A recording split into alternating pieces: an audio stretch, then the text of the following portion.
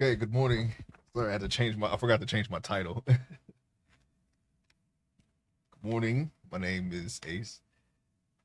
I like to draw. We're going to continue on practicing here. This is where we last left off with just a torso, I believe. I managed to get some legs. There were some things that I forgot to take care of before this stream. As you can see, we didn't do the feet. I wanted to do that off stream, and instead of just taking another day just to do the feet, because I don't know, I wanted to stream today my art, so I'm gonna try to do the feet on stream. I don't know if that's a good idea, but we're gonna do it. And on top of that, I forgot to make some underwear for the mid section here, which we did. I just made some makeshift underwear. That's not part of the final sculpt. It's just for Twitch purposes. And I tried to make something here that kind of covers up that entire area there. So we're gonna go ahead and get started. Okay. What do we got going here? We have to do. Oh, you know what? Yeah, okay. I think we can do hands first. I haven't. It's been a while since I've done any hands, but we're gonna do it. Okay. We are going to do it now. Let's see what we got here. We have some references off to the side, so we can start doing our hand. And I'm just mousing over. Okay, here we go. I have a lot of references on one file. I just move the camera. I'd use a pure ref. So here we are. We're gonna do it. All right. So we're in object mode. What I'm going to do now, make sure that we have the body selected. This is what we're going to be working on today. Obviously, I mean that's the only thing. I think we'll merge the head and the body together once we and then we can tweak the body as a whole. I already see some things that I want to do around this area. Let's see, do we have that kind of? I guess we kind of do have an S curve there. I may have to change the proportion of the head. His head might be too small for his body. So we'll definitely get that done. There's still some things I want to tweak around the mouth area. The eyes look okay, I guess, but they can be smoothed out. The lids can be smoothed out a little bit more. But other than that, oh yeah, and of course the ears. We still have the issue with our ears there. We need to address at some point. Otherwise, we're coming together. All right, coming together pretty well. I would say. Just some overall refining and tweaks that we need to do. All right, I'm going into sculpt mode. Let's see. We're gonna mask. We're gonna mask the wrist there. There's a little nub. We're gonna mask that. Then once we mask it, we're going to extract it into the palm, up to the knuckles, and the thumb, I believe. No, we'll just extract the palm, I believe. Let me see. Okay, so Control I to flip that, and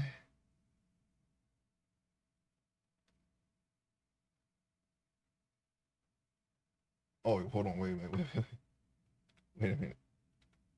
Okay, we still had the mask underneath the underwear there, so I wanted to go on ahead and change that in case we drag the cursor. I don't want to affect anything in this area. All right. So I hope everyone had a great weekend. We did some gaming streams. I probably should adjust my schedule for that because I think if I don't have anything going on the weekend or something that I want to do, not involving streaming, then I might just do some game streams on the weekend. Seemed to go pretty well. We had a slightly shaky start because I think what I did was I updated my app, one of my apps that I use to stream, and it kind of turned off the game audio, and I didn't notice it until a couple of until like a couple hours in. So we need to but it's fixed now. It's all good. I saved it. I saved the settings. It was just literally just one simple button press that I had to do, and I didn't do it. So that was on me. We haven't streamed in about 6 months. Okay, so there were some things that I forgot to take care of. It's gonna be all right though. We're gonna get there. All right. So I'm gonna grab. No, we're gonna use the move tool for this. Make sure that. But yeah, I'm just doing a variety. We're still doing Shadow Hearts. I'm gonna try to do a Shadow Heart stream this week.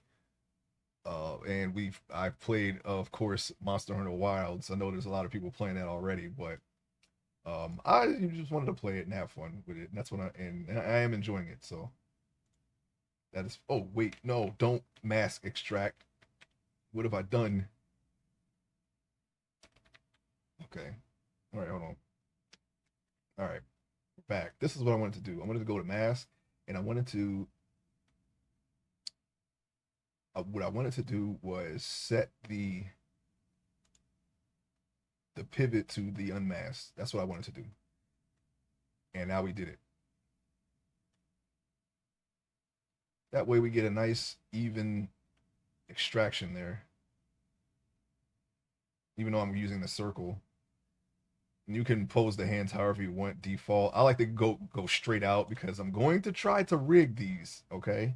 That's another thing that we have to do on the docket is we got to really nail down the rigging because I'm getting to the point now where I want to start practicing um animating these for future projects. Not just this because these are practice sculpts, but we want to really nail down our workflow here so we can really start improving the quality of these sculpts here. I think that we're doing a decent job so far, but if I were to use these for a project as is, I don't think that they should be in of this quality. We just should be a little better, you know. Okay. This is our seal of approval we're looking for here. Our own seal of approval. Maybe I'm being a little harsh. I don't know. I feel like that these probably need to be a little better as a final product. This is not the final product. We're just getting some really some decent references, some decent enough references. I can make the corrections for 2D art. I'm making a web comic. It's going to be drawn digitally. I'm not going to be using these as the final result of that. I've written an entire volume. What I want to do is I want to use references for my scenes, and I want to make sure that the references are good. I think these are good enough for that, but as a final result, maybe a little bit more polish. So we'll see. Hopefully, eventually, we'll get there. But I want to really try to improve this stuff. So we extracted the hand. I think that's a good. Let's see if his hands were at the sides. Yeah, I guess that's good enough. This is the palm.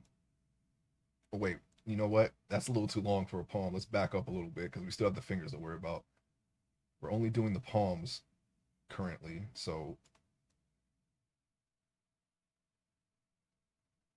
I want to make sure that I have the length of that correct. Okay, now I'm gonna go to no, not object mode. I'm sorry. I'm gonna go to sculpt mode and I'm going to go to the grab tool and just stretch those out.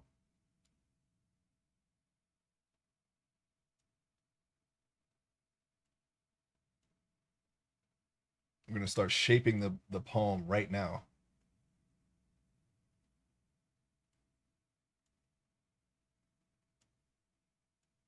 So here we are. Let's see. All right, just gonna widen a little bit, like kind of like a shovel, and I'm already trying to put the basic shape of the hands. You know what? I'm gonna work from this side because that is the that's the reference that we're working from. It's on the right hand, so we're gonna shape the right hand, and this should be from wrist to knuckle right here. Okay, If his hand ends up a little bit big, we can adjust the size later. Just as long as we get an accurate hand, we're going to cut this off and really ramp up the remeshing, so that way we have a lot of polygons to work with the hand. Hand's going to be the one thing you're going to always see. It's not going to be covered by clothing like the rest of the body, so we can get away with little minor proportion problems here and there. I think it's pretty good. I don't know. There's something about this that is a little bit. I don't know. It's my eye is looking at that. I don't know. Maybe it's not clearly defined enough. We have the waist and we have the hip. I think it's fine. Maybe I don't know. Maybe it's because we're looking at an incomplete body. I think that might be the problem. So we'll see. Anyway, now we're going. Wait, that's the right hand. Oh, that's the left hand. What the heck? This is what we want. We spun it around while we were yapping. We spun it around. I didn't even realize I was. This is the hand I need to work with. Okay. All right. So we're gonna start with the knuckle on the thumb here. I'm just gonna shape the hand how it should be. Of course, we're gonna have the index and the rest of the fingers pointing down and the thumb pointing out. So I'm already shaping just the palm in that direction.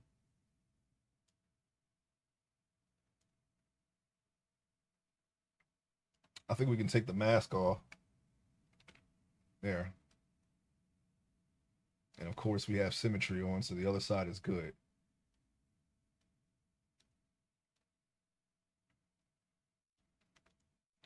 I swear at a glance, he looks like my first sculpt. I really don't want to do. I really don't want to have same face syndrome for my sculpts here, but that's not the same face. I've already compared them because since you're looking at something for so long, you're like, I don't know, you kind of get like blindness a little bit.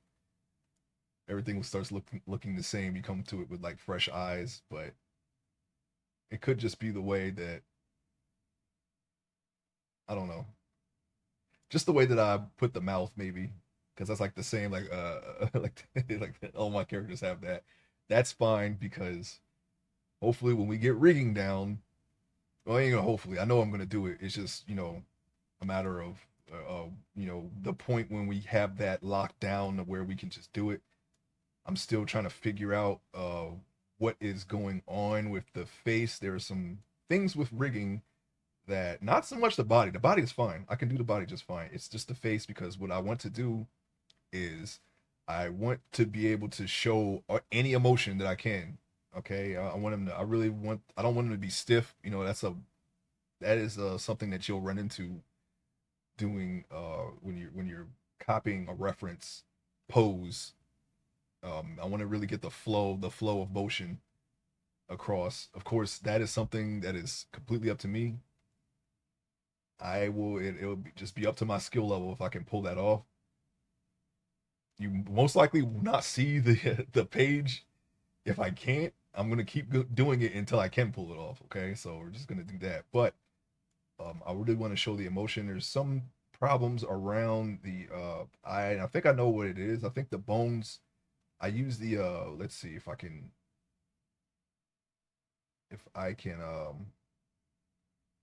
hey, where is it? Yeah, here it is right here. I had this on, which snaps the bone directly to the surface, and I think that was what was causing the problem.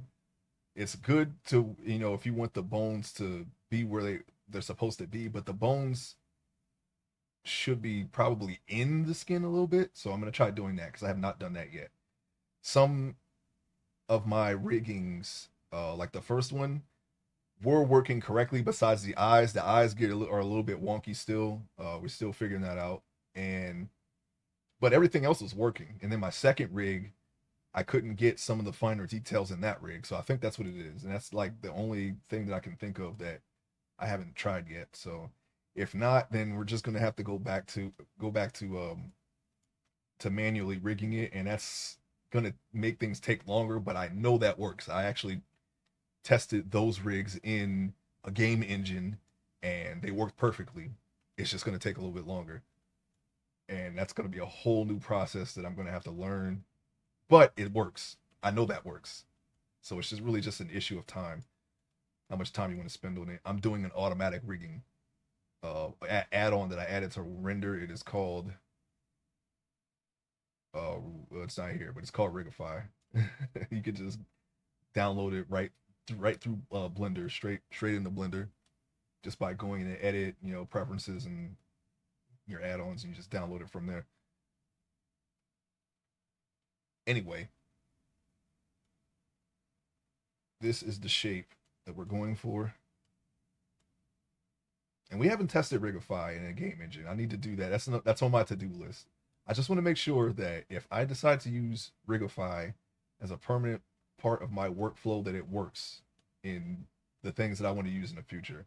I'm pretty sure I can animate with it. So, but I am going to test that too.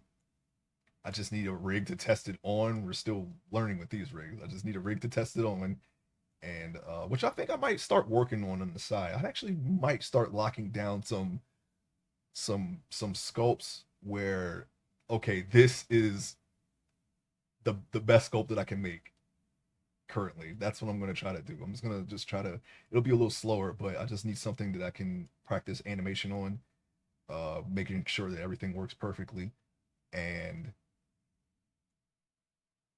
testing that in various other programs, like like a game engine or something. We'll see, and then we can start learning that on the side while I'm streaming this for my webcomic, and then hopefully we can get to a point where we can just breeze through these, because I don't want to save these sculpts for stream anymore. That actually makes me work slower, and I'm trying to, and I'm learning on top of that. So, and that kind of slows me down a little bit too. So what I need to do is just stream for a little bit, and then I'll just make some progress offline. I don't really need any stream projects right now. We've done that already. I think I've shown mostly everything in like half of the I've shown like half of the workflow that I'm trying to lock down already. I just need to get the other half on stream, and we're working towards that. As soon as we get through red topology, I will show you what I learned when I unwrap the UVs, do the alphas, textures, and all that. That's pretty much the back end, and hair, of course, and all that stuff. And then hopefully we can get to a point where we're just doing the whole workflow on stream. Besides, this, the private areas that I can't show on Twitch, which I don't, not even really sculpting any like nipples or anything, but just in case, I don't want to get banned for showing something I shouldn't be showing. So there's that. Now what do we got going here? Let's see, extreme pump. Okay, yeah, we got to remesh. And hang on a second, I got my tablet actually further away since I've been using my mouse to sculpt. I don't have my tablet right up on me, so it's kind of behind my screen a little bit. So I'm readjusting it so that way I can see better. Hang on. I need to see something with the lists. Okay, we could just mouse up and down on that. What are we doing here? Need to get back to remeshing. Okay. All right. We're on that. We're on the thing here. So I'm just going to hit remesh.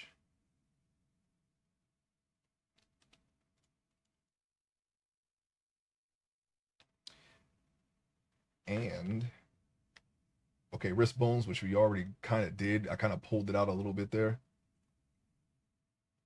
What if I do this? I'm using the inflate brush to kind of bring out that little knob there. That's your wrist bone, which is about that right there. About right there. Just pulling back a little bit, just looking around. You zero in on a spot for so long. You kind of just want to give your eyes a break, kind of look around a little bit. Make sure everything is proportionate. Or maybe I'm just procrastinating, whatever you want to call it. I don't know. But yeah, my goal is to just have my entire workflow, or at least 99% of it. Of course, I can't show this part. And maybe not the feet either, but I don't know. I'm a little, I don't know. I'm a little confused as to what I can and can't show. So we're just playing it safe. I'm gonna do the feet though today. It's not like a not a fetish thing, you know. I'm just trying to get the anatomy going. Okay.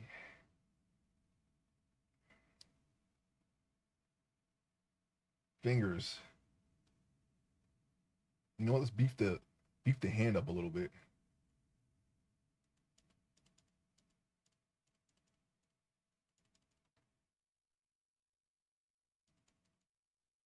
How thick is a hand? It's pretty thick in the back, you know. So we're gonna just, and plus I'm gonna need this a little bit thicker so I can extrude my fingers from it. It doesn't have to be super thick, but you know, just giving it a little bit more meat there. And I'm gonna smooth that out. Okay, fingers, fingers. You say. Now these are placeholder fingers, right? But I think I want to try something different here.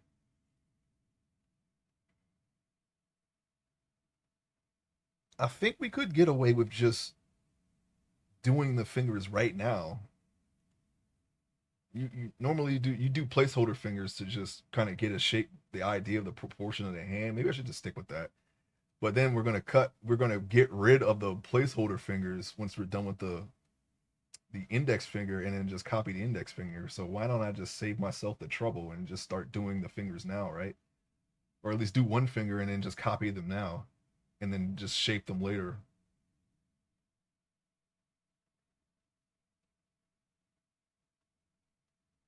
I kind of don't want to waste my own time here. That's why I'm trying to think if is this what I want to do?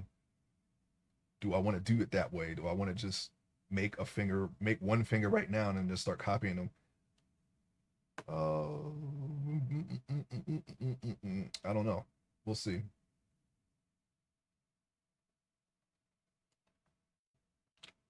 I'm gonna control I it though, because yeah, well, all right. What we could do is just make the hand super wide and then shape it later. Give some real big, you know, cartoony hands. I don't know. I don't think we should do that, but I could try it, see if it works. It would be nice to start finding things now, but you know, I don't know. Maybe we're not at that level to where we can just start changing what we learned. What? Oh, it's over there. Right.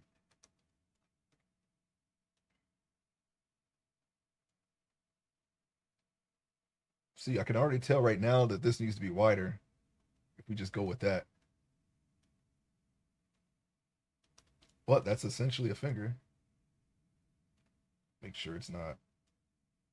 Actually, no, that's exactly what we want. We want to be able to spread them out because when we remesh, we don't want them to stick together. Not that spread though. I mean, that's kind of, you can only go so well. I mean, you can go that far. We'll live long and prosper anyway. We can go this far, but we don't have to. We're not gonna. That's not gonna be the default. All right.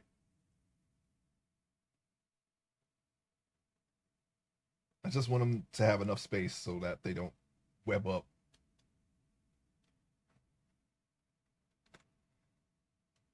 So as a finger,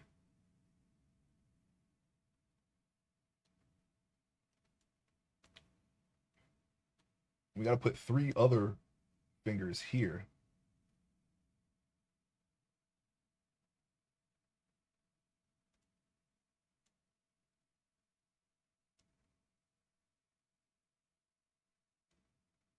So what I'm gonna do is I'm gonna put my test to the test, see if we can do it. Put my test to the test. This is a little bit more rounded, so I'm gonna pull that out just a little bit.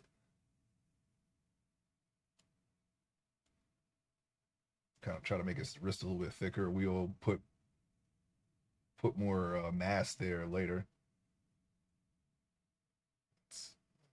Okay, so all we really need to do is just fit two fingers in this space, and then we can have the pinky come out a little bit. You know, like the like this. You can have the pinky come out a little bit that way, and then we'll just adjust the rig accordingly. And when, once we nail that down, we can actually make any pose we want the default pose. Not that we need to, but I'm talking as far as the hands are concerned. I'm gonna keep the entire character in the A pose. So we'll see. Okay.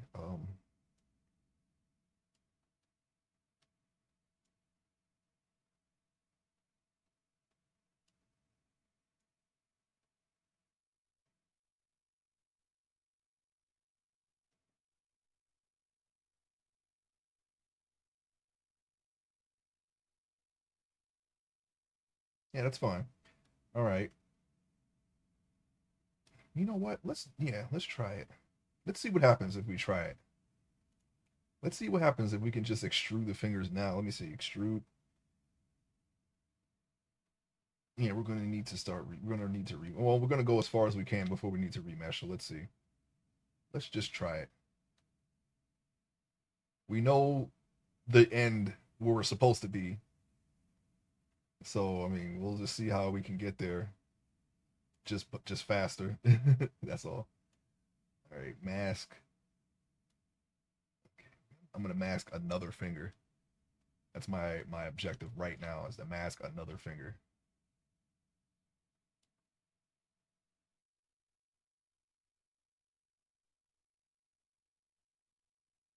Actually, you know what? No, no, no. Okay, no. I got a better idea. We're just gonna, like I said, if we sculpt the finger now, we can just copy that finger over and over and just rearrange them. That's what we're gonna do.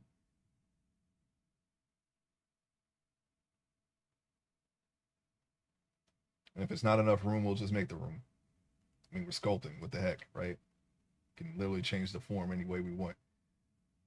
All right, so let's see. Okay, we need to do palm.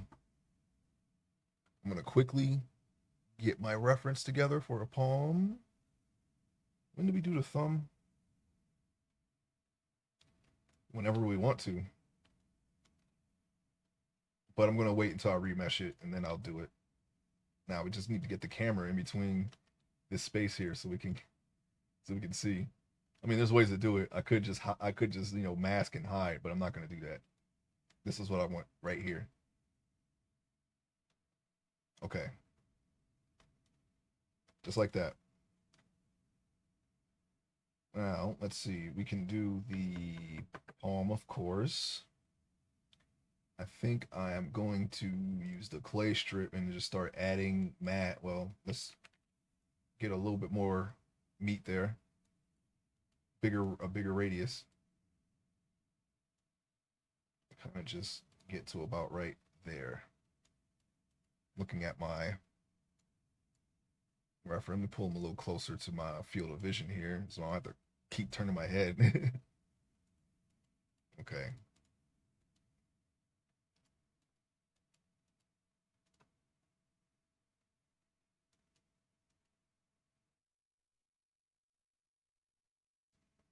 I'm gonna do a little bit more than I should because we're gonna smooth this back down. So we're gonna make it real, real meaty right here. And then what I am going to do is I'm gonna lower the radius and kind of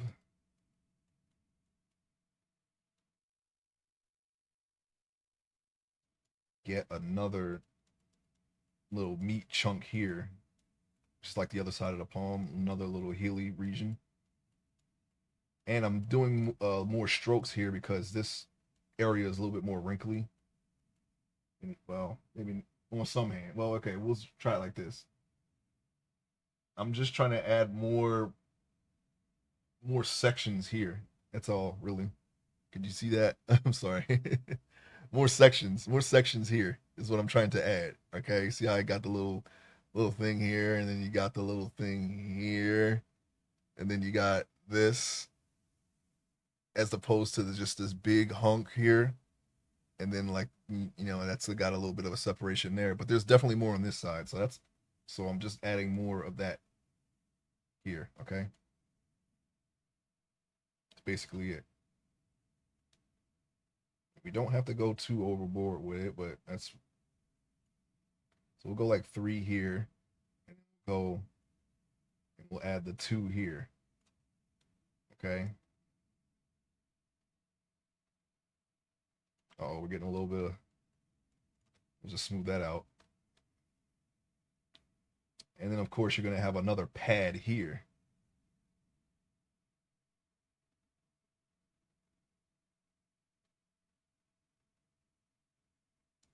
Here's a little visual aid. It's essentially 3 basic shapes here. Okay, minus the wrinkles. Like you can kind of see that one division is there, and you got more divisions here, but that doesn't show here. This is pretty much what we're trying to do here. We're going to add this part next. We just added these 2. Okay.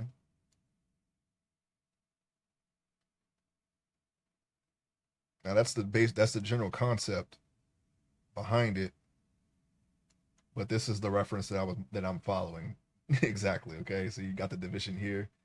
You got all the little wrinkles here. He's kind of extending his hand a little bit. His hand's a little bit more wrinkly than mine. So I don't know. Maybe he works with his hands a lot. I don't know. And you kind of can't see the padded area here on his hand, but we're going to add it there. We're going to add it on our hand here, on our next hand.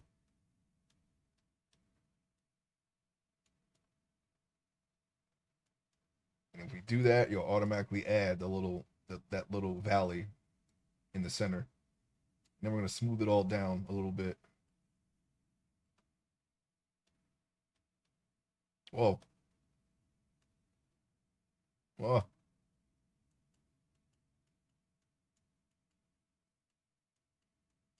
You got to make sure, you're not working in a 2D space. Oh my God. You know what? That's okay because we know how to fix that. I'm going to remesh again. This is why we wanted to add more meat to it.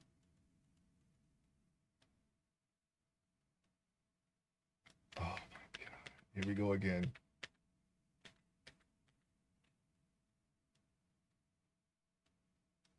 It's just like the ear. It's only when you do really thin areas that this happens. I'm gonna remesh it like 2 times.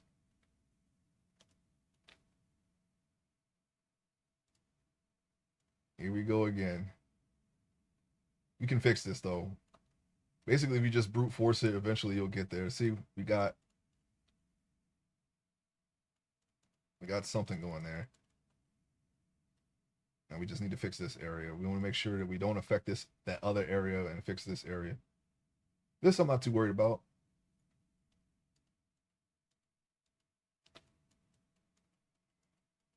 This is what happens when you hold back on the remeshing. You'll get little things like this. And we had the form. Well, we still have the form. It's just right here. It's not a big deal. Oh, well, we might have made it a little thicker than it should have been. I think that's what caused all of the deformity there. It's right there. That is where it's not exactly where the thumb is going to be, but we're going to fix that because we're going to remesh the heck out of this hand. Like it's going to go all the way down. We're going to drop this number all the way down anyway to get the really finer details. The hands are going to be probably one of the most detailed things other than the face for these particular sculpts. You'll always see the hands and the face, so those are going to have the most polygons. I'm going to try to fill this in. We're going to see what happens on the other side. It looks like he got some battle damage there, but Okay, so it's just this little part here. Let me remesh it again. And we're gonna try to smooth that out because I think I made this a little too fat trying to fix it.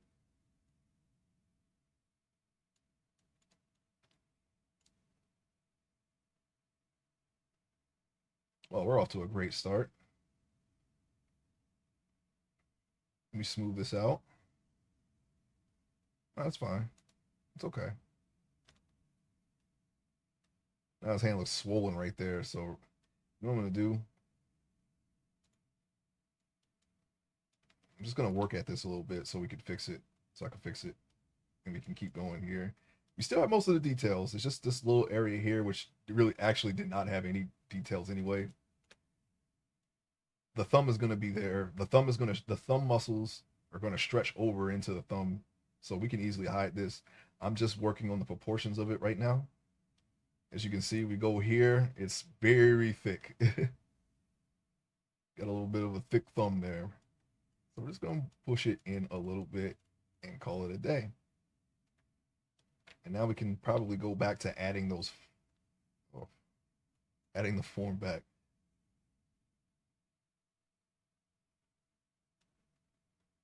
I'm thinking about just extruding the thumb now, just so we can do that.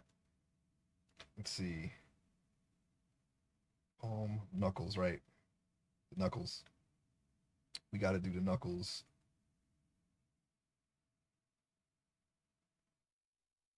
So now we have ourselves a like a pita bread hand. What I'm gonna try to do is I'm gonna try to flatten this.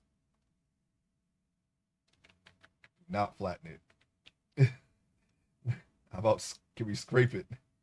Can I scrape? Because you know what? I think the problem is my strength is too high and I didn't even notice it. That's okay. Strength's a little high. Just a little bit high. So I am going to flatten this just a little bit. You can add the forms of that later. I'm gonna flatten this too.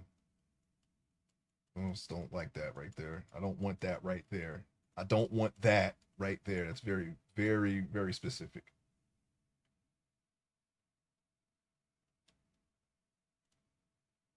Grab. So now we're gonna grab.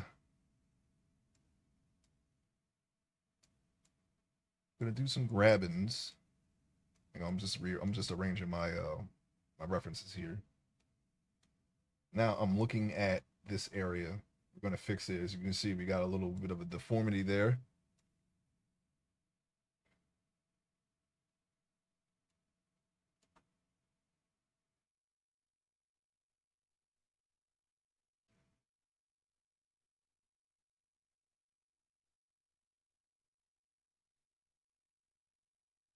Okay.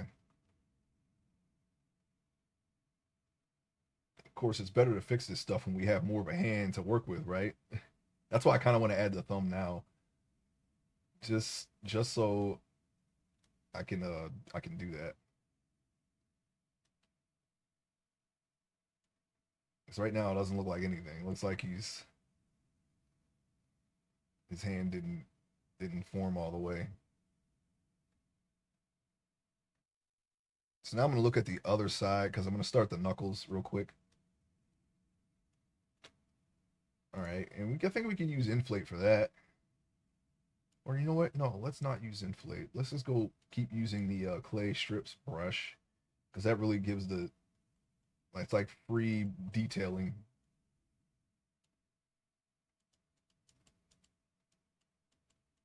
Kind of gives like a more natural bone under skin look if you do it right, of course. I mean, you can kind of shape the the bony landmarks with it a little easier like that, you know, and you kind of have the tendons in the bone there already just from sculpting it with that brush. That's probably one of my favorite brushes to use. And it's very makes sculpting a whole lot easier. Now we're putting the bony landmarks there so we can get an idea of of how long the finger should be. You know, you're gonna have your middle knuckle here. You're also gonna have a knuckle over here. So we probably need to make the finger a little bit longer, which we can do just by grabbing it and pull. Oh my God. Okay, hold on, wait. No. What?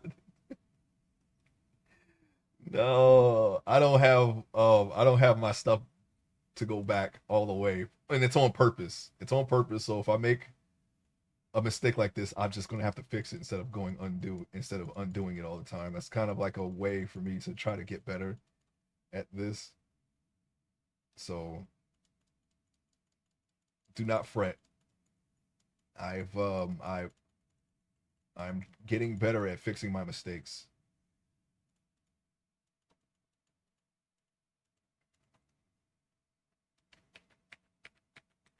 That's just not the way to go. Inflate seems to be better at things like this. Just inflate it and be done with it. All this will be fixed when we remesh. I just want to keep these details. That's all I want to do. That's where we're at right now. So what we're going to do is we're going to inflate these mistakes, these mistakes that we've made. Hit remesh, and look, that kind of took care of a lot of it right there, and we can just smooth that out. See, told you we make it.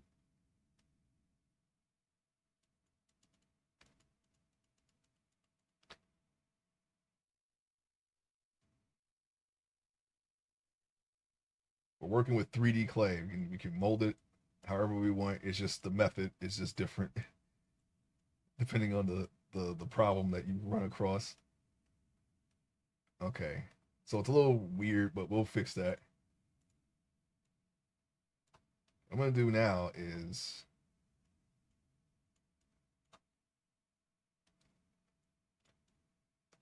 I'm gonna take this finger and increase my radius. I'm just gonna try to shape it into a finger a little bit more. Okay, I'm gonna shape it back the way we had it.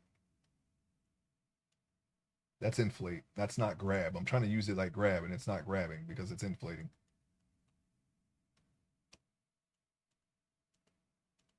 Or I can smooth it out and get the same effect. Okay. Yeah, we've lost almost nothing. Our knuckle's a little weird, a little bit bigger than it should be. We'll smooth that down a little bit. We're not working with Popeye joints here.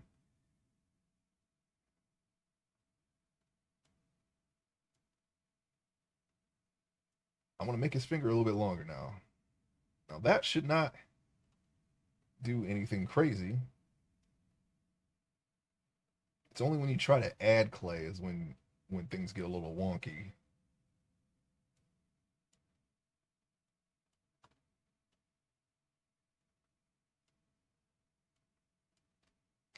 Okay. And I'm gonna pull out that knuckle. All right, so now we have the knuckle here. Oh, well, it's a little fat. We don't want to give him sausage fingers. Oops, that was his leg. We don't want to give him sausage. That's why you should hide the rest of the body. I'm not gonna do that right now though. We're gonna separate the hand from this body and work on it even further. So you just got to get to that point. All right, so you have one knuckle there and then one knuckle there.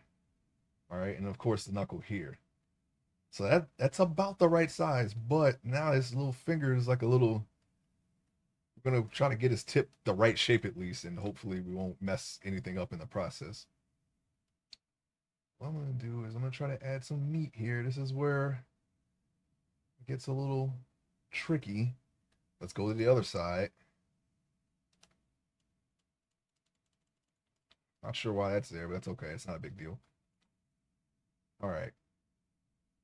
Let's see. Grab. That's what we're going to do. We're going to grab. I'm going to just round his fingertip a little bit more.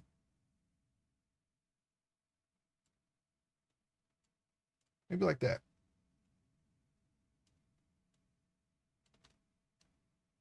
And then, oh, wait, hold on. Let me move this in.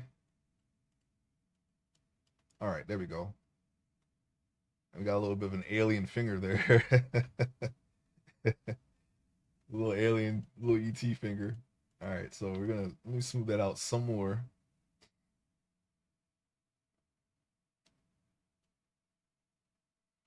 So we, oh, that's kind of very skinny finger. Well, I guess fingers are skinny, but I want to have some kind of. Well, see, this is where we start. This is where we're gonna run into a problem here. We don't want to add too much clay. Let's see what happened on the other side. Nothing. Okay, cool. Not gonna worry about the fingernails just yet. I'm just adding the knuckles.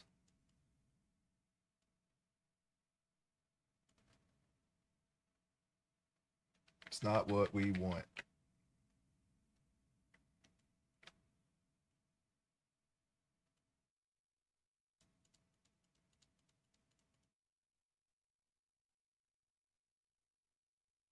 Okay, not so bad. Not so bad. Now, you know what? I am going to add. I'm going to add more knuckles. So we get the knuckle in here, and we don't keep that bone, that separation between each knuckle there. There's going to be a little valley there. It's not a valley. I think, what do you call it? A spur, a draw? I forget. It's one of those. Okay, we're going to add that now, and of course we're going to try to keep it in the shape that we're going to sculpt in later, right? Let's go to the other side. Okay, I think maybe the brush was just too big and it was affecting more than it should, which means that we're going to have to work with really small brushes on the ear because we run into that problem with the ear too. Yeah, give me a second. For some reason, my nose is starting to run. I don't know why. Sorry about that. Get away from the camera. Okay. Okay.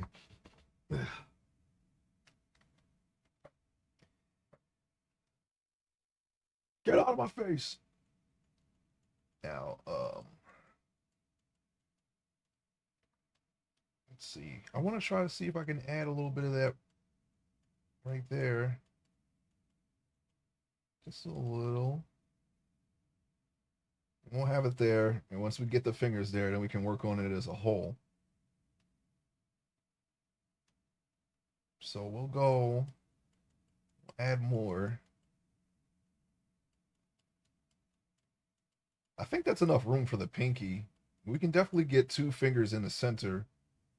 There'll be fingers like this, of course. We can put one there, put one there, and then we'll have the pinky out. But I think I might extend the palm a little bit more just in case, because like I said, remeshing, I don't want them to stick together. Because that's a whole thing. Trying to fix that, and I'd rather not deal with that. So I'm going to keep adding these triangular uh, bony landmarks here. These are the knuckles. I'm just going to add them right there.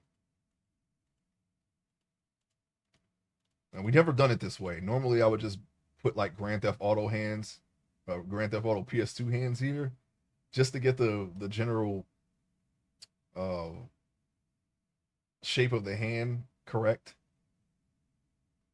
And then we go on to we delete them, and we have this finger, and we just duplicate it.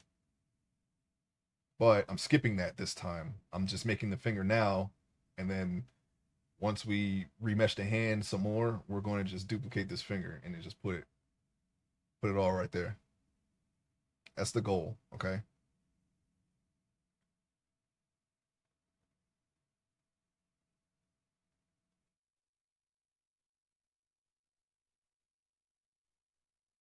Let's see. We can just add that. That's not a lot of space for the pinky. So we're going to do that now. Let me just hit the grab tool, increase the radius. Oop, not that much. We don't want to pull the entire hand. Just a little bit more. That's why you do the placeholder fingers. But like I said, that's a very small, that's a very small hiccup that we can easily fix. So it's not really, I don't know, it's not really, I feel like it's not that important. Just trying to streamline this workflow a little bit more. And I think we can work with this. His fingers are quite skinny, but you know what? Maybe we can beef up this little part right here, this little area, just a little bit.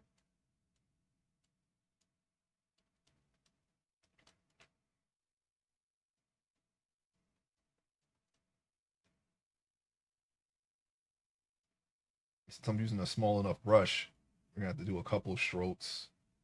The brush is a little too small. I don't want to use a big brush because when you start running into problems, we're just gonna do that, just like that, right there. Okay. You know what? Let me beef up the finger as a whole. You know what? Let's try to risk it all. Okay. Let's try to risk it all.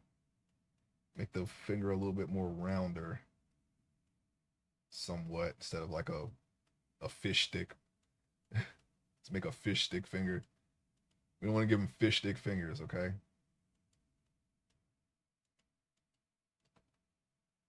It's a little better. And of course, we'll define the knuckles a little bit more. We have more of a hand to work with.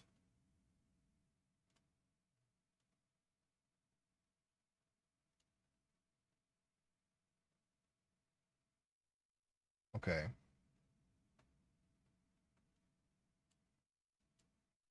I'm trying to add the knuckle for the pinky now.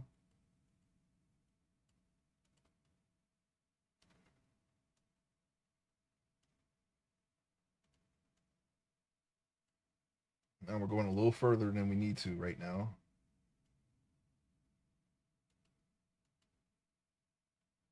But I have the general shape of the bony landmarks on the back of the hand right there. You know, we're going to smooth it just a little bit. It's just faintly visible, but we got something as a guide for later. Oh my gosh, why? Why do they do this to me? When did that happen? Is that when the okay? That's probably when I was doing the knuckle. I got to swing the camera around a little bit more often because it's just so I can avoid this from happening. I probably could have fixed it if I had gone back. If I had seen it right away, I would have definitely tried to fix it, but it's okay. Try smoothing it out. Yeah. Okay. Well, I guess that works. Okay. Let's try a little bit of a clay strip. All right. There, it's fixed. I don't even know why it happened in the first place if they let me fix it. They, who are they? All right. So we have the knuckles, we have a finger, we have the palm. I do believe it's time for the thumb. So we're going to go. Oh, let's turn around. Okay. Looks like everything's okay. Everything's all right. False alarm. I'm going to define this a little bit more, and then we're going to go on because I'm going to have to remesh this for the thumb. Be cool. Be cool. All right. Now let me get in between the knuckles here and kind of get that little bit of a spur saddle.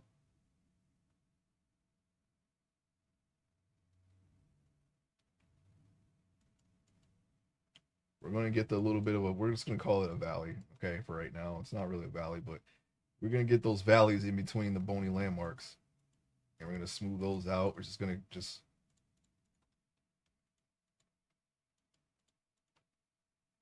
how do you miss? How do you miss an area with in this context? I missed, you saw I went this way and I kind of just, oh, fumbled it. That's all right. Don't worry about it. We're all right.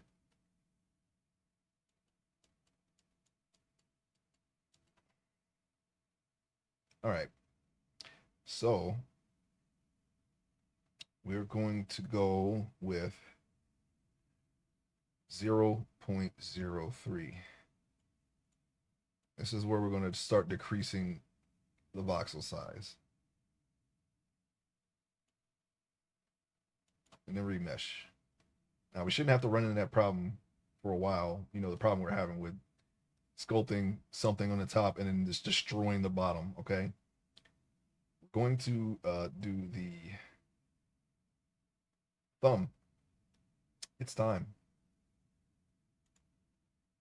At last. Okay, so we kind of have an idea of where we want to put the thumb, maybe about right here. So what I'm going to do is I'm going to go ahead and mask out that area. We have symmetry on, as you can see here. Everything's exactly the same, but now, oh no, it's fine. It's fine. I was gonna say his finger looked weird on this side. Looks like it might be a little too bent there. We'll straighten it. Like I said, we'll straighten it when you can see the hand a little bit more, when we see more fingers. We have something to work off of. Right now we just have a finger, so it's gonna look weird by itself. You know what? Or I could just, we'll straighten it now, and if it's wrong, we'll fix it. We'll bend it back just a little bit this way. Okay, now back to masking out the thumb. Sometimes you pulling back all the way and just looking around, you might catch something you didn't see before. All right, radius down.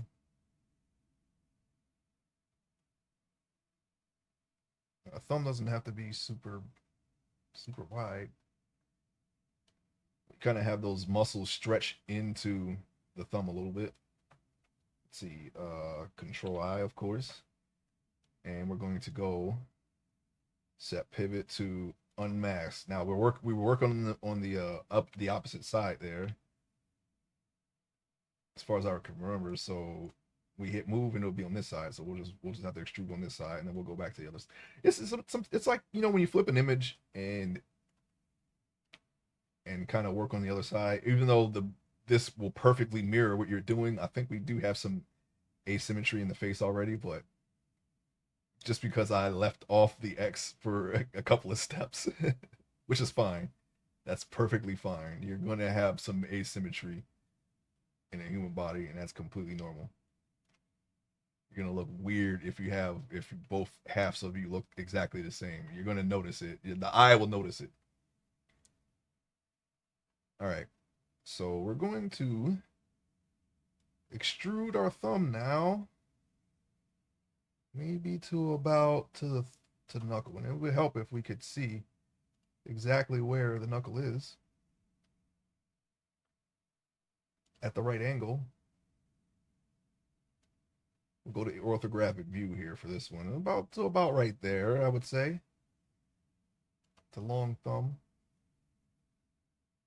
Not this, but when I just did before was okay. So Alt M, we got a weird stick wooden thumb there. All right, so we did the thumb. I guess we'll just shape it. I'm gonna start with the top of the thumb first.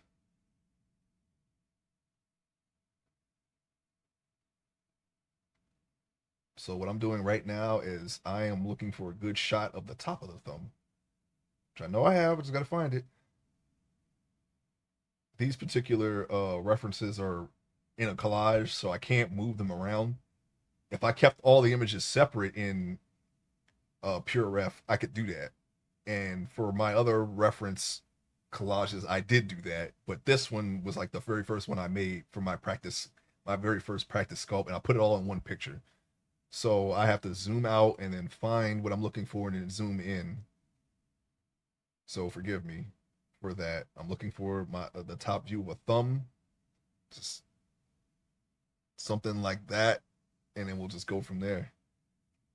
I mean, I could use my own thumb. That's always a viable option. It's right here, just right in front of me.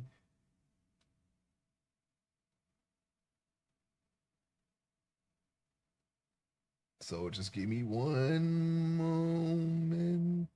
There we go. We got it. We found it. We found it. Okay, now we can shape the thumb. Now we just need a good angle to call the top of the thumb. And what I'm going to do first is inflate it.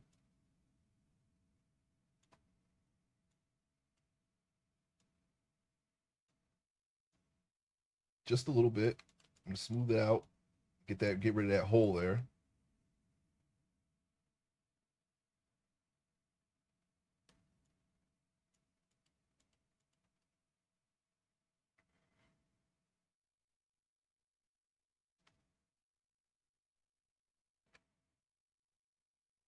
Still shaping it. I'm not gonna worry about this right now. This is a little. Actually, I just did it. Never mind. All right, that's about. No, that's not the shape of a thumb. We're looking for like a more flat on the top, but kind of round around the side. So we're just shaping it that way. We can flatten it later. Let's just get the basics out of the way. So we'll just get the grab tool and grab it and pull it the way we need to pull it. It's kind of like a snake head, kind of like the shape of a snake's head, sort of. So we'll do this, and then we'll do this.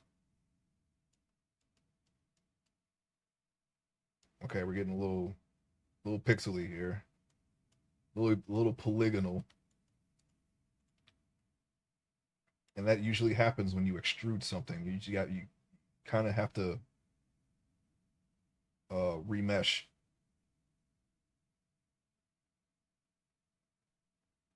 which I think we'll do. We'll go ahead and take it down to 2.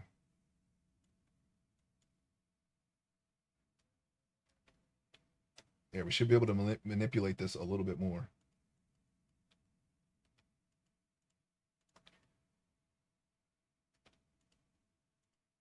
I'm going to smooth that out. Okay. You know what? I think our little snakehead attempt here is a little too low. So what I'm going to do is I'm going to smooth that back the way it was. And you can still kind of see the shape, but that's okay. We'll fix it. Increase the radius a little bit more. And we're going to go a little bit further back from what we started.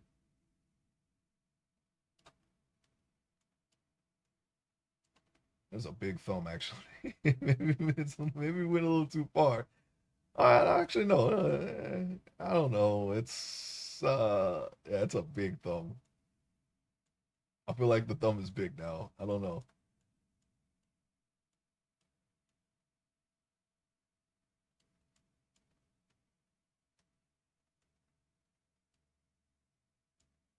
Let's do some shaping. We're shaping the thumb now. It looks large, but compared to the hand, it's not.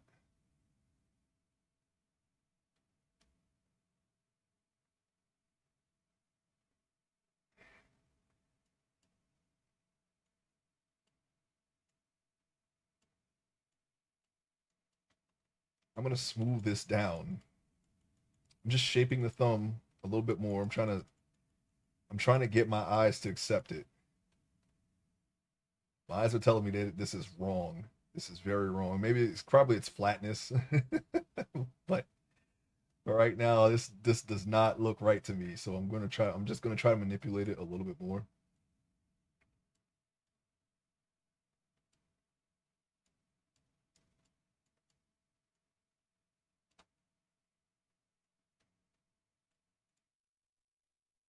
Let's try working from a different angle and getting it unflat.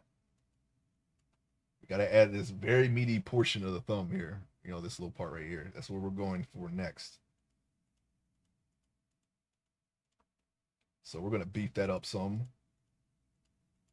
And we'll see where that takes us.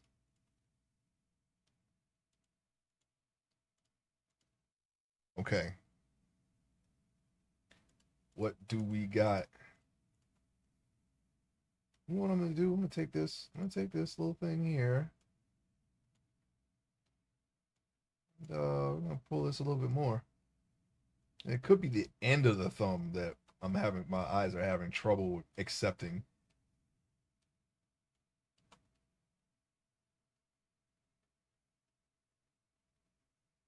All right, maybe it's starting to look a little more like a thumb. Just because we're zoomed all the way in. Let's pull all the way back. All right, so we just need to beef up the bottom of this right here. That's what we need to do. That's what we're going to do. So we have a thumb. No. Let's lower that radius some because apparently we're going to start affecting our details there. We use that radius.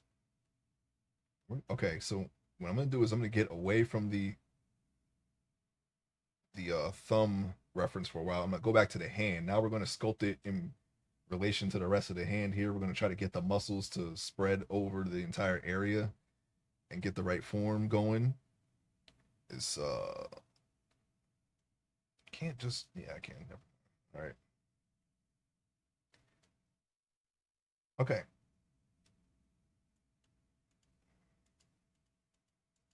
Now we're going to get that thumb that's on the knuckle right here. This is what we're going for next.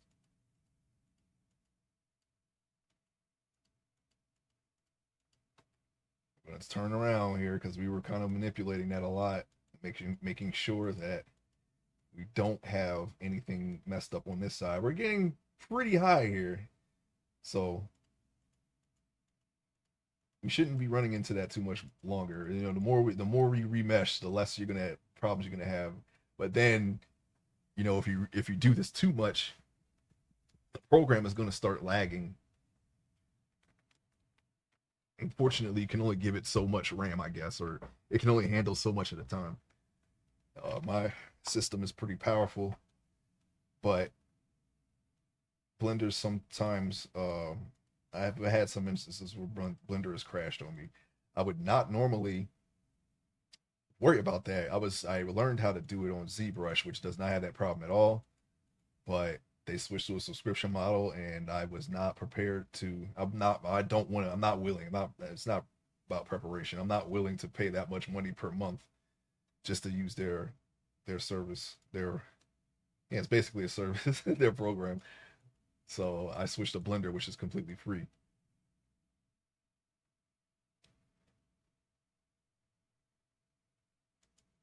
All right. So now this. Oh, why can't I get this right? Okay, this part right here. It kind of goes down into the thumb. This is what we're working on next.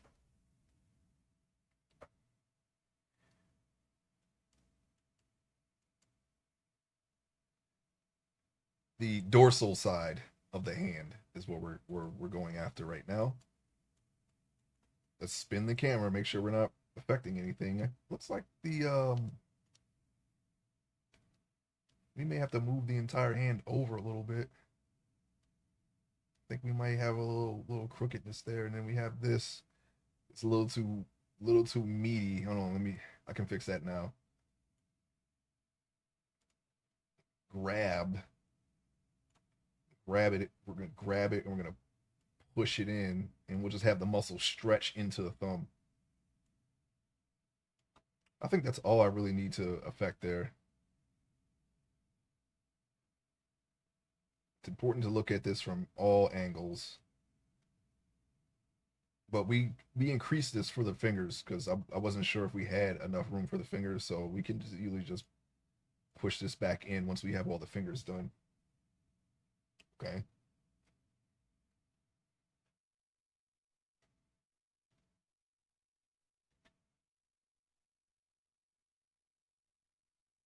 I'm gonna go down a little bit with the radius, up a little bit further than that. We'll work to about right there. That's fine. And we're going to continue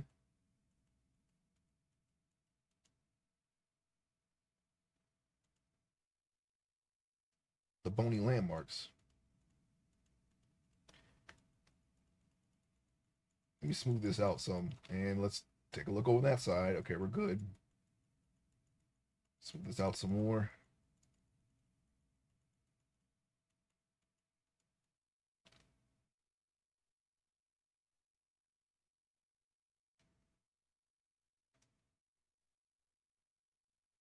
Hands are hard, okay? Now this little area here is a bit, it's kind of got like a little chunk of meat here. This here is what we're going to try to add next.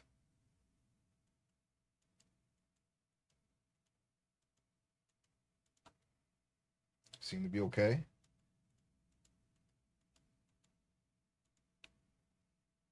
And even with an extension, sorry, even with an extension, you can kind of see that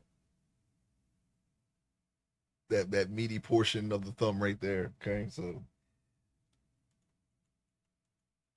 fear not if it's a matter of pose that if you feel like you're working on a part of the hand and it's like, oh, it's only there because of that pose.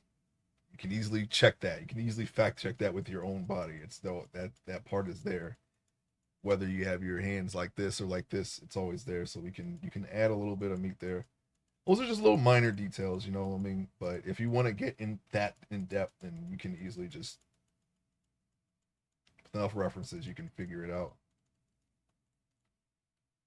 And your own body. You can always use your own body. This is very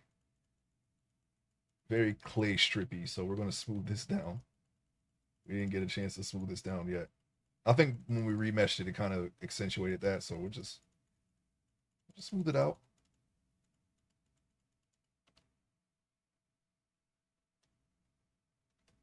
Okay, how about the palm?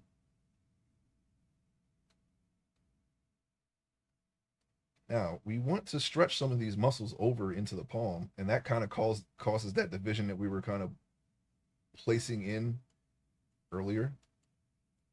So maybe like this.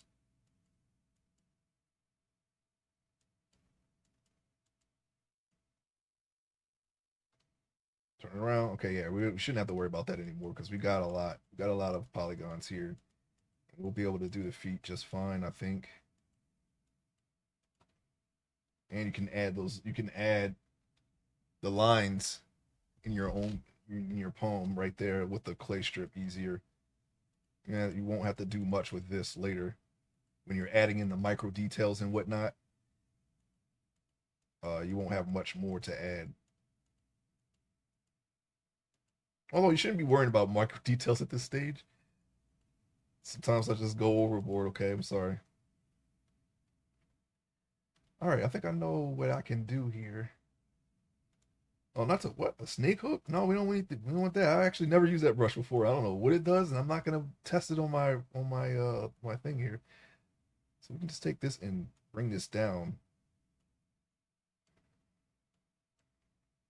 I don't know how much webbing each person would have between the thumb here. I don't know.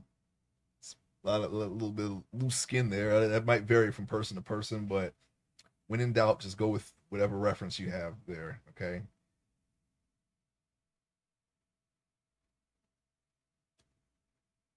For someone to come and point out, oh, all your characters have too much webbing there, have the same webbing there. It's kind of nitpicky, okay? But I don't know. Maybe that's how it is. Maybe I don't know. There's a lot of people who put a lot of micro details into their 3D works, okay? And these people are still trying to break into the industry. We're this is a hobby for us. We're working on our own little project. I don't know if I'll try to make money off of it or anything, but I at least want to have the webcomic on a website. I guess I don't know, man. I haven't really considered publishing it. I don't know. It's something I need to ponder, but I guess we'll just see. I don't know if it's like that freaking it's on that level. We'll say that. I don't know if it's on that level where I can. Oh, maybe I should try publishing this because only I'm the only one who thinks that it's that this it has any merit whatsoever. I don't know about money making merit, but I put a decent amount of effort into the story and soon the art. I don't know if people are willing to pay for it, but the effort is definitely going to be there. Okay, what I'm going to do is right here, take this radius here, and I'm going to stretch it out further because this should be stretched down, and maybe that's where our eyes are telling us that something is wrong there. So let's try that.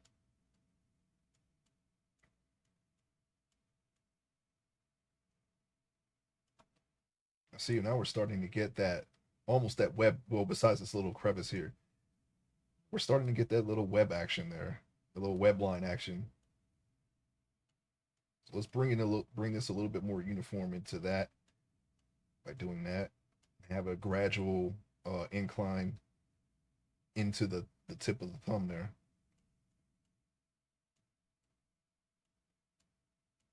Let's try that apple. Let's try them apples. All right. And here we're going into too much detail right now territory, and we're going to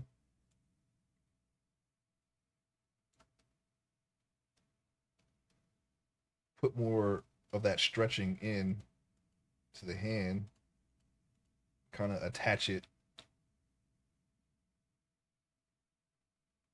Actually, you know what? I think I went the wrong way with the webbing, so let me go this way. This is the way it should go. We can smooth it out later. It's not a big deal. Just make sure that we're not deforming anything. Yeah, all this should follow the thumb. So let's just fix that real quick.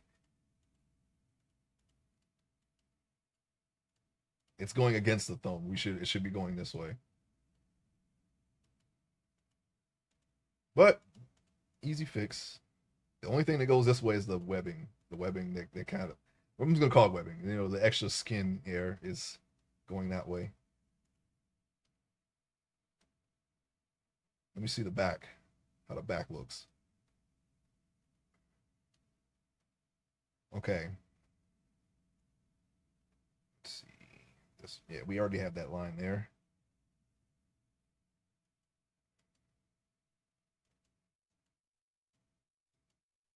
I'm gonna try to accentuate that a little bit.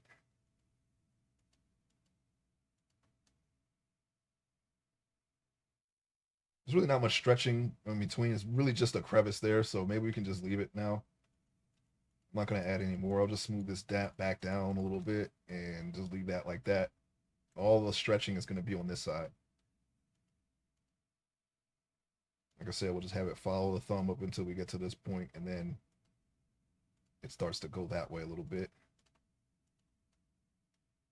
Okay, let's try smoothing it out now. Smooth. Smooth with a V. You're not going to smooth too much of this out. We'll leave that there. Now it's starting to look a little better.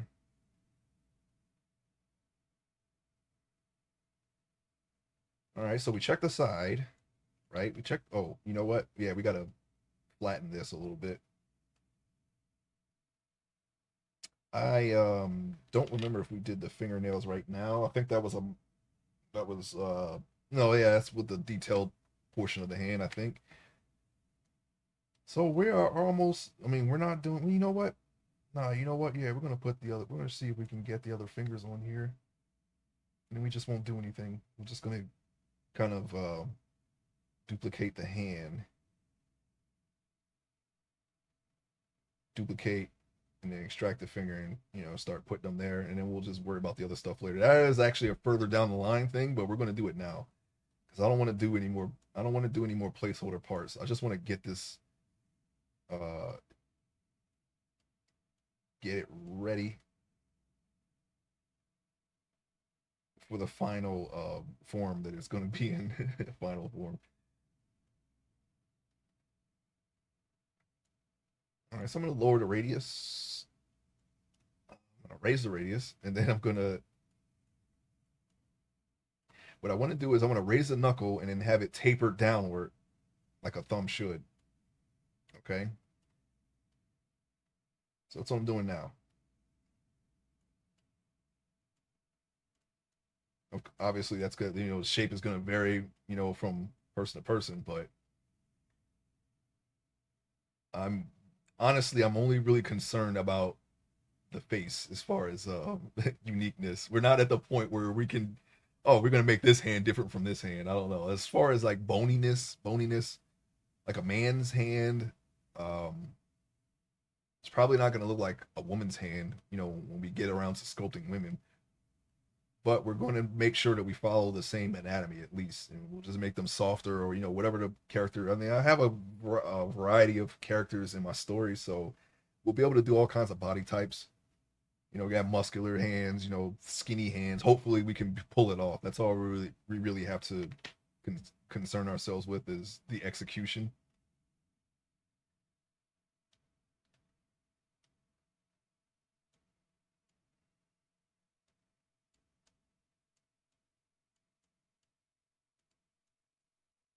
So we're gonna taper off there, that right there. Taper off the thumb to that roundness that we have. We already have the, and you know what? We're gonna make this round into the edge there, and this kind of slope down. That's pretty much the shape of a thumb. We're not all the way there yet, but we're going to try to get there right now. Push this in.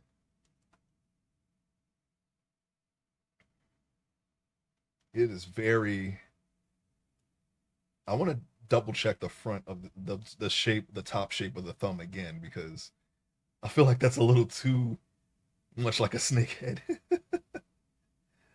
That's what I feel like right now. I just need to see. You move to the side, it looks fine, but this is when you go to the top. It's like, it's like, you know what I'm gonna do?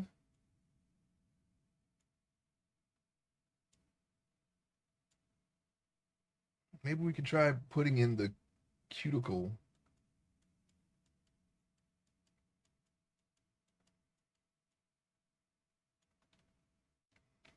It's too much on the top there. Let's round out the side, just the right there, because we're going to actually add a fingernail or a thumbnail. Sorry, so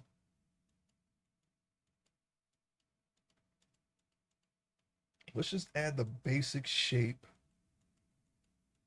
of the thumb around that area, which is basically kind of round here, and then it kind of goes up above the nail and then tapers off underneath of it, like that, sort of. We can round this a little bit more.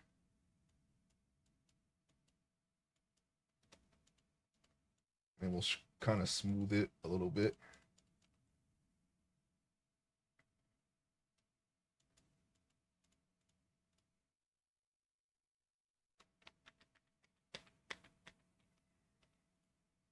I want to try smoothing it a little less. I don't want to lose everything there. I don't want to smooth it too much. Felt like we smoothed it a little too much there.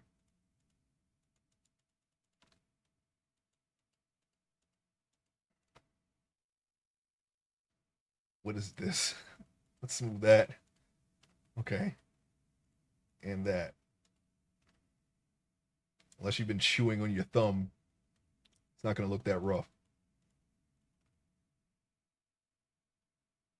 Okay, so we have a little bit of a shape there.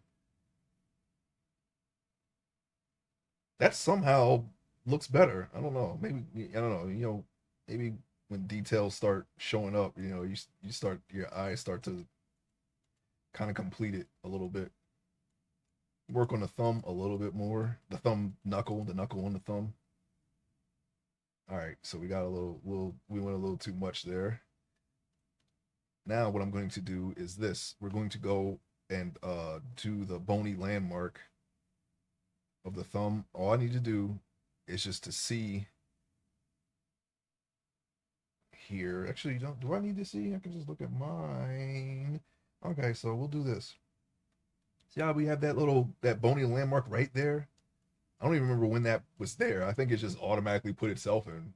When you shape the thumb. I don't think I intentionally did that, but we're going to accentuate that part.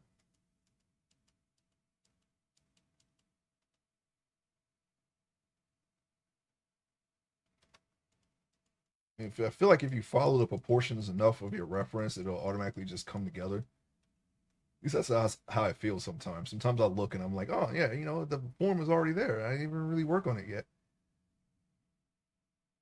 So we're going to accentuate that.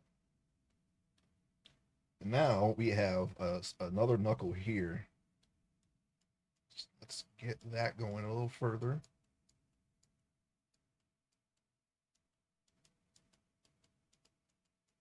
Of course, I meant to do that. No. It's I honestly don't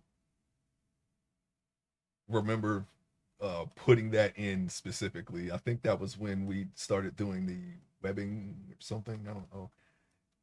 I don't remember putting that in. That's all I'm gonna say.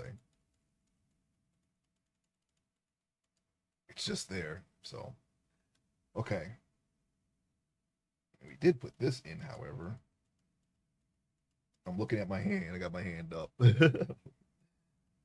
did put that in. We intentionally put that in. And that bulbousness kind of stretches over the hand a little bit. So let's try that. Kind of make it a little triangularly.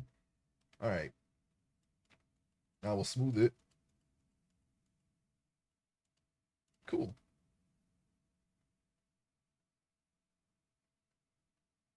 That looks something like a hand. We're not all the way there, but we're going to get there. All right. I'm going to take the grab tool. I'm going to tweak the knuckles a little bit. I know it's there because that's where we put it, of course. So I'm going to take that in, pull it out. I already did that. I'm going to take this in, kind of pull it out slightly as well. Like so. A little bit more. Just that one. Just that area. And then we'll just leave that, the rest of that. Okay. We got a thumb. We got an index finger.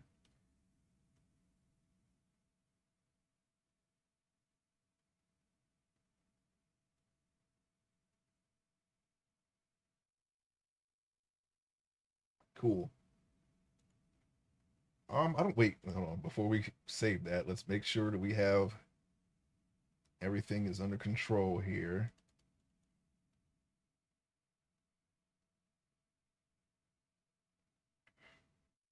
Besides the stuff we have to tweak for the head, it looks okay, I think. Maybe the legs probably need to taper down a little bit more, but we'll fix that.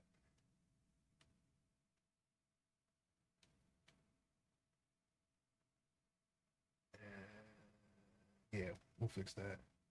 That might be a little, yeah, it might be a little bit too much meat down here. It's very, very, very cankly looking legs there, but that's all right. We can fix that like right now, actually.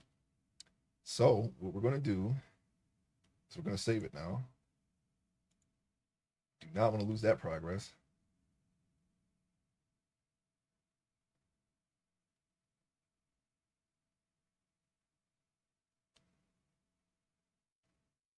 That's what we're working on. We're working on our little grabbers.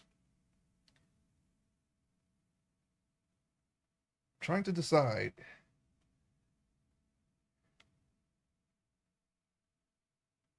Let me see something.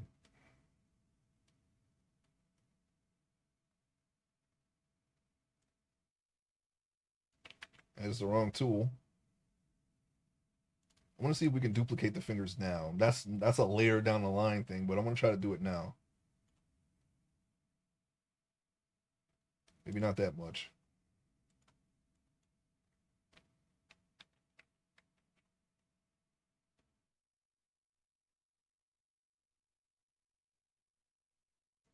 We are too zoomed in.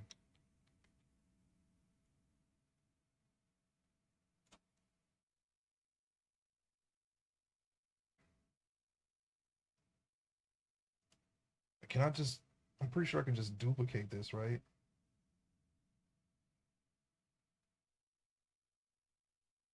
Mask extract.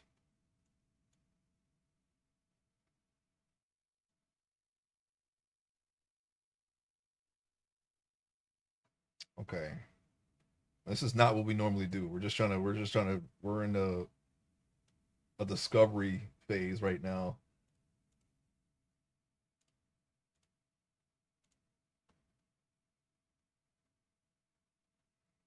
I want to try to move the finger.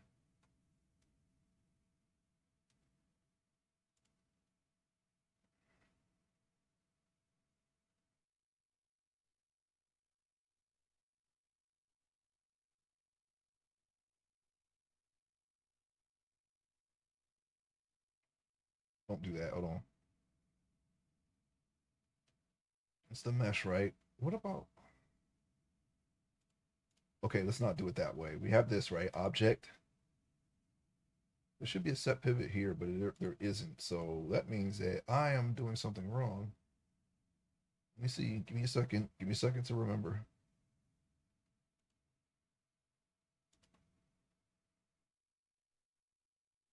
First thing we're going to do is get rid of the mask.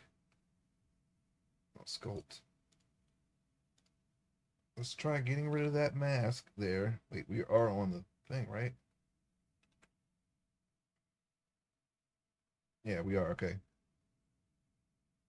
And then we could try, let's see, mask. Uh, Sculpt. Here we go. Set pivot. Why is there a pivot to unmask when I got rid of the mask? Oh no, wait, never mind. I know why. Because literally selected the mask. Show hide. No. Clean up. No, we're not deleting anything.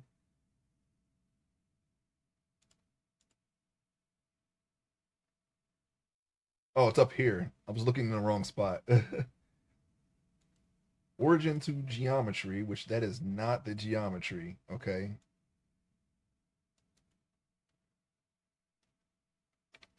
So I'm gonna move that back. Set origin. Um,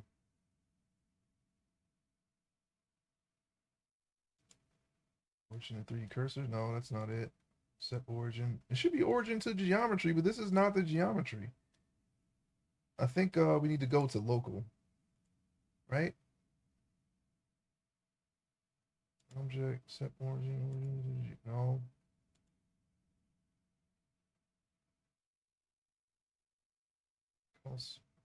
You know what? Let's go back. I just wanted to come down here, and I forgot how to do that.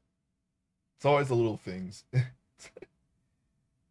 doing a lot of complicated stuff, or at least we're trying to, and then no, that was not it. Okay, let me see. Apply all transforms object set origin. That didn't work either. That's okay. We'll just, you know what? That's really awkward though, having the stuff all the way over there.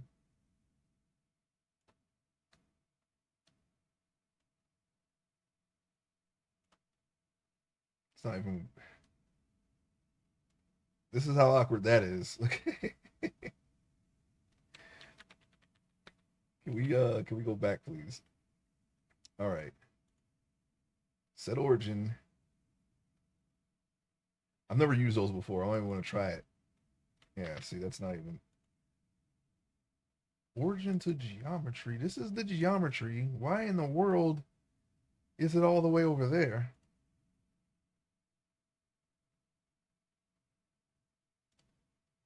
Is there something that I forgot? What is this?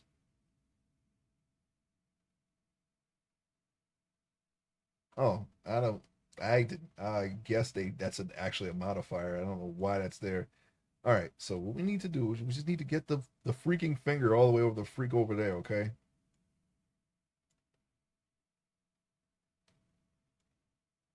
That's all I want. That's almost where it should be. We're just gonna have to do it in an awkward way. And then I'm going to Shift D to duplicate that and do it all again for the other fingers.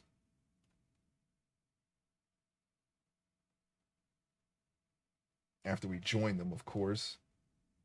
And we don't want them we don't want to have a space there.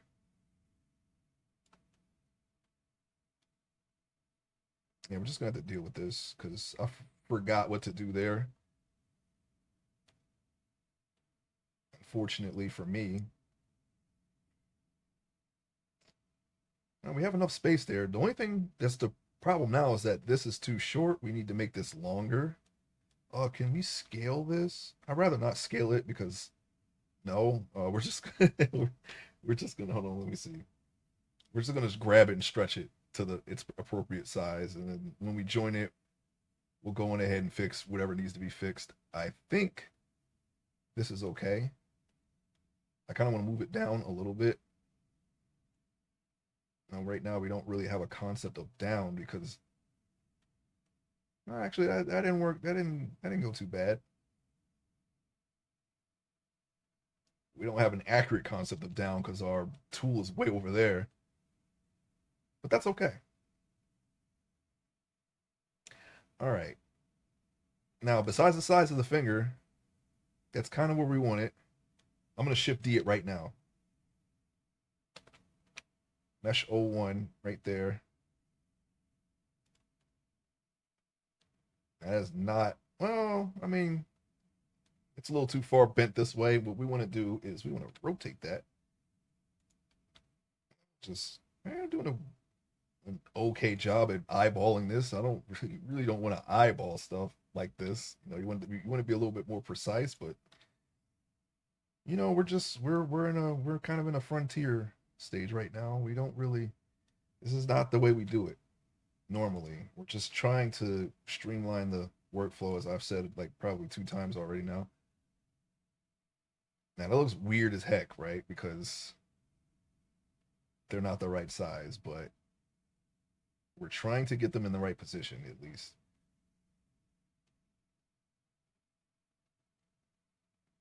And yes, we have them apart because I know what happens when you remesh something that's too close together. They kind of you get an unintentional webbing that's not going to look great. And then and if you just leave it there, that's going to be even worse when you try to pose them.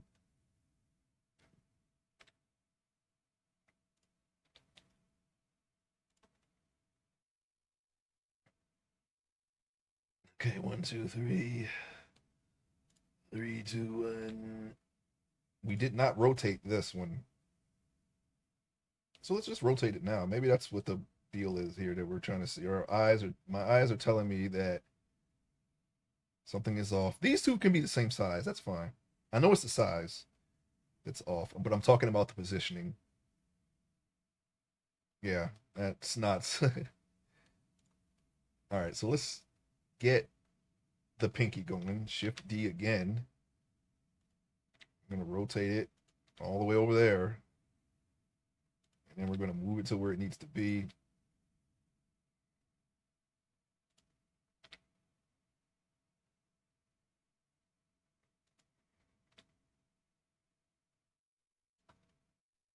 Whoops. Just move it there. Yeah, his hands are like destroyed. The proportions don't seem to be correct. But we will fix it. I promise you we'll fix it. Now, this one is supposed to be smaller than this finger. This finger, these are roughly the same size fingers. This one has to be bigger. This one has to be smaller. When we have more details, we can judge off of those landmarks. Like I go by the creases of the fingers underneath here. As you can see. Oh, hold on, my keyboard is on my.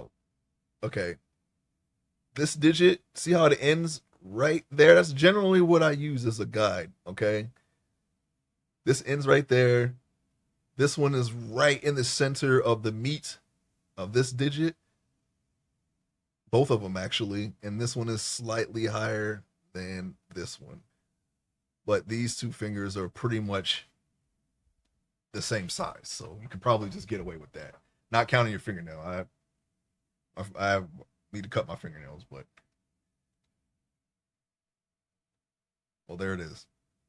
So what we're gonna do? We have a hand. We have a hand. It's a little big though, isn't it? We'll adjust it. I think his hands are kind of. It could be because he's like this, but oh my god! Don't worry about that. You know what we're gonna do? You know what we're gonna do?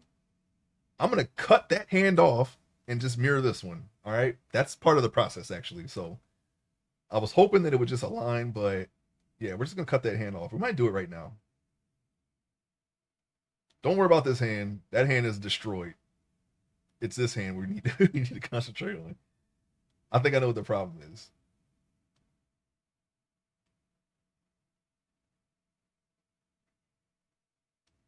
We did not we did not apply all transforms here.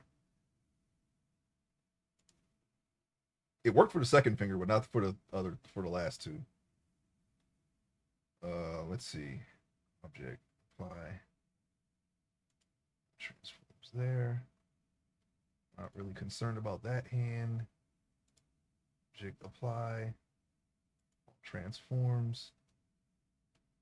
Now that hand is just totally destroyed now.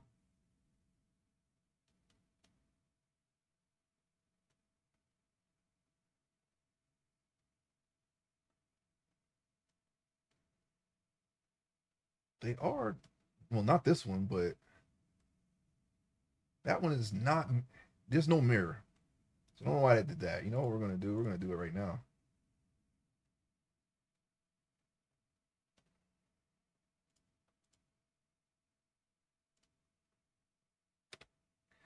Select all. No, don't select all.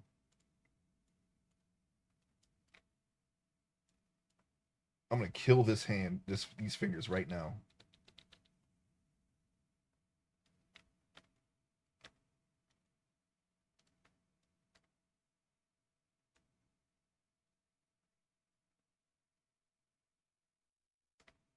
I only want this one gone. Just making sure that X. Okay, that finger is gone, and now back to object mode. Yeah, that's the finger right there. Edit. Only want that finger. Delete faces. Okay. This finger is not in the right place either, so we're going to go ahead and delete that one as well. We wouldn't have had to do this if they just if it's because we don't normally do it this way. I didn't consider that, so it's kind of on me, but that's okay. I know how to fix it. I'll tell you that right now.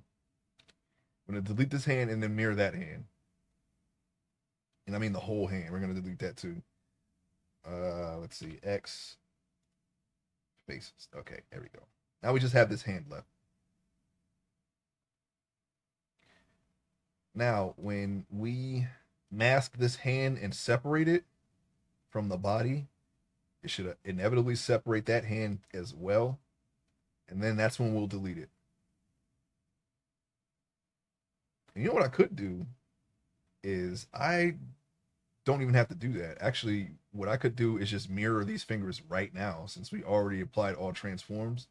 I can mirror the fingers right now and avoid that whole thing altogether. So that's another way we can do it.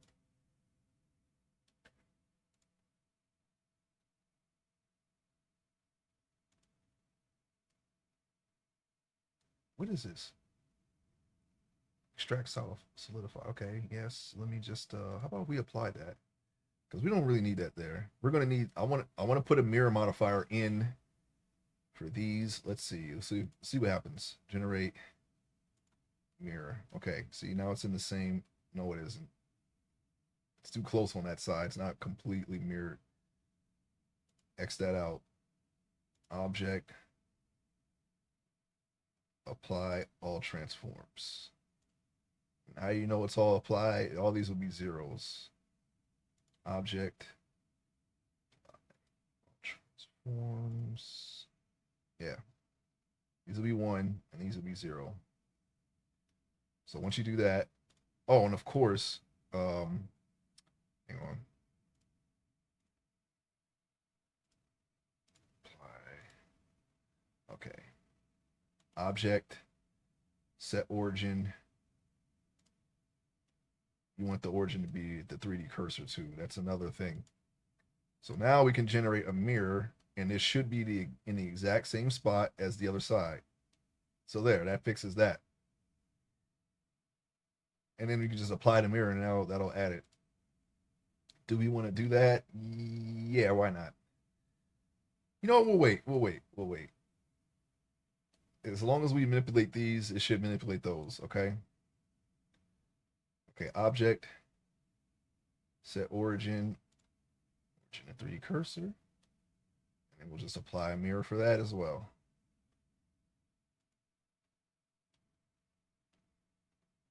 There, much better. This is a very spaced out hand, but we will get to that.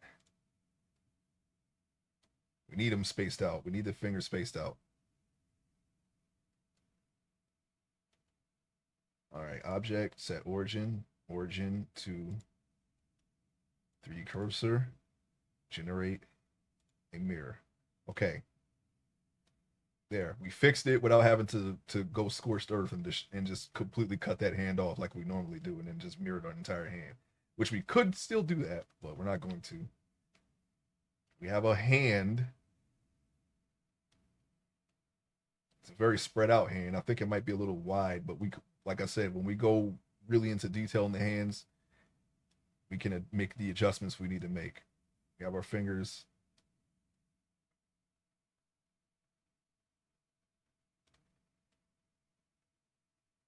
His hands are very spread out.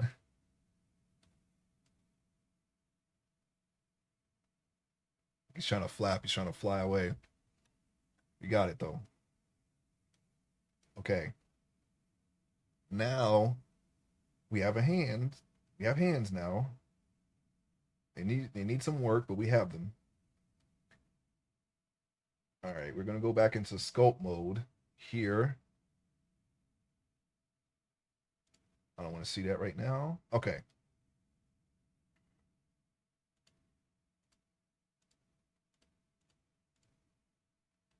We're working on that finger right there. Currently, they are separate.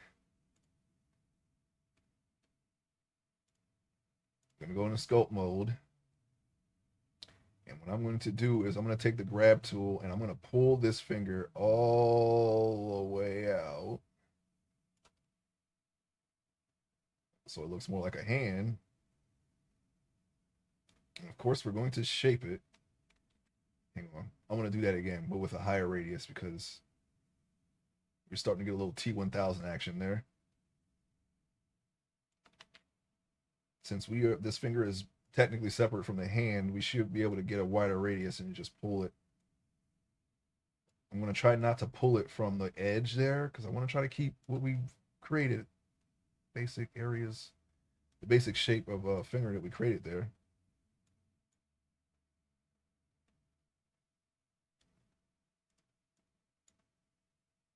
What has happened?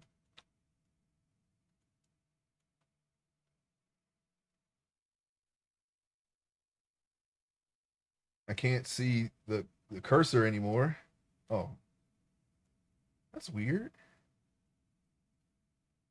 Something right. Something happened there. That was weird. It wouldn't let me grab from this. Once I let it go, I no longer have any control over it.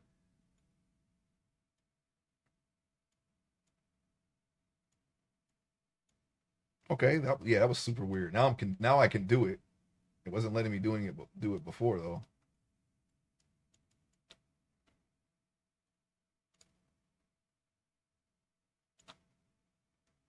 Okay, as long as I can. Okay, we're just gonna have to fix that. I think that might be a little too long. All right. Let's go to our references because that's what they're there for.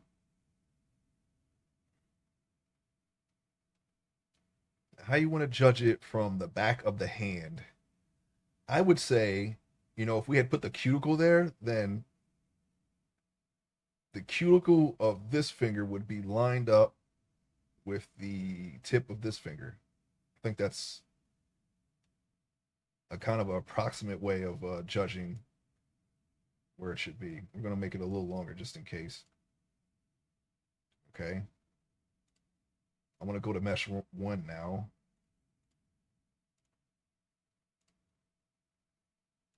And then go sculpt. I'm going to make this finger about roughly the same size as the index finger because since it's in a lower position, it looks shorter.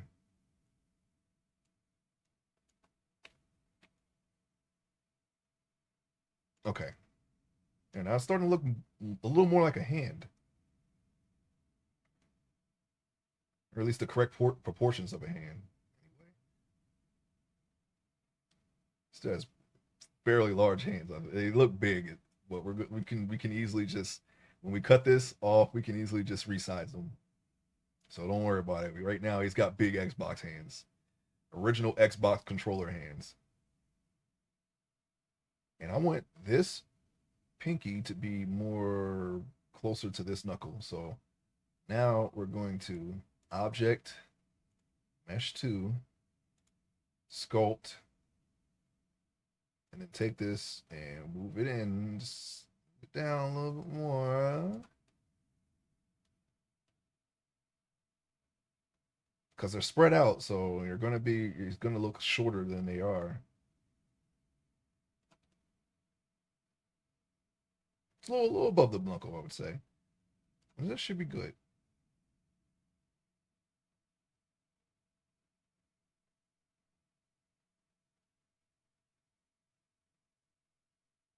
I'm looking at the finger length now. Just want to make sure everything is cool. Are we cool?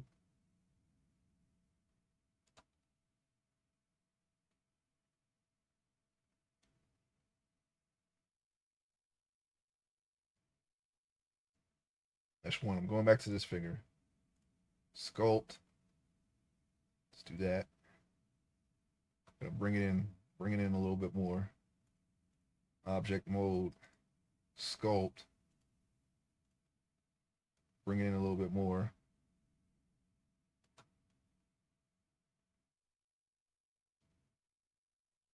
And that should be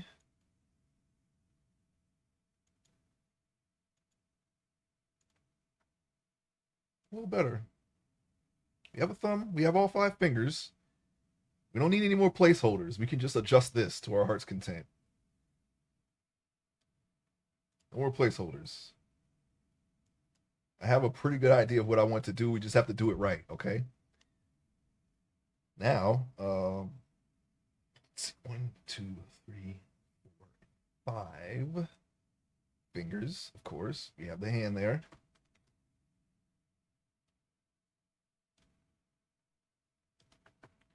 Let's look at the forearm. Should I join these now? I mean, I feel like they're okay.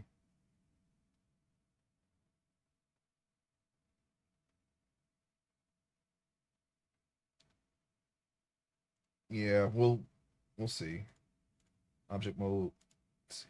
Body. Oops, body. Mesh. Control J. Join them together. I don't want to have to rename the body back to body, so I'm gonna select this first, and then this, and then put Control J. What is this? All right, I know what to do here. If I do it that way, I'll lose the modifier, so we're gonna have to do it the other way. All right, no problem, no problem. This, Control J. There. We'll just rename it. It's not that serious. This, this, no, this and this, Control J, and then that and this, Control J. Okay, there we go. And then we'll just select this and put it back to body, like so.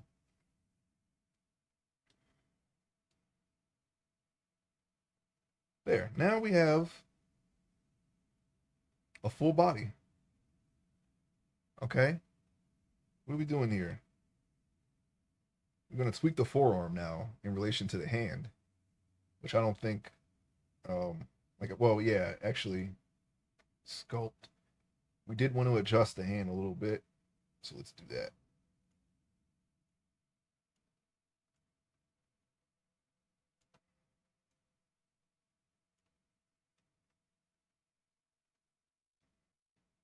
I'm starting to get a little lag now. What the heck?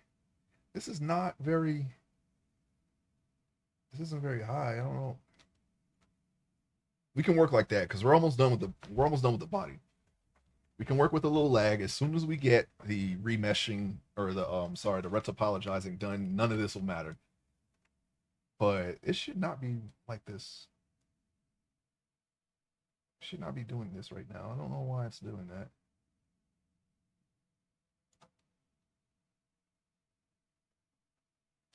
Could be the mirror modifier.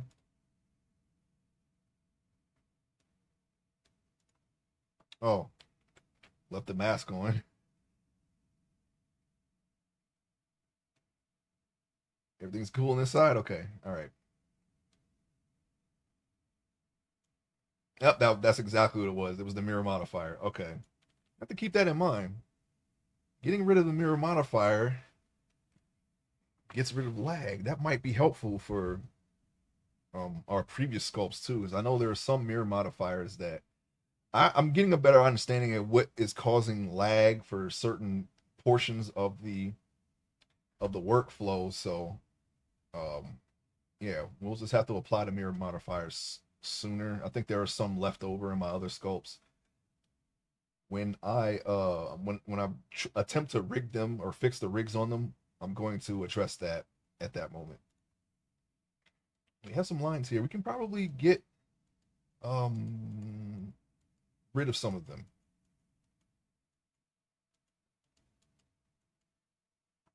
Make sure we're good on the other side. Oh wow, we swung all the way out over there. We swung all the way out. I'm just reestablishing the bony landmarks at this point, and then smoothing them out real like that. Getting the knuckles. We're gonna get the knuckles all the way into the finger a little bit, so it looks like they're one thing instead of like a separate thing here. That's what we're doing. That's what we're going to do. We're doing it.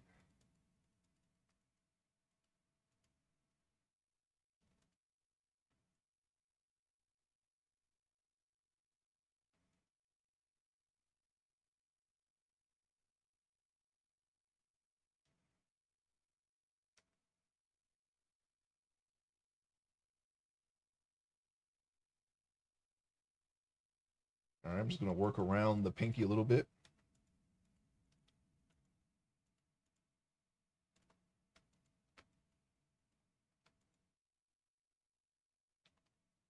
Bony landmarks. All right, now we're going to switch around to the palm. Again, we have the just I'm just trying to make it a whole thing, a whole hand now. We want to add that meat area. Remember, there's three parts of the hand here. We got one, two, and three. We're adding three back in, but this time we're just conjoining the fingers with three. Now we're going to have that crease here, like so. So we're just adding a little bit more onto three.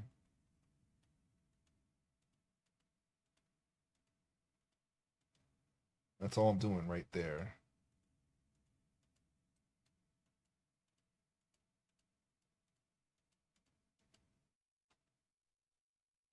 Oh, whoa. I'm blind. Just gonna smooth that out some more.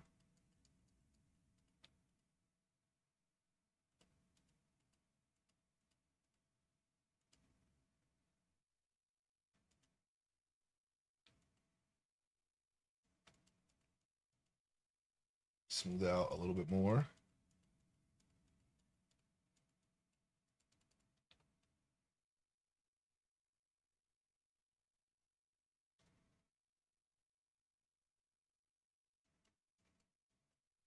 I'm not going to add the sections yet on the fingers, but we can add the meaty parts and kind of establish where the sections will be. Just a little bit more, just trying to make the hand more of a whole piece instead of, just the separate pieces that it was before, not too long ago. It's just very minor. We're not going to go too far into this because that's that at that point it's micro details and we're not there yet. Well, you know what? Let's follow. We can follow well, actually, no, it's straight up and down. What am I talking about? We can do that. We'll put some straight up and down on this finger too. Straight up and down. It's kind of the way your handprints go.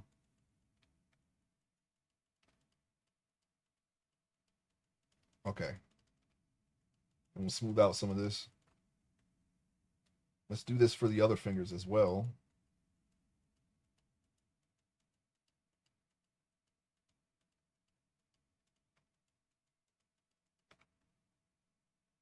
Hang on, give me a second. Huh. All right. Okay. All right, let's do that for this now. Hold on, whoa, whoa, whoa, whoa, whoa, whoa, whoa, whoa, whoa. Got to make sure that we still put those sections in the right spot here. All right, so yeah, we'll just do that. I'll kind of smooth it out a little bit.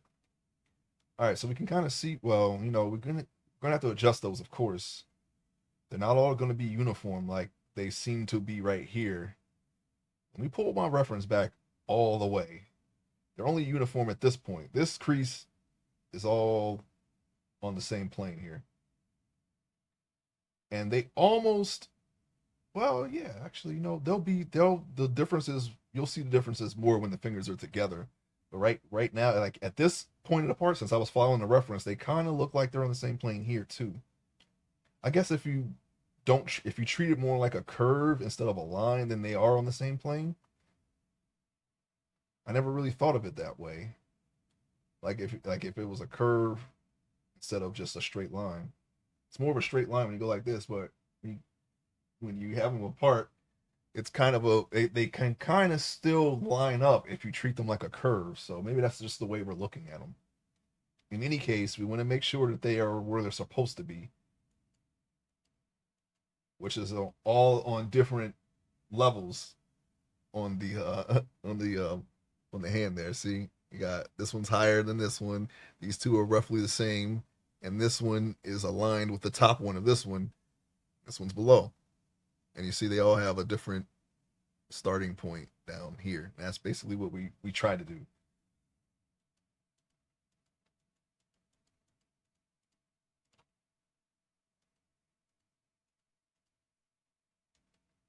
So now I'm just adding a little more there. What? Well, that's the pinky. I was looking at the index at the time. That's fine though. It's okay. All right. Let's look here. See, now we got a little bit of the meaty portions of the finger going there. Oh, you know what I did? When I stretched it out, I didn't stretch the knuckles as well. The knuckles need to be moved too. Okay. Let's see here. They're a little too far back. I just noticed that. Luckily, luckily we can still affect that. We can still fix this. We'll just pull it down a little bit. We should have adjusted the proportions before we started doing this, but I kind of messed up there. It's not something that can't be fixed. We can fix it now. I'm gonna pull the knuckles down a little bit, and the knuckles are just slightly staggered. Okay, so this one is gonna be this is gonna be the highest knuckle here, so we got to move this down the most. All right, so we have to do. Gotta do it. We gotta do it. We have to do it.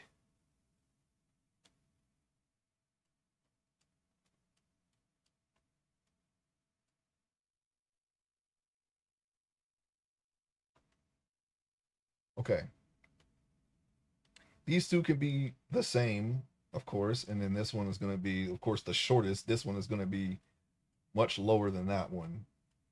So we can push this one up. Now, besides the obvious shape differences there, that looks a little more in line of where they should be. Now it looks like they kind of looks like you got meat hanging down right there. So we're going to have to fix that.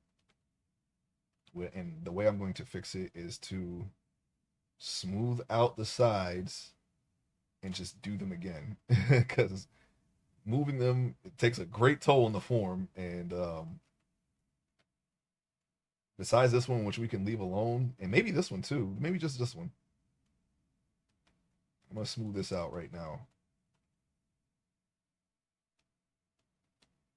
Slowly getting the proportions together in the hands. They're still quite large. They're really large hands or long fingers, but like I said, when we do the greater details on these fingers, we can adjust the entire shape of the hand when the time comes. We still haven't done these knuckles yet, but we'll get there. So now we're going to take, inflate, come down a little bit.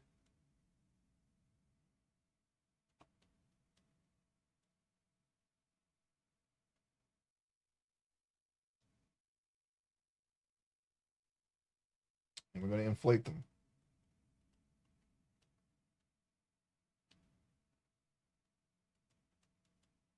Get the knuckles to, it should be there. Probably should have used inflate a little bit more than the clay strip tool, but that's all right. If you want a knuckle, that's a good way to get one.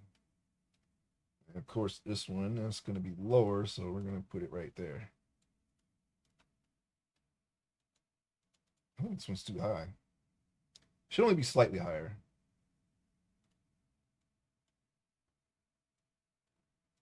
I'm gonna move this back. Like I said, this takes a pretty good toll on the form, but I just want to move it back some. These are still technically the basic shapes. We just added a little bit more than we should have. That's all. We're gonna do it. We're gonna fix it. Okay.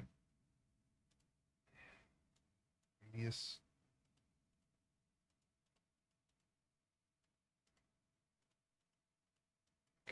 Okay. All right. Now let me just get that going there.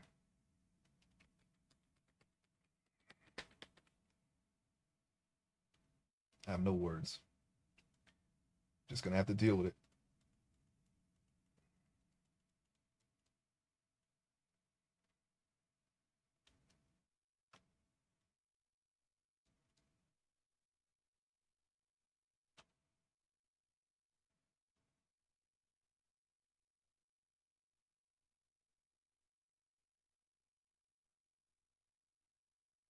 Hmm. Let me just hit rematch real quick.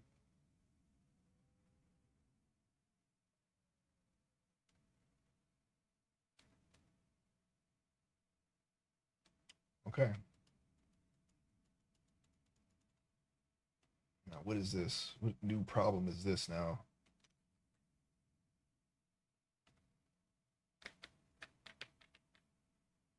We need to go back.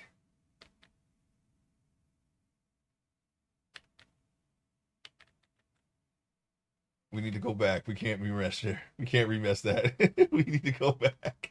I was hoping they would let me go back. They let us go back. Okay, let us go back. We can't. We can't. We just can't. Okay. Don't. No questions. No questions.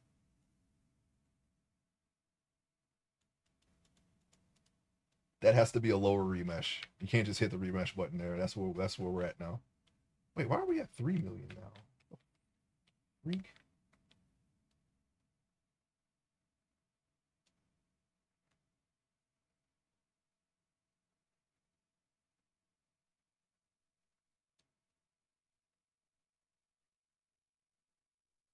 Oh yeah, never mind. Anyway, yeah, we can't. We just can't remesh it. You can only go down. If we remesh it again, let's see. What's the next time we can go down? I don't even think we can. We're just gonna have to work with this.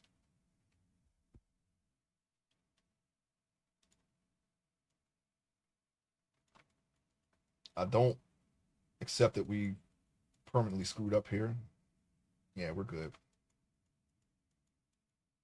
We're good. Just needed to add before we can subtract. I guess I don't know.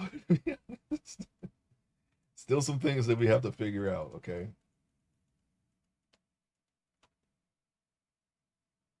I'm starting to believe that there is really no, besides the obvious fundamental stuff. There's really no best way. You just do whatever works for you. That's what I've accepted. Obviously, you want to get a good foundation down, but I don't really think there's a best way to do something. At least I'm starting to think that that really doesn't matter. There's so many ways you can get to the point where you have a human body here. I've seen many different people do it many different ways, so I don't know. Some people just put basic shapes on the whole body. I work from one section all the way down because that's how I learned how to do it. But people will put a head and then a neck and then torso and then do all the details. But we're kind of like xeroxing it, like scanning, do the basic shape, then some detail, and then so on and so forth. And then we're taking that a step further with the detail. But yeah, I think as long as we get to where we're going, we should be fine. I'm going to try to get the knuckles in gear here. Okay.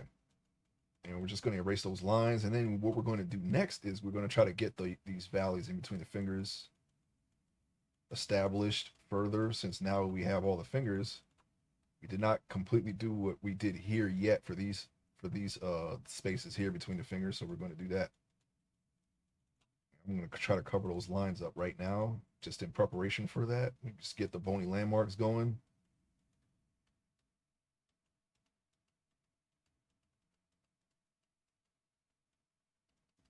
Okay. Let's smooth everything out now.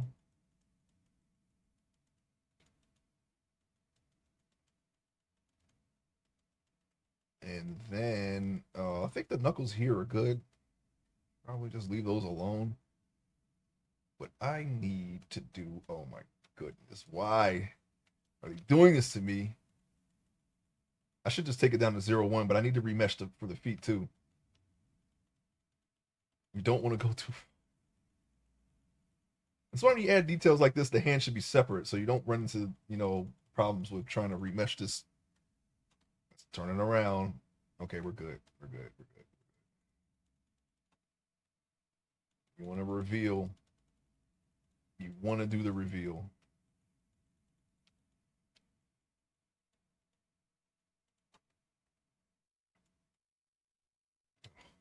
That was a bad stroke there. I just want to get rid of that.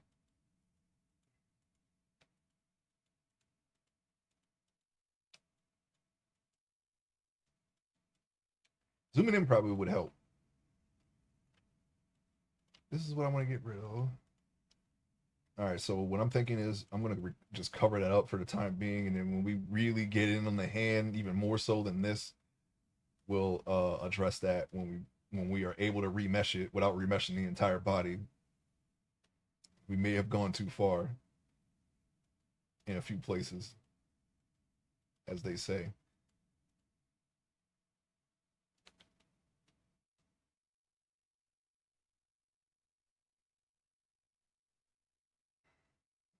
Okay, we'll just leave that for now. We got a hand. I gave myself a hand. I'll give yourself a hand. Ooh, not that. Let's do working a little shorter. Okay, it's a little shorter, and we'll just do that. All right. There are some things that I still want to do. I should leave this hand alone, but I want to kind of add the cuticle area, whatever you call it. Let's see what it's really called. It's 18 nail. It's not what I expected. The nail area. That's what we're working on. I was looking at the diagram. It literally just says nail. They don't have. I don't know. They don't really show the cuticle or anything like that. All right. I mean, show it, but they don't name it. This doesn't have a special name. It's just nail.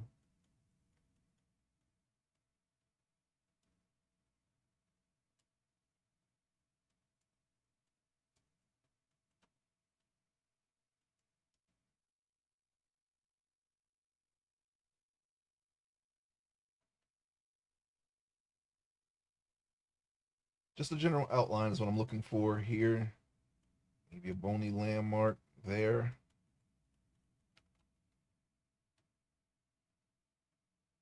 Let's see, that's the tip, right? So we'll add it about right there.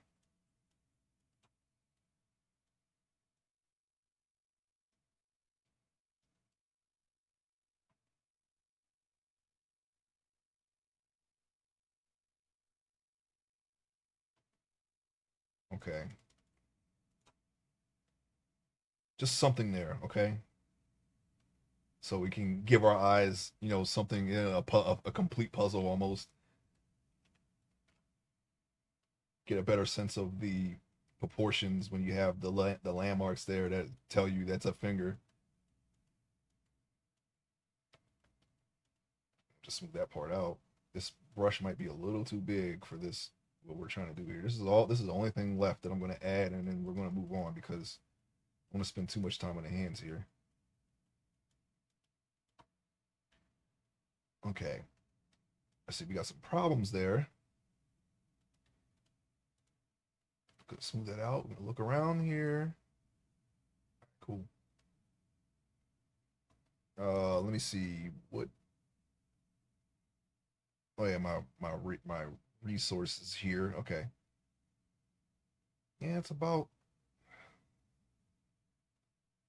Yes. Okay. This isn't so prominent, so we're just gonna need something a little bit than that, of course. Yeah, this isn't so prominent, so we're just gonna just give ourselves a general outline here. It's a little U-shaped protrusion here. All right. We have something resembling a hand. Oh, you know what? Let's leave that alone. Probably put a little bit more there. That way, when I do remesh it, it'll be completely gone. It's too much radius.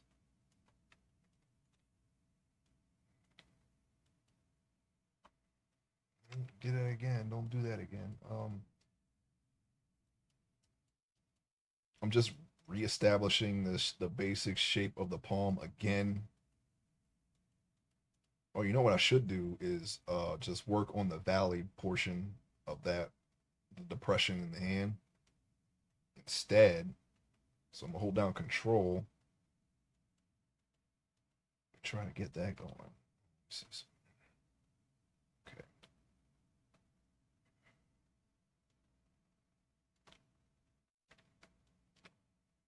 I need something a little skinnier than that.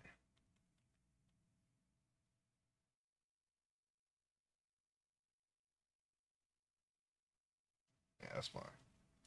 Oop, man, that's a bad stroke. That's a bad stroke there. We got a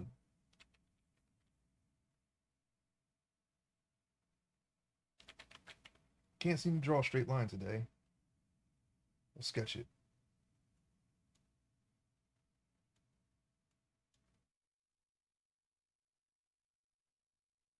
I just want something like right there. maybe, well, actually, it would be this way, not that way. I don't think it would matter though, but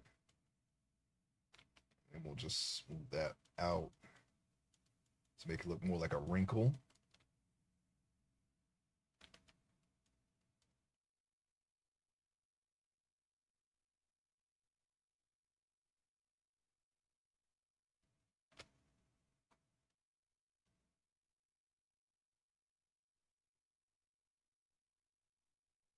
Oh, I see what the problem is here. We need to add more here. Sorry, I was trying to leave the hand, but I keep seeing stuff. I keep seeing stuff that I feel like I need to address right now with the basic shapes.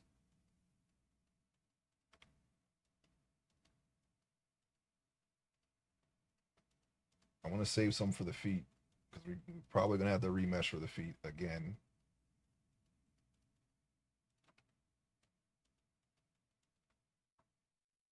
But this should be a straight line. This area should be a straight line. So that's why I'm trying to fix it. And you know what? Getting a bigger radius might help. Hopefully we won't lump it up, but make sure we got everything cool here. All right. I'm just gonna do that. And then we'll work on what we came here to work on in the first place, which was that little depression there. We're going into the hand now. We're not adding anything on top of the hand. We're going in downward now. We're working into the hand. And we're going to smooth this out once we get something going here. I'm just trying to get that little area.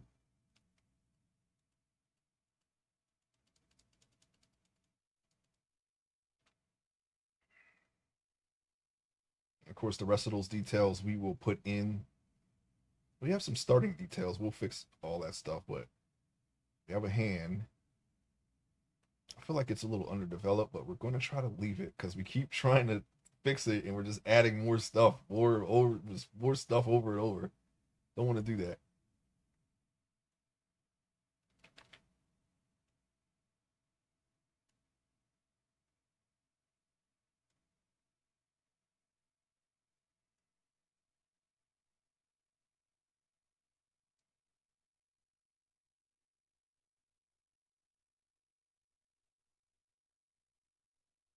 There was little creases in the hand is what I'm trying to add there, but I mean, that's a further down the line step.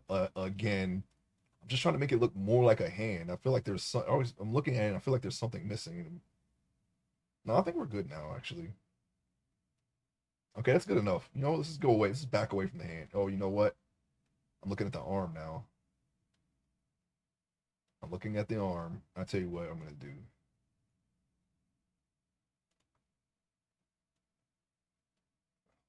It's too much of a radius. It looks a little skinny, so I'm trying to widen it just a little bit. That's it. Forearm tweaks. That is a little bit of the step here because we are trying to get the proportions right in relation to the hand. I could have just inflated it though. I'm sure. Let me grab this and just pull it that way a little bit. Let me grab that, pull it that way.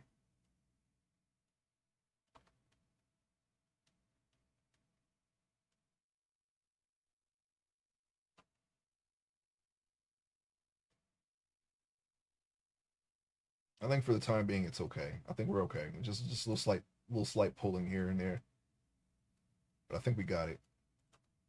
We got a hand. We got two hands even. I'm just looking at the back of the hand here, and I'm looking at it over here. We may still have to cut the hand off and just mirror this one. I think there's some asymmetry going on here, slightly off a little bit. Might be the whole arm, but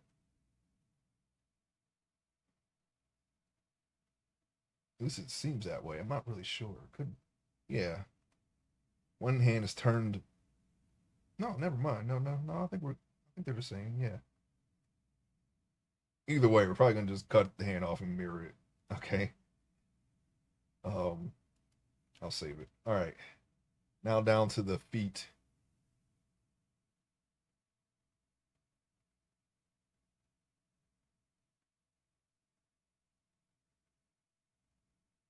we're not gonna show the references for these because these are real feet. So okay, what we got here? We got extrude the feet, and then we're going to go for the landmarks. Let's see here. Mask. We're gonna need to mask it, of course. I'm gonna lower this radius. I'm gonna lower it again. This is essentially the bottom of the foot. And then you know what? I'm gonna adjust the leg too while we're at it. Actually, no, because we're gonna shape the feet, so we'll be all right. Give ourselves a little doorway here. What is going on right there? What is this? Why does it look like that? Is there something that we are forgetting here? Maybe that's just the way it looks. I don't know. It won't matter because all of that is going into the foot, and if it causes anything, we'll just fix it. What? Hold on, let me go back. Let's go this. Okay, let's draw a little doorway. Draw a door, as the handbook instructs. The handbook of the dead, or whatever the heck it was from Beetlejuice. Just got to draw a door. We're gonna draw a little archway, though. It's not really so much as a door. And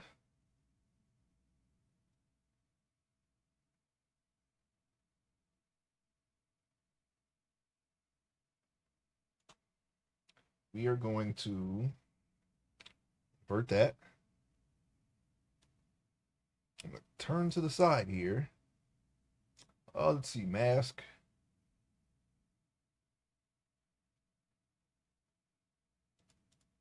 No, sculpt, set pivot to unmasked. So where's the, oh yeah, we gotta go. Jump the gun there a little bit. That works, of course. As long as that works, we'll be all right. We got the hands anyway, so.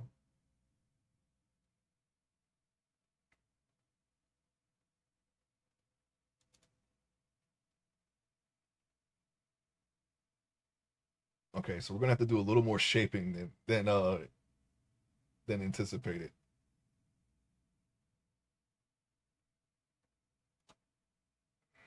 I'm gonna need to see. Oh, those are clown shoes. Let me tell you something. We don't want that. We can kind of try to give him a realistic size here for his feet. So let me refer myself to my reference. Oh, okay, that's interesting. This is very interesting. Okay, so we're gonna have to, of course, slope that out, taper that off at the end there, like we normally do. But this probably a little bit more, probably about right there. It's going to get tapered off, and we're counting the length of the toes too. We're not going to do like we did with the hands. We're just going to do the big toe, and then the rest of the toes are going to be just together. We're not going to rig the toes. There's no reason for us to rig the toes. They're not. We're not making any kind of foot fetish type stuff here. So we're just going to make a detailed but not too detailed feet. Okay.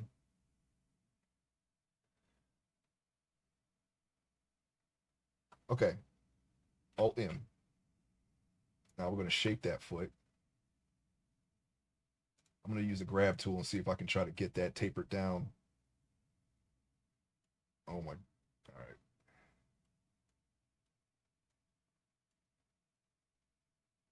And we're going to take some slight manipulations here. Very slight. I think his feet are still too big. I'm going to push those back a little bit. Okay.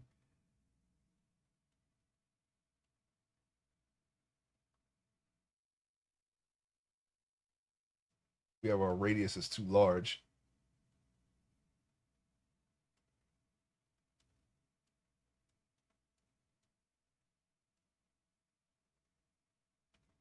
Okay. Moving them.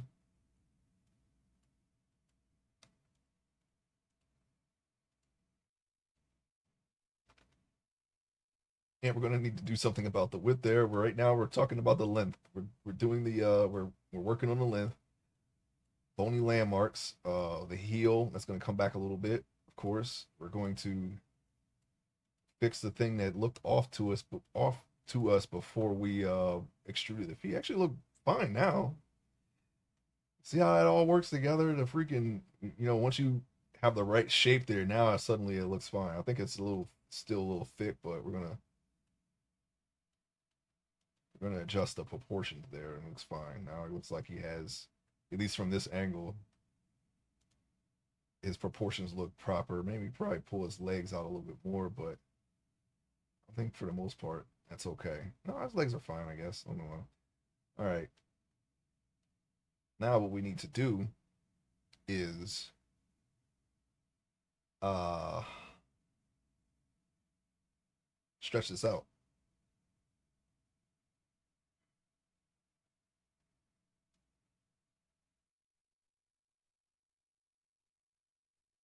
Put Stretch this way a little bit, and then this way a little bit more.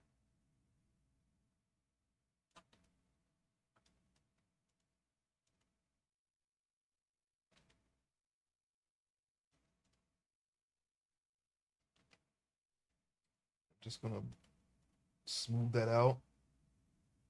It looks like some Scud feet. Anybody know Scud? It's like a yellow crash dummy looking character. He has two guns. It's a very, very obscure character, but it was referenced in um I think it was one of the Rick and Morty pilots. Because I think those are the same people who made that, or made or they shared developers, we'll say that. It was a video game though, and I think a comic book way back in the 90s. I never read it. I think I drew Scud a few times, but I never played the game. I thought the character design was interesting, so I drew it. Let me see here. I should try to find that game. I think it's on Sega Saturn only, though. I don't think that was on PlayStation. Otherwise, I would have played it by now, and I don't have anything resembling a Sega Saturn. The only thing I want to play on Sega Saturn is Gunstar Heroes. So I mean, I don't know. So what I'm gonna do is I'm gonna get rid of these little pits here. Just gonna smooth that out some more. That's generally what our feet are gonna look like. Now we have the front and the side. We need to work on the top and the bottom. Well, I guess working on the top would kind of somewhat shape the bottom. So yeah.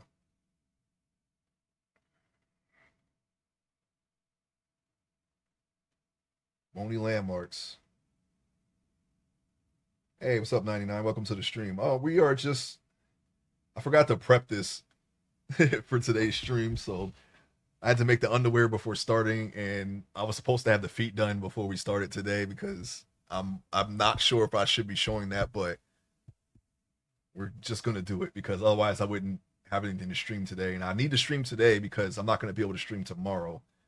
I'll be back Wednesday, and tomorrow I'll make whatever progress I can make tomorrow, but it will be off stream. I got to do some stuff in the morning. But everything's fine. How's everything going with you? I think feet and art is okay as long as it's not sexual. That's what I thought. Yeah, just doing some stuff here, just making some feet. But this is what I got so far. We're getting close to being able to apologize this. The proportions look okay so far. The hands are probably gonna have to be shortened a little bit, but busy weekend, relaxing before work. Oh, okay. Well, I hope you have a great day at work. As you know, we got some Monster Hunter playthrough. I'm going to try to stream Shadow Hearts. I kind of want to do it tonight, but I'm not sure. But since I won't stream in the morning tomorrow, I might be able to do it tomorrow night. I like it. There's some changes I got to get used to, but yeah, you know, since I have the muscle memory from the last game back, it's going pretty smoothly. I mean, I know it's the beginning of the game, and it's not it's so far it hasn't really been too difficult for me, but but I like it. Yeah, I like the monster designs. They're a little more beastly. You know what I'm saying? Like they look more like monsters. I guess there's a big spider, there's a giant bear looking thing. my favorite monster so far is like he's like a I forget how you pronounce it, but he looks like the monkeys from Final Fantasy 11, and he does like he has like breath attacks, like stinky breath, and he farts. It's kind of a pretty night. Tomorrow around 10 p.m. I'm doing a bonus stream to show off some indie games. Okay, I'll try to get it done tonight. It would be convenient to do it tomorrow since I'm not streaming, but I guess we can just take uh I'll just take all of Tuesday off tomorrow and then come back Wednesday with more art. But yeah, I want to keep the momentum going with Shadow Hearts. Stop following me, camera. One of my cameras off every time I look. It's following me. But yes, yeah, I'll try to do one tonight for Shadow Hearts. Okay. It's not away.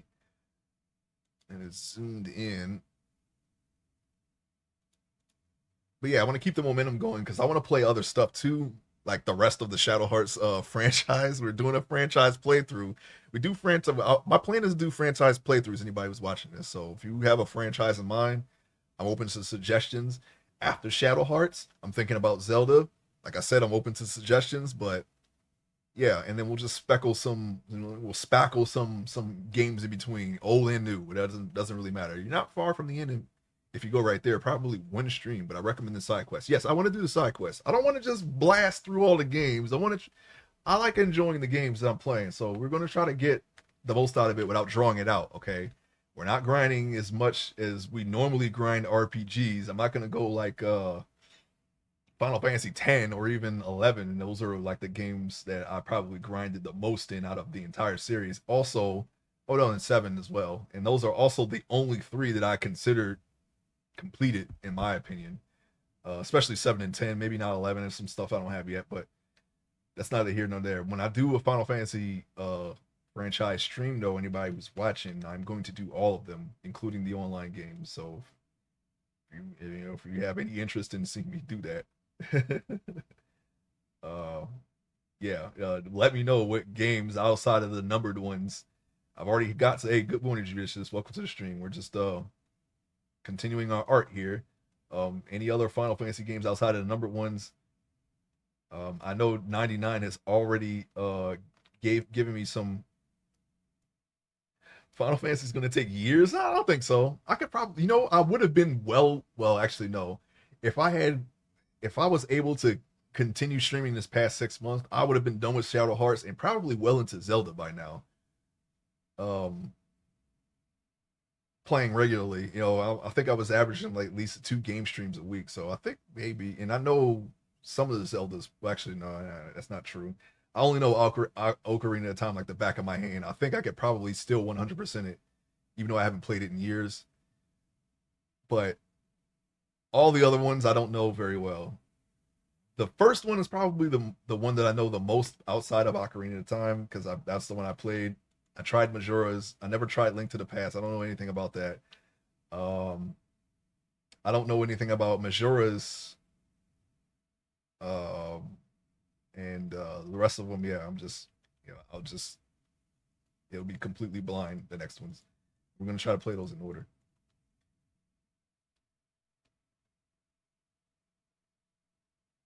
Hmm. Okay. Gonna keep working on the feet now. Let's see.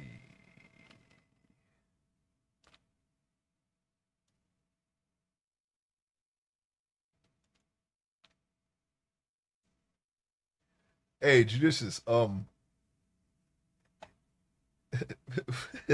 you don't use there's no way to know how to do some of the side stuff. Oh, we're gonna figure it out. Judicious, how you? What's going on with Monster Hunter? What are you with Monster Hunter? You still working with Charge Blade?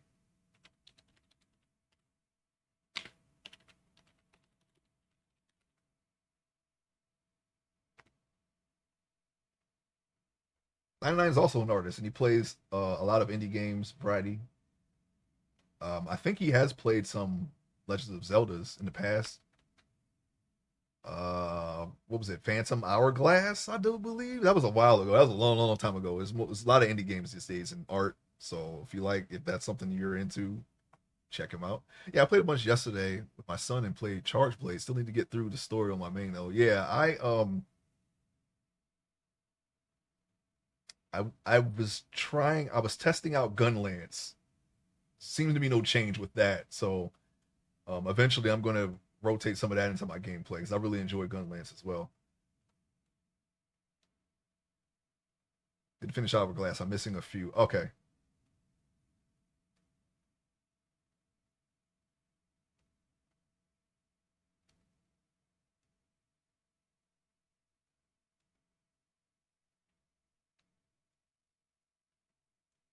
I don't know when I'm gonna play Monster Hunter again, but I definitely want to get some more gameplay into that. But I want to do a Shadow Heart stream before I stream that again. Before I stream Monster Hunter again. Gotta see how I feel this weekend. We'll see. I might do another. I might pull another day for Monster Hunter, but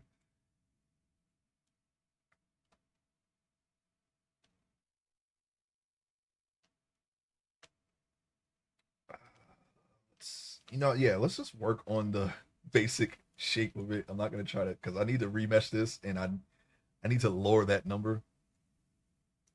I am the most interested in playing um out of all the Zeldas, Twilight Forest. That's what it's called, right? Twilight Forest? Or am I thinking Twilight? No, wait. Twilight Forest? That's Minecraft, right? What is it? What is the Zelda one? Twilight? It ain't Twilight Forest, is it? That's not the name of it, is it? I'm blinking on the name of it. Um, Legend of Zelda, Twilight. Yeah, it's Twilight. Isn't that the name of it? Twilight Realm? No, that's not what it's called. Is it? That doesn't sound right. Hang on, because now I'm confused. I am extra confused.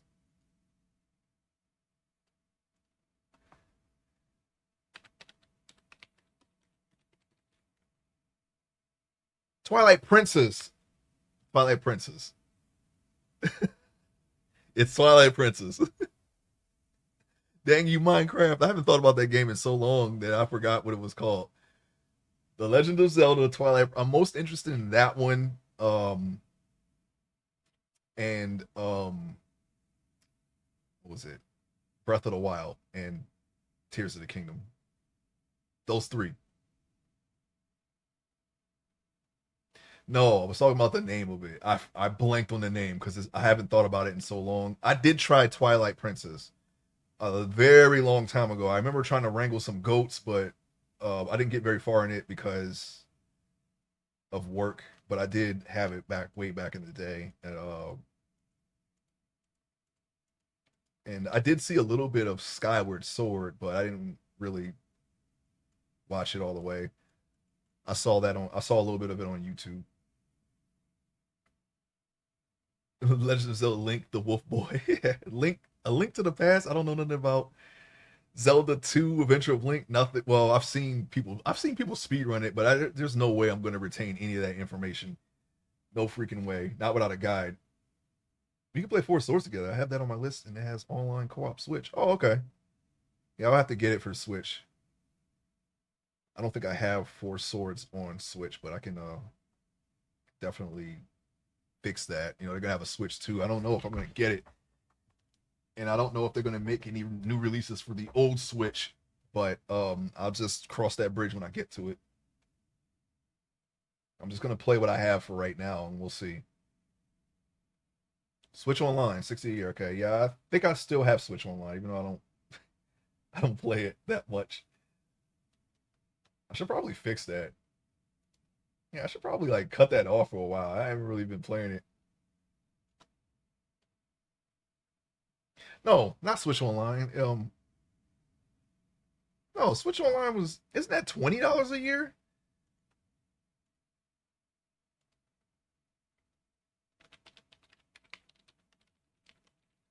I pay for that every September. I don't remember it saying 60 because if it said 60, I would have cut that off. Yeah, 12 months, $30. Okay, that's what I thought. No, that's AU.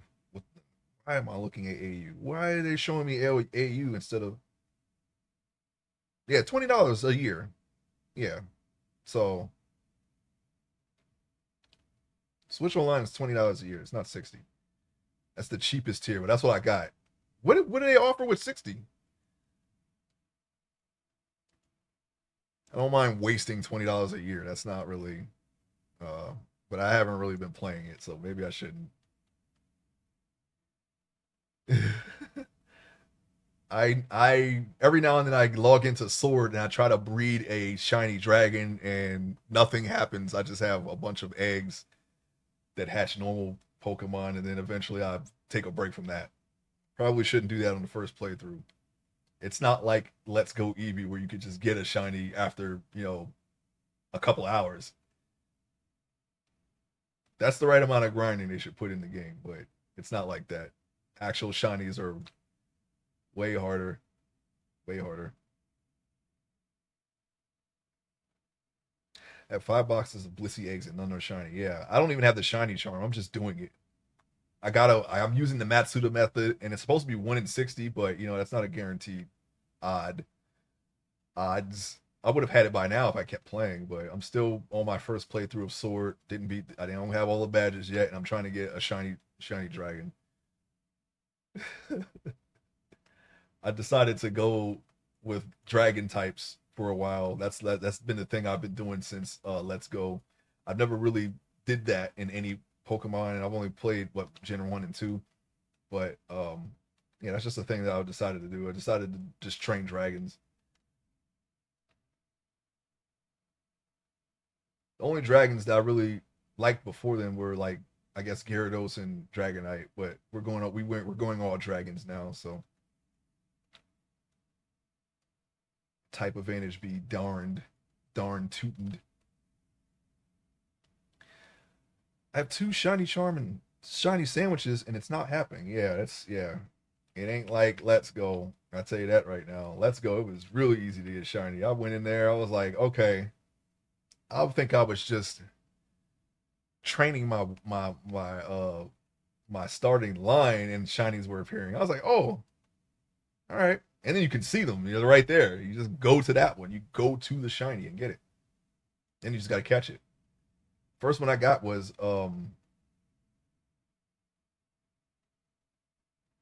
it was either Magikarp or it wasn't Magikarp. It was Dratini. Dratini was my first shiny. So I just stayed by the power plant, and I eventually got Gyarados and Dratini right there. At least that's where you catch Dratini at, right? Yeah, I think so. And then it was Charmander, and then because he's technically a dragon, so I guess I counted him because he looked like a dragon. And then Aerodactyl and Alolan Executor were the only two dragons I did not get to shiny because you just have to trade. You have to sit there and trade until you get it, and you don't have catch rate to back you up or anything. So those were much harder. So I just left them as is, but everything else was shiny that I had shiny dragons. And since you can cover every type that way, I was like, you know what? All right, we're going to go all dragons. Executor covers grass, and then you got your normals, of course. You got and every other type attack, covering them all. Maybe not fighting. No, you can do like Thunder Punch and Dragon Punch, I guess. Well, those are more elemental, but I think they're yeah, those are fight. Are those fighting moves or are those elemental moves? I know they're elemental moves. They have the elemental properties, but I think those are actually fighting moves, right? I forget. It's been a while.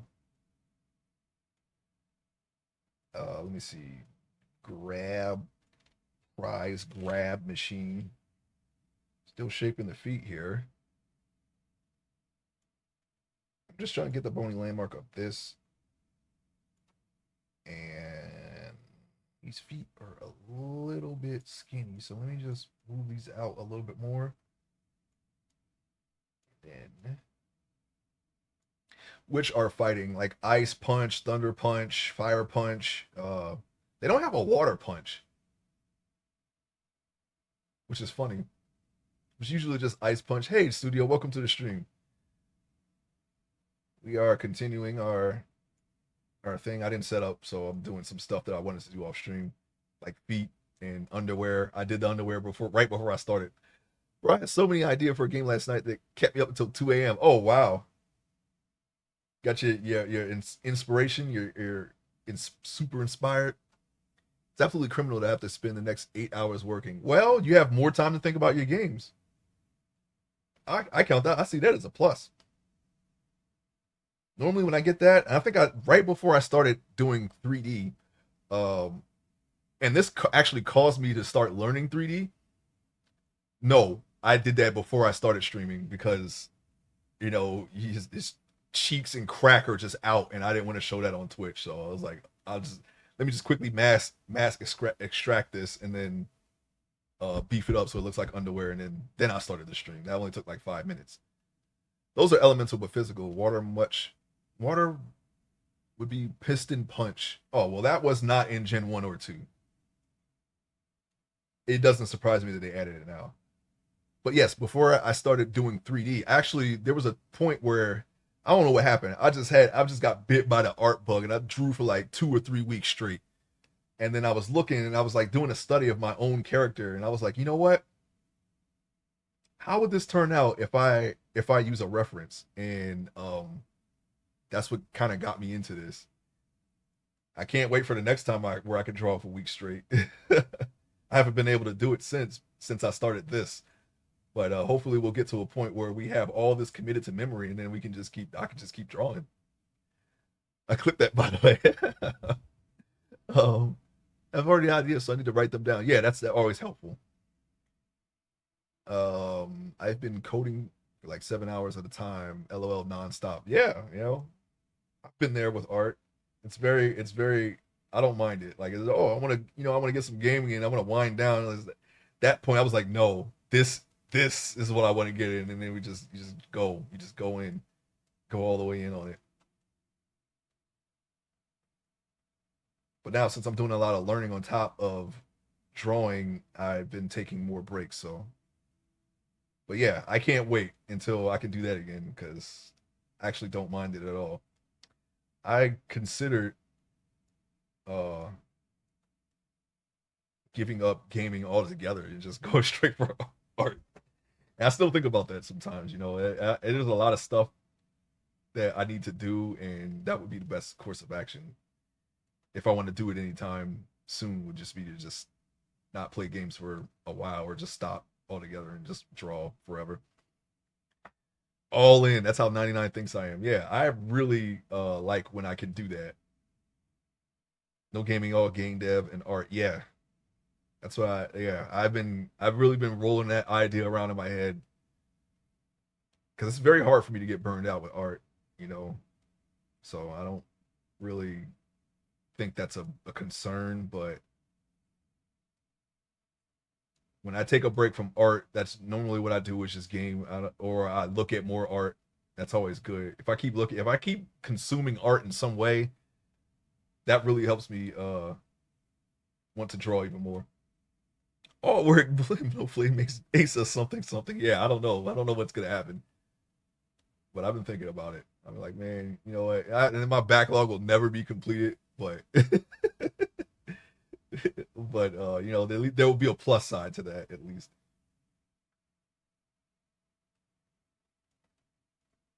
Because I have a lot. I'm like this morning I woke up and I was like, you know what? You know what I'm gonna do? I'm going to do a 100% final result sculpt and start learning animation. Like that's like going to be my next course of action. Like and just start with a regular walk cycle. I want to get together. I want to see how everything behaves when it's in motion. And it won't be with these sculpts, but I'm gonna do a completely separate sculpt that's like the best sculpt I could possibly make, and then just do it. He's definitely a hater. He was watching a streamer with 2.5K views instead of me yesterday. Oh, well, I mean, you know what I hate? I hate Tuesdays because I have multiple streams that I want to see that come on at almost exactly the same time, and they make me choose. One is a fighting game tournament, and the other one is a game dev like yours in art and game dev, and they make me choose every time. And I'm like, man, I wish I could see them both at live so I can participate. Buys are easy, but I don't really you can't really participate in the tournament one unless I'm in the tournament. But I mean, it's enough people where they're not going to read everything. But so it's kind of if you want to chat participation, then it's an easy choice. But if you just want to watch, then I can't keep both up at the same time because one's way louder than the other, and you want to hear them both. So dueling streams, as it were. Yeah. Oh my god, I've been saying for the longest time, Twitch Turbo should allow you to get 2 views. Yeah, something. Look here, I had a bad day at work, and I wanted to mine off, listen to the stream I listen to every Sunday night while I cook. It's understandable.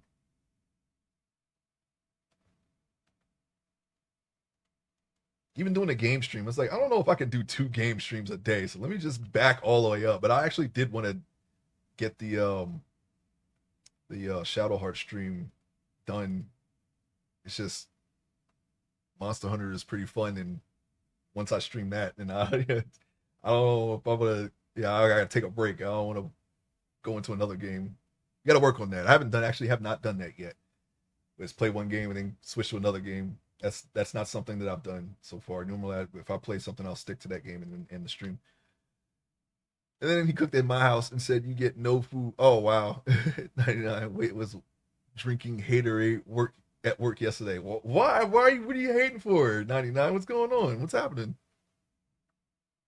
There's nothing to hate about. If you want to do something, then do something. I know you have a lot of the same interests, right? Game dev and art. Just do it, man. Don't worry about it. I'm at that stage right now, but I just need to lock in on the concept. I'm ready to try to throw my hat into the ring, but I don't know anything about coding yet.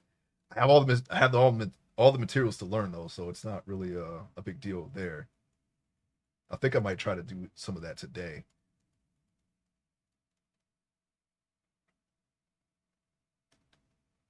And I've been drinking haterade at work since 2010. Never did a bad day at that job. Oh, I wouldn't say that. I mean, yes, I would because I was there, but um,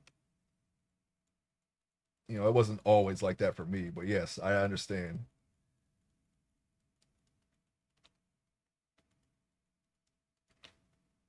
I did do it. She's the one saying I'm in the wrong. I think that's what you meant.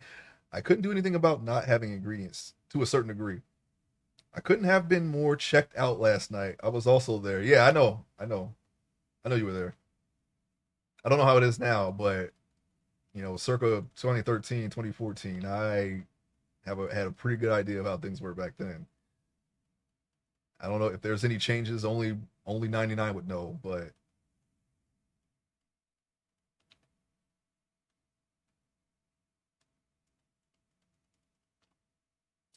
it's okay. I'm just giving you the business.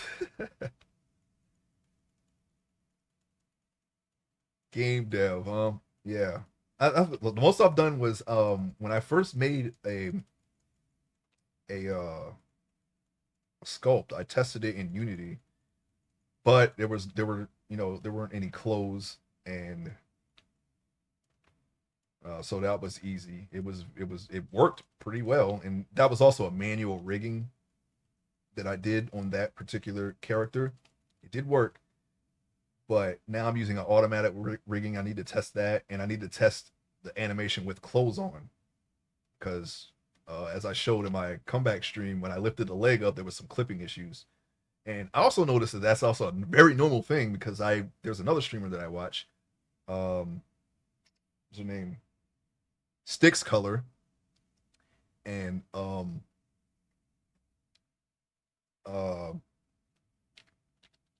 they were doing armor on their character, and they were having the same clipping issues. That's all weight painting stuff, but which I remember, but I haven't done that in so long since I've been doing it automatically. Oh, there's been changes. Yeah, I bet. I want to import one of your meshes into Unreal and see what happens one day. Oh yeah, no problem. These ones aren't meant to be shown. You're only seeing them because I'm streaming them. But I'm really considering starting a 100% effort, 100% effort, full blown. This is like the culmination of all my skill sculpt that I can then animate. I'll send you that one, but I don't know when it's going to be done because I'm going to take my time with it. I'm going to make sure I get everything right. And plus, it's important that I want to keep brushing up on the sculpting skill because I still have yet to show the back end of the this process, which we're coming up on, and that's the right after retropology. So once retropology is done, we're going to do UV unwrapping, um, the alpha, or sorry, no, the normals layer, then alphas and micro details, tertiary and secondary forms. Not in that order though. It'll be secondary, tertiary, then micro details. That's the correct order. Texturing, hair, and then rigging. Please use Unreal instead of Unity. I already know. Don't even worry about that, studio. The second that stuff came out, I stopped using Unity. That's why I haven't been testing already. And that's one of the reasons why I stopped. I like usually the games I like are in Unreal, and I'm really considering, like, I'm kind of like torn between making something simple and then something just 3D in Unity and just make smaller sections of a big project. But yeah, Unreal will be the right way to go. Yes, and I already have some tutorials lined up that I can peruse, figure out what to do. Like I said, the only thing that I've done in Unity is just upload, set the what moves where, and then just put mocap animations in, and everything was fine. I was like, dang, it's that easy. So I wonder what else is that easy. We're gonna see. One day we're gonna see, and then once I become uh, proficient enough at it to stream it, I will be doing some game dev streams. But I need a concept to lock in on first. I have ideas, and we're definitely going to try to get something going here as soon as I figure out which direction I'm going to go with it. But definitely animations. We're definitely going to start there. So yes, make a small project in Unreal. It's fun. And let me know when you need Unreal tutorials. I have a course that made Blueprint all click for me. Oh, okay. I will. What is going on with my camera? I think I'm shaking it. Yeah, don't remind me again. Thank you. Hang on. Camera is acting crazy right now. Zoomed all the way out. Why don't you just cool it, okay? Oops, that's way too far. Okay. Yeah, I grabbed a couple and I grabbed everything that I could possibly be interested in. I grabbed all kinds of different game genres, not just one. So if there's something that I want to add from this into this or whatever, I can do that. Even a Hitman game. There's a lot of tutorials out there you can find if you know where to look. I have a huge extensive library. But I would like to see your tutorial. I want to make sure I don't have it already. And I got some stuff off of Humble Bundle too that I can redeem.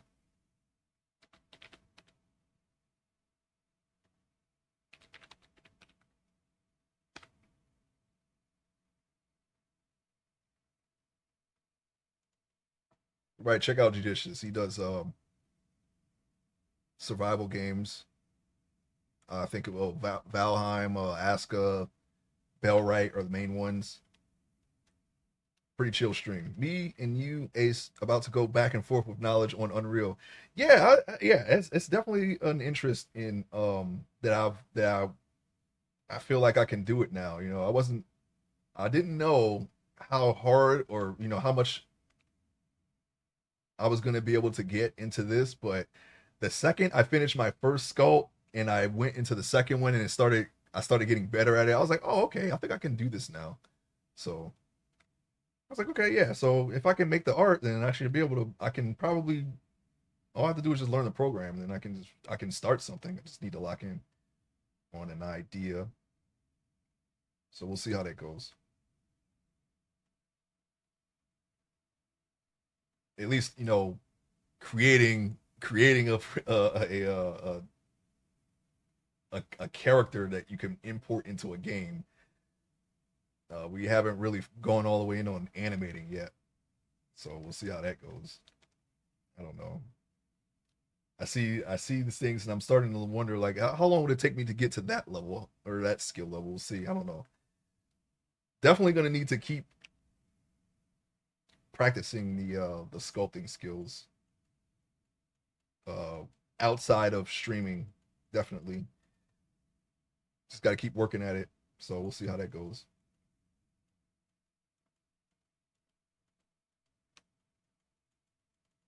Let me do the hill here. I'm just at the point where I'm just trying to commit everything to memory so we can move faster. Yesterday was the longest stream I ever did, I think. I don't remember. I think when I first was just dabbling in streaming back in 2013 and playing Terraria, I think those were my longest streams. And The Last of Us, I think I remember streaming that and Batman. I would just go. I would just basically I just treated it like I was just playing a game, but I would just hit stream and I didn't have any cameras or microphone or anything. So yeah, I think those were my longest streams. But I had very short streams since those days, since I actually started putting more effort into streaming. Um, they've been a lot shorter. I like when I game or draw, I like being able to take longer breaks without having to come back and get started. I might go in 30 minutes or an hour or something like that, and then go back into doing it. And for streaming, I don't really take that long of a break, so you kind of like drain more energy. It was 7 hours. Oh yeah. No, I thought it was more than 7 hours, wasn't it? Was it 7 hours? I thought it was more like 8. I don't know. When I went to bed, you were still streaming, so I don't know.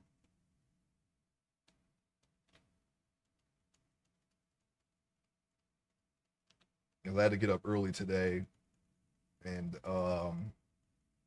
so I went to bed kind of early. I think I stopped around 9 or 10. Okay, yeah. So you definitely stopped when I think it was it around 9? I don't know. All I know is when I hit shutdown, I still saw you were streaming. So I think it was around 10. I don't know. I don't remember to be honest.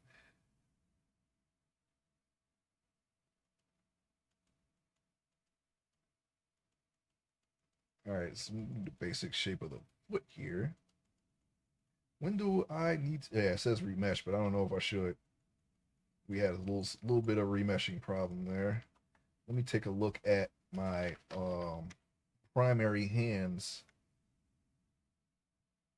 Yeah, that's where all the extra remeshing is going to have to go. I could probably go down to 0 1, but I don't want it. I don't really want to. We're not going to do primary feet because, like I said, the feet are not being rigged. Uh, I'm not going to. I'm not going to need to pose the feet in any way in any of my panels. It is not a foot fetish comic, okay? And I know those exist somewhere. This is not one of them, though.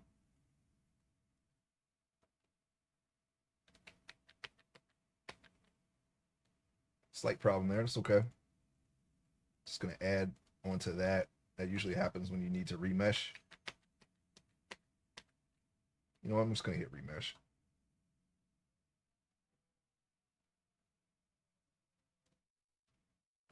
Now let me go. Let me directly go to where I know there's going to be a problem at, which is the hand. As you can see, it went from 3 million to 1.7. And when it goes backwards like that, something may have messed up. No, actually, nothing messed up. What? Now, why did it happen before and not this time?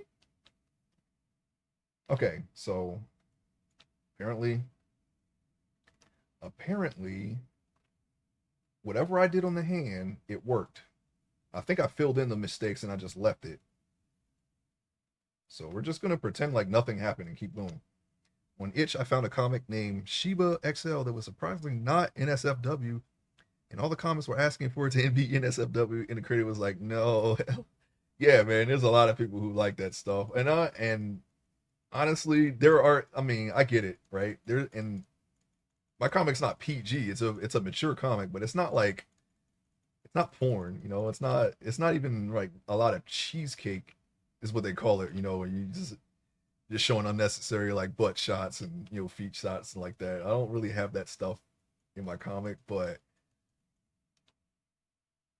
it's almost as if people expect that nowadays because so many people do it, and it does seem like a beat. It does seem like an easy way to make money if that's the route you want to go. Yeah, it's called cheesecake. That's what they call it. Fan service cheesecake. There's different terms for it, but essentially they mean the same thing. Cheesecake. uh, yeah, definitely an easy way to make money though, especially if you animate it.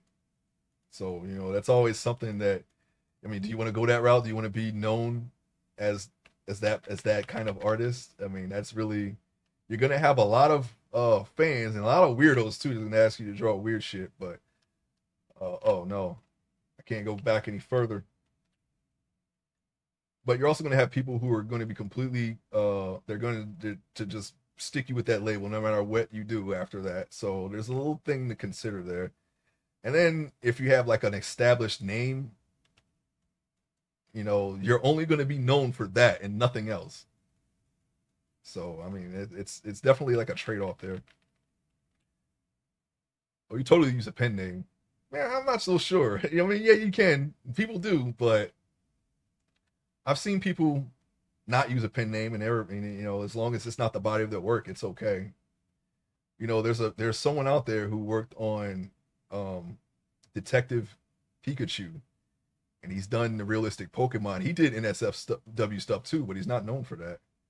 And it's mostly just like nude, like artistic nudity. It's not really like people just clapping cheeks left and right. It was not that type of stuff, but at least like nude stuff, fan servicey stuff.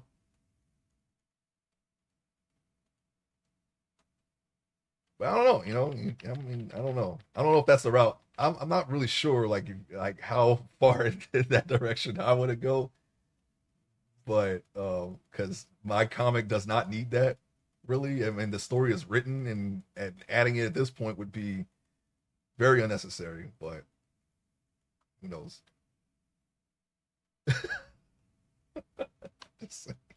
That's what people draw, man. Like I see it. On Reddit, Twitter. And even like the furthest you can take it on Twitch. I see it. It's everywhere. It's just what they do, man. I don't know. If you look at what people commission what people are offering for when they hire an artist, it's literally daily. It's daily, this stuff. Kind of generic, but definitely daily. Sex sales, yes, definitely. And you already kind of like start to connect the dots. It's like when you see these commissions and what people want and the projects you're trying to make, utilizing that type of content, you start to see like I start to see, oh well, that's not what we want. That's I'm starting to see like, okay, yeah, it's not really doing any more than anyone else, right? So it's like the gears almost start to turn. It's like, okay, if I were to go that route, like what would I do different? And it's like, I don't know, man. I don't know. It's like when you take something and you want to try to put a spin on it or improve upon it, it's like, I don't know. It's like, do you really want to do that? I don't know. I don't know, man. It's definitely, I don't know, man. I'm just saying that the door is there. The door is always there, and it's cracked open slightly by a draft, and it's like, and you like might see an eye like looking right at you, like, hey, why don't you come over here? Here to, you know, Louis Louis Belcher says we need some money in sex sales, so we need to find some sex and sell it. Yeah, it's I don't know. It's a way. It's definitely a way.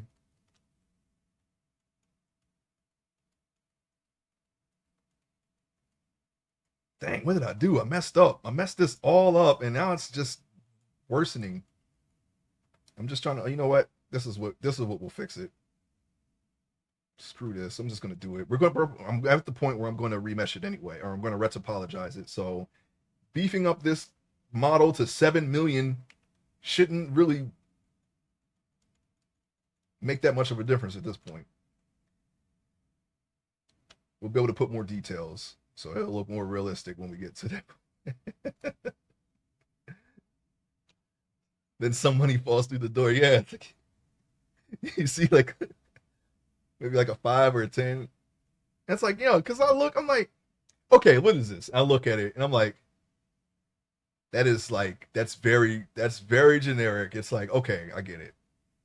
And then I'm like, oh, this is just a Patreon ad, right? You want me to vote? You want me to critique a Patreon ad, essentially, right? So it's already actually getting low points because it's just an ad. But then you go to the Patreon, and I'm like, huh? That's all it took to get that? Okay. And that's not anyone in particular, and it's not a critique of those types of artists. I'm just saying that if it's very minimal effort. You clearly are going at this for the money, but the effort doesn't really match. But people are willing to shell out some money for that. So I'm like, it's like, see this? Not good. Not good at all. Hmm. Can we go back? I have the undo. I have the undo steps very low, so I can get better at just fixing stuff instead of undoing it. And we've exhausted all of the undo. Okay, so we're just gonna have to fix this.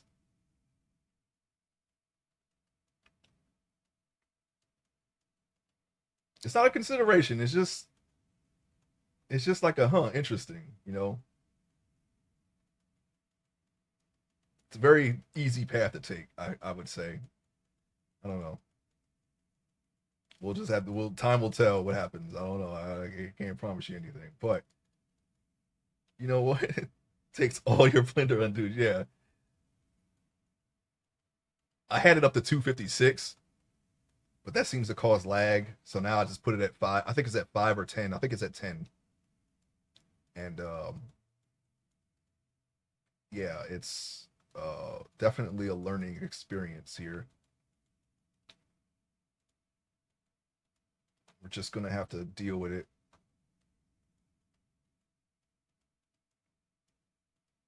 I try to keep my skill level as basic as possible because if I ever decide to draw on paper again, I'm not looking for an undo button. I might have an eraser because I don't really draw with a pen. I just ink with a pen because I grew up, emulating the comic book style art, which includes, penciling and inking and coloring all separate. Some people go straight into ink. I'm not one of those people. But if I have a drawing, if I have a pencil sketch, I will ink it if I feel like, I want to keep going with it. But I try to stick with basic brushes in Photoshop. And man, we really, you know what? When things like this happen and there's no other recourse, I may have to just cut these feet off and then just re-extract them. But then I'm gonna have to uh to remesh it again. I think that would not help me very much there. Just want to keep these holes from appearing. And you think at 7 million it wouldn't do this, but alas, there's still things to discover.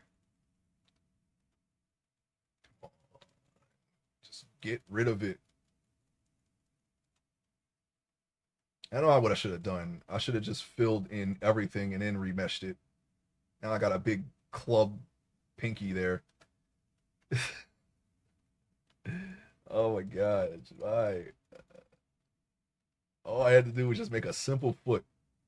So in Procreate, if you double tap with two fingers, it undoes, and I've tapped a piece of paper more than More times than I'm willing to admit. LOL. Oh, I did not know that was a thing. You can redo it though, right? Usually when I undo something, it's just a simple extra step to redo it. Like for instance, Control Z usually is undo in these types of programs, but if you can put Control Shift Z, then that redoes what you undid. Yeah, as long as you can. But I set it to 10. I set it to 10 to get out of the habit of relying on that, and now I have to. I made that bed. Now I gotta sleep in it. I could have easily just put it on 20, 30, 250, but I didn't. So now here we are. I figure out how to fix the mistakes that I made instead of just starting over. Oh my god. Why? Control Y. Okay. I just mean in real life when I'm drawing in paper. Oh yeah. Oh right. I'm sorry. Yes. Yeah, I get it now. Yeah, sorry. I read that wrong.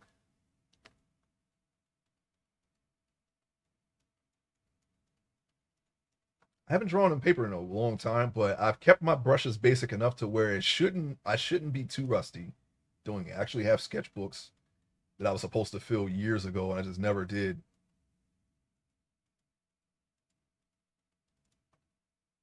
I'm just trying to work out of the mistakes that I've made here. People, just let me cook here. I'm gonna try to fix it.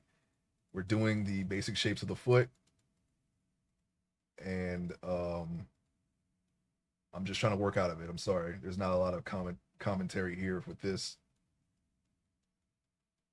Just gotta fix it. Hey, low base guy, welcome to the stream. I am working on another foot, basic shapes here. I made some mistakes, and I'm trying to work out of them right now. As you can see, you can probably see how it looks, and right now we're just trying to fix it. I like you cook. I'll take my steak medium rare. Okay. Well, yeah, that's medium rare. All right. It's still pumping blood through it. That's where we're at right now.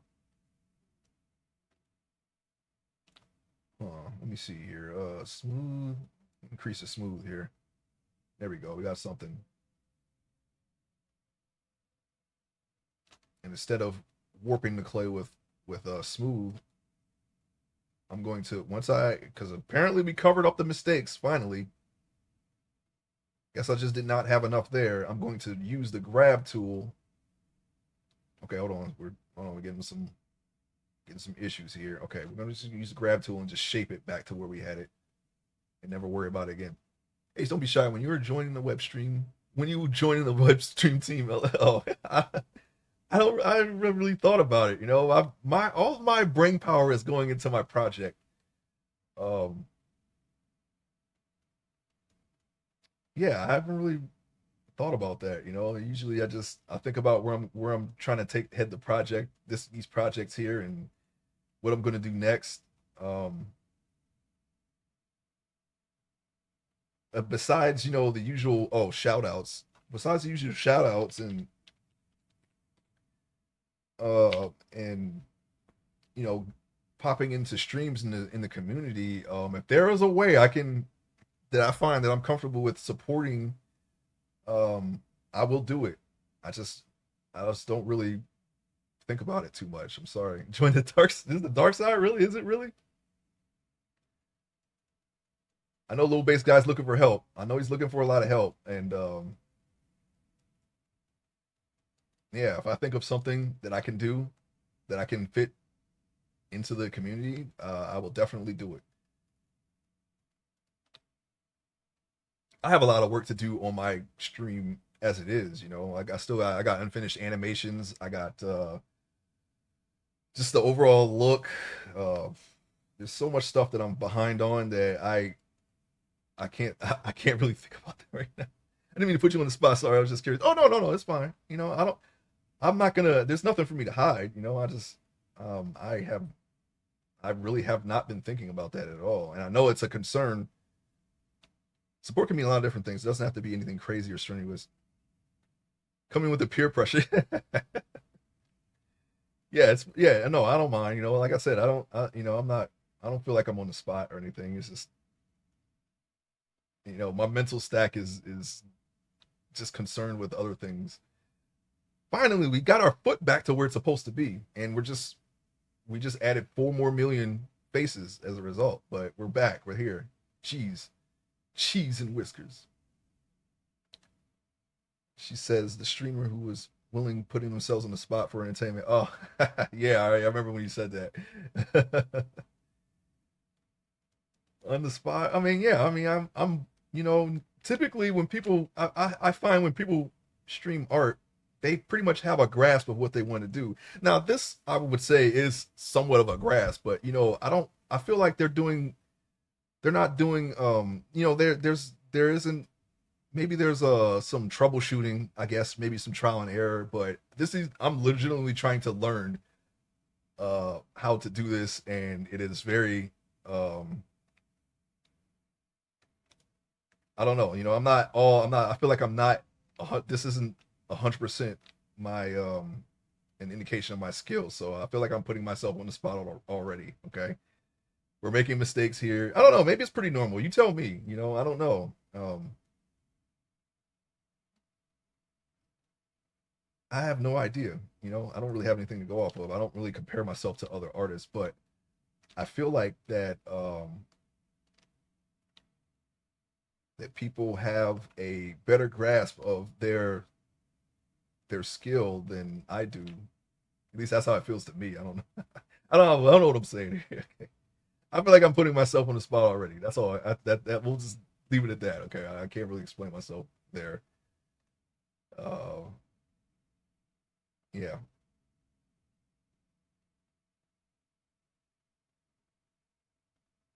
but that's. I mean, it's just a part of.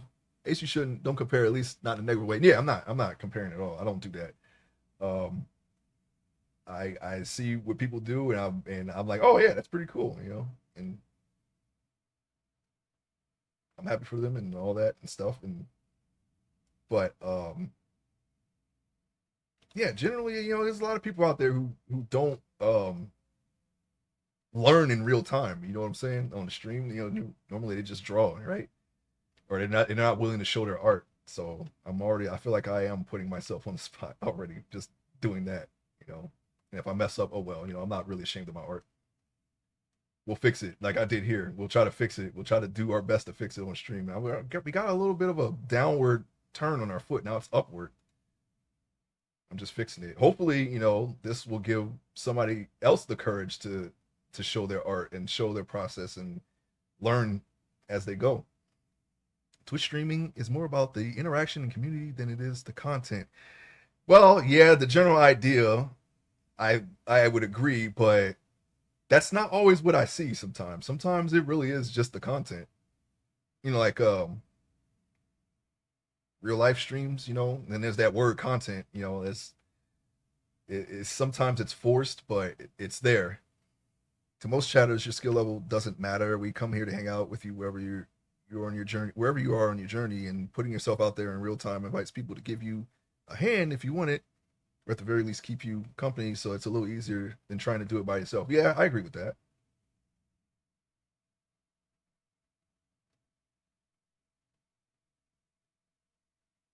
Well, okay, we're keeping it in line with this grid line right here. Easiest way to uh, to fix that problem. And of course, we can go off of this line here. It kind of dips below it. We don't have to really go too far into this because we're going to have to put boots on him. Now it's just a matter of, do I want to improve on the overall design of the boots, or do we just import the boot from the other guys and work on that boot? But those boots are already unwrapped and everything. If I just import the boot, I could just leave it like that.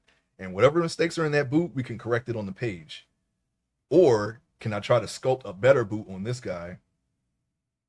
That's the question here. The only thing that I want to do is I want to show the realistic eye process as opposed to what we've been doing before with placeholder eyes. Once that's done, those are going to get imported from other characters from here on out. Once I show up, that's okay. That's enough. Okay, unless I just want to do like a speed uh run trial of doing an entire process on stream, I think it would be better to keep sculpting them just to keep the skill of doing it instead of importing. Importing would, of course, save time. Work smarter. Import the boot. Well, what if I forget how to sculpt the boot? But yeah, I should probably import it. That's enough. Okay. It's not really something that is too. As long as we improve, I just want to improve the look of the quality of the look of the boot. Really, and I can do that. But if I import it, I'll have to wrap it and things like that.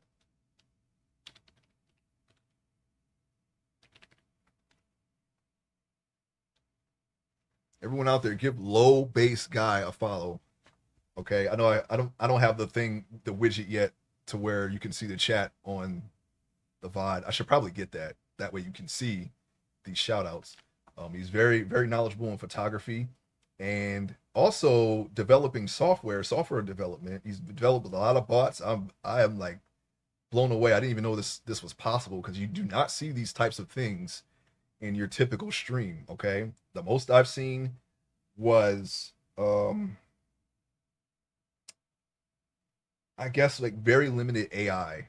Okay, and just recently I've seen AI playing Pokemon, so we know it's getting in that direction. But we got translators here. We got actual useful tools, for streaming and chats and whatnot. So check that. Check low base guy out and check out the progress with that, and also photography too. Yeah, I think I said before that that is definitely a route that a lot of artists take to get better, and I'm looking towards that direction as well. Okay, won't be with a camera, it'll be more mainly with these scenes here, but it's I think the same basic um, rules apply. Okay,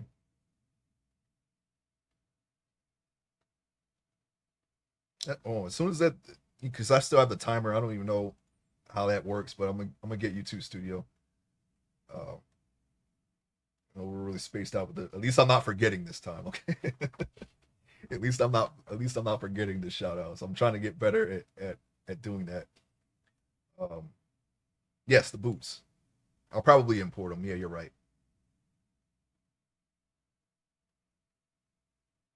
I think I can. The only thing that I wanted to really adjust on the boot anyway was the bottom portion. But I think since we're drawing these in, since we're using this as reference, I could probably just draw that in. Okay, it's just only when I get to making models that are the final result, not like this, which has serves another function that will become the final result, is when I should probably worry about the finer details. I look at Stick's color art, and I see the like details of the straps and whatnot. That's what I want to. That's kind of what I want to do. As far as clothing is concerned, we're working on seams and patterns and whatnot. We're getting there, and of course there was a mistake that I did before I started streaming again. It kind of lost a lot of those details, but I've actually improved my clothing a lot. So we'll see how that goes. I just want to try to move further in. What's that? You can do shadow custom command and control the cooldown, I believe, unless you want that to be the cool. No, I want to just be able to shout out.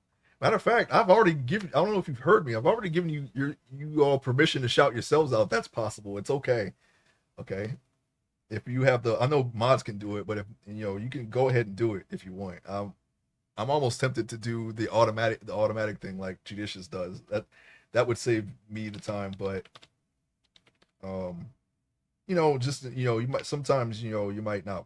I don't know. I guess there's some people who might not want that. So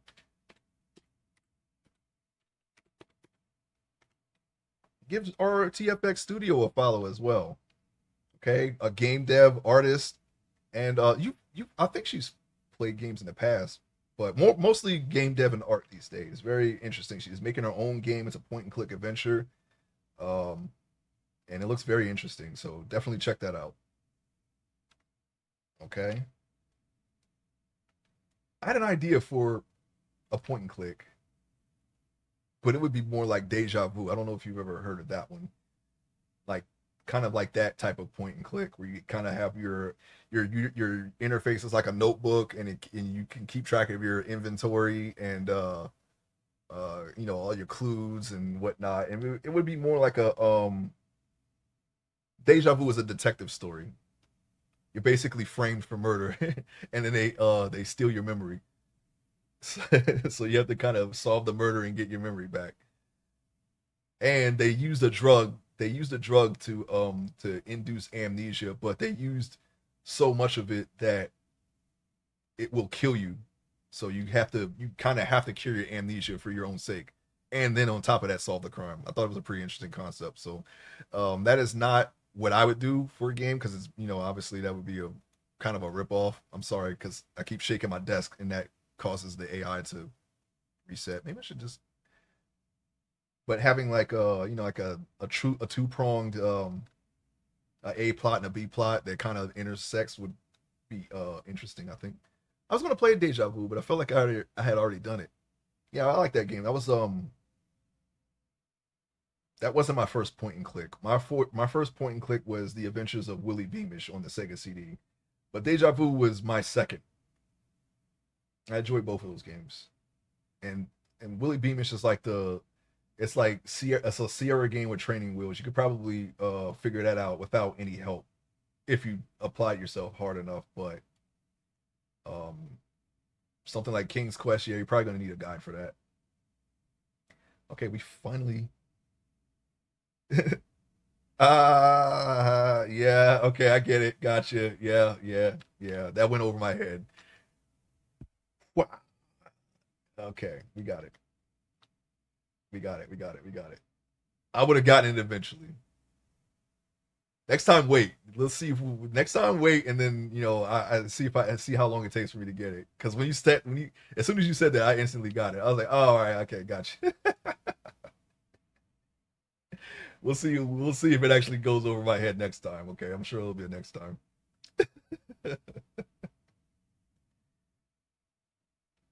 All right, all right, all right, all right. Let's see. Mask. We're gonna do. I think I got everybody. You see, we got studio, low base, judicious, and 99. Okay, there you go.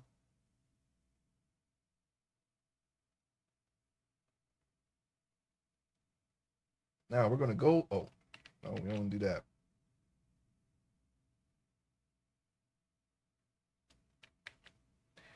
Let me look at my old notes here. No, it only goes to hands primary, which means I must have done all the primary details in the feet already at this point. Because there is a feet primary, but I skipped it because I didn't see the point.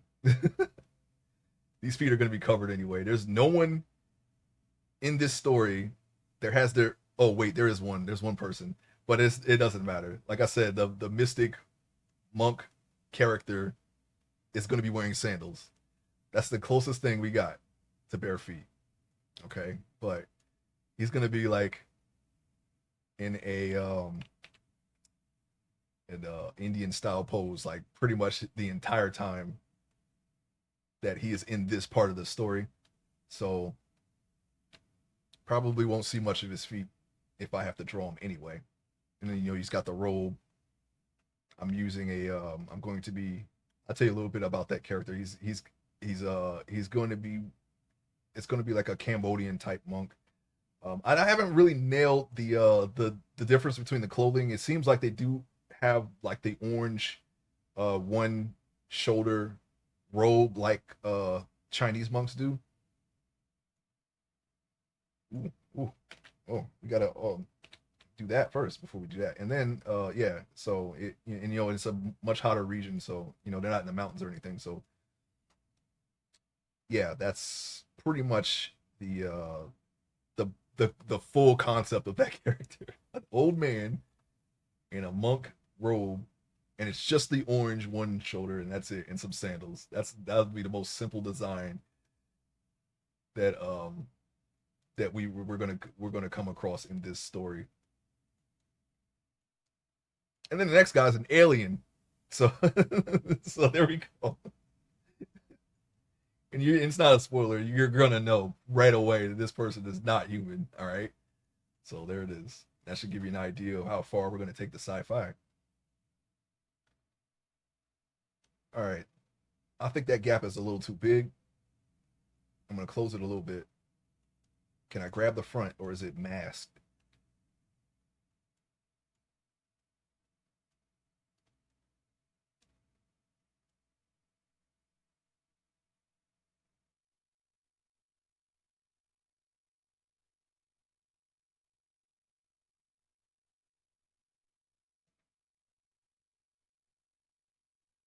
You know what's interesting? I don't have any of my workflow written down beyond this point. So I already know what I need to do because, like I said, I'm trying to commit all this to memory. It's basically just mainly tweaks besides hands primary, which is the next thing we're going to do. That's the primary shapes of the hands.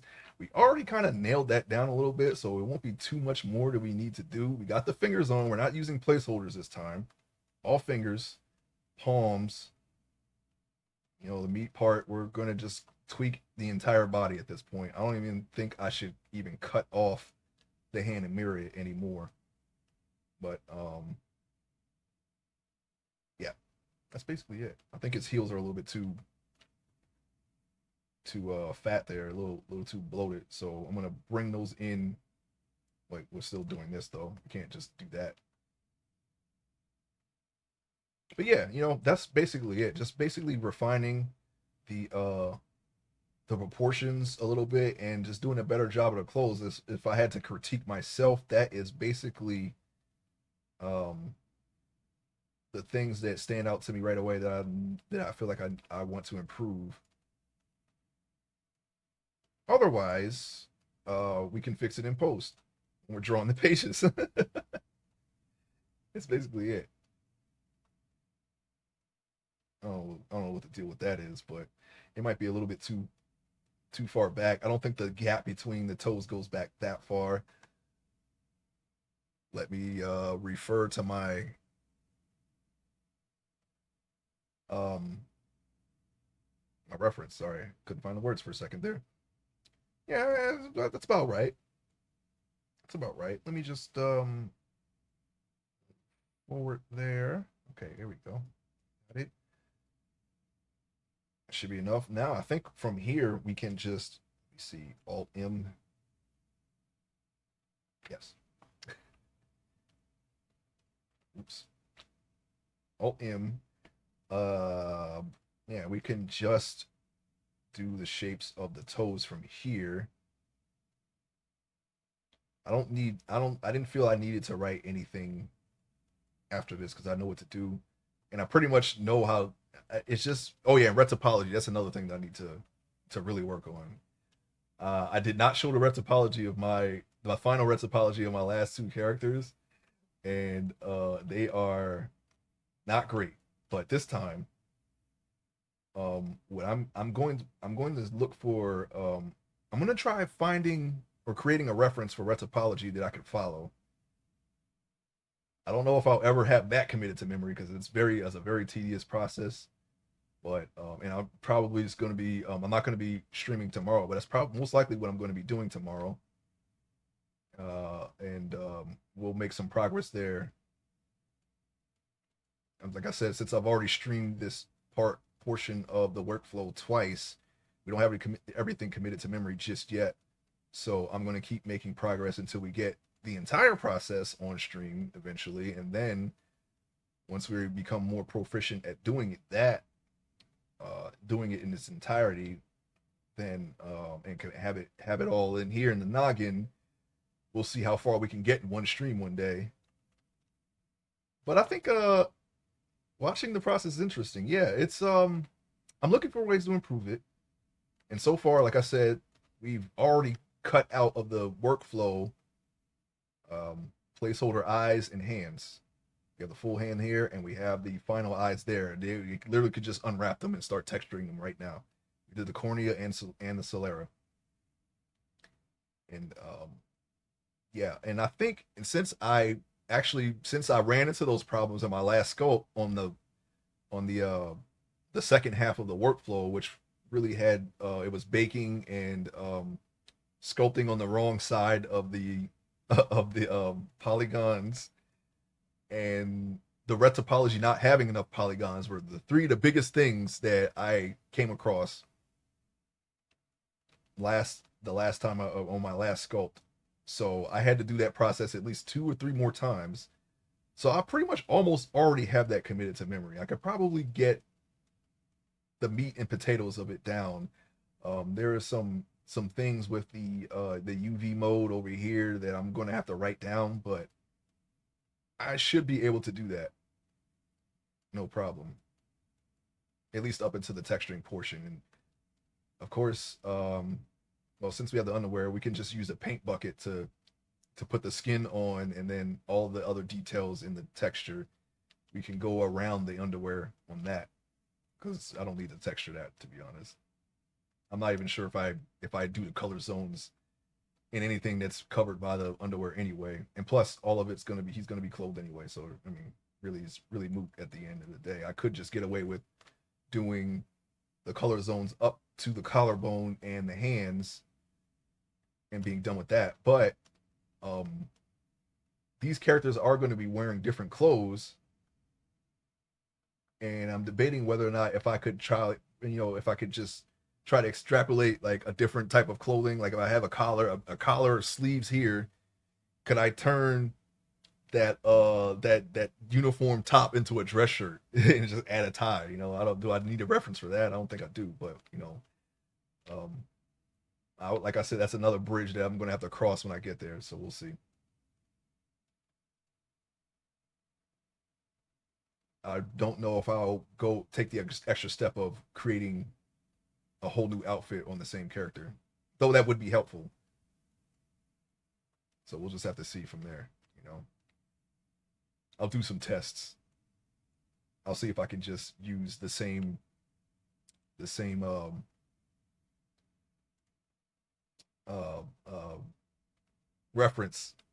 I'll use the same reference for different types of clothing, because it's really just like proportions, the pose, and even the lighting. Those are things I'm not gonna have to think about if I use these. So could probably just do the clothes on my own. We'll see. I don't really do a lot of like clothing studies, like cloth studies, but I do have a way of practicing that. So I found some references and materials online that I could use when the time comes, so I can get better at that. So we'll see how that goes. Adding the boning landmarks here, and we're gonna have to shape that toe a little better. Yes, I did it haphazardly, but it's okay because we can just smooth all that out, so it's not a big deal. We still have we don't have to worry about any lag here. Let me save it. At this point, we have the entire body. I don't think. Oh,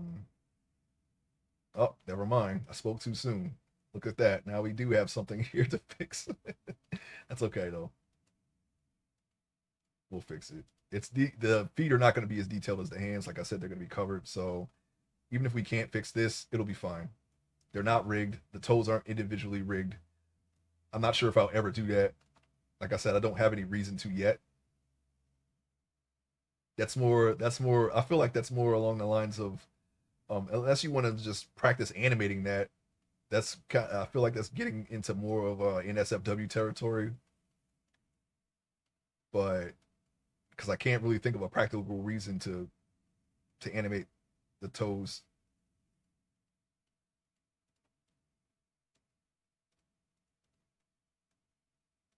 without it looking like a fetish, that is. Yeah, but yeah, for now we're not going to have any rigged feet.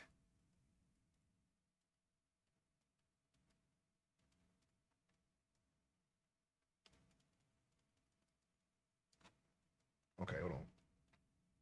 I should probably address this now. If I remember correctly, since we've already dealt with this like 4 or 5 times, on the ears, the hands, the feet, basically anything that is not thick, like massive, like arms or legs. I think just inflating these like so, and then adding stuff on top of that will fix it without causing any deformations in the foot here, in the top of the foot. I don't know why this happens. Like I said, I'm at 7 million. I still don't understand why this is happening. Normally, when I'm this far in, that doesn't happen anymore. But we're doing things a little bit differently than we've learned, so we're starting to make changes to the workflow.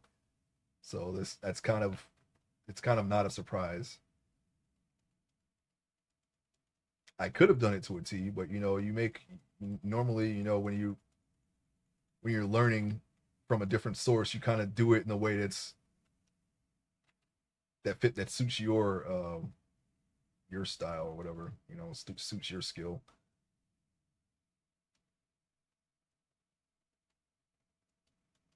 Like if you want to draw like Jim Lee, I mean, you start off drawing exactly like Jim Lee because you're learning from him, right? But after a while, when you find your own style, you kind of start adding your own little thing, and I guess that's where we're at.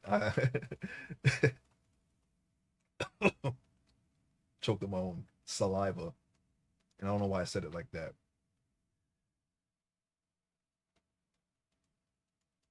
So let's smooth this out a little bit, and it starts to look more natural. You kind of get like the bony landmarks and a little bit of that, like there's muscle and tissue underneath the skin there.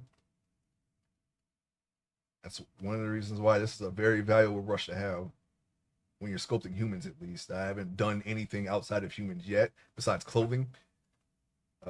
We haven't done any objects. I know people like to start with donuts, but I just jumped right into the deep end.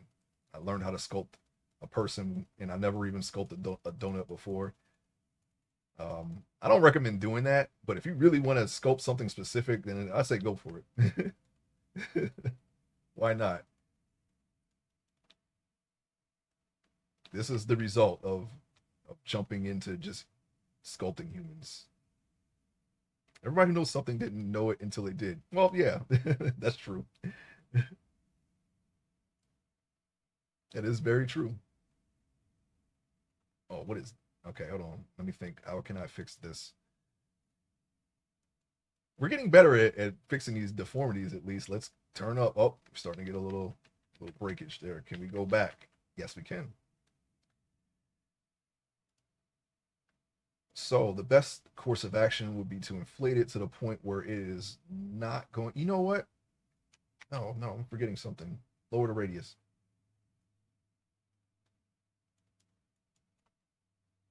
Okay.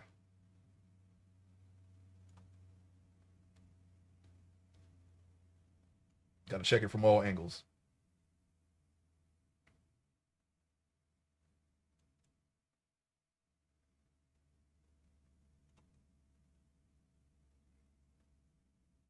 Oh, it looks swollen. That kind of didn't help. Now we got a little crease here that we got to get rid of. Wound taking its toll, as I feared.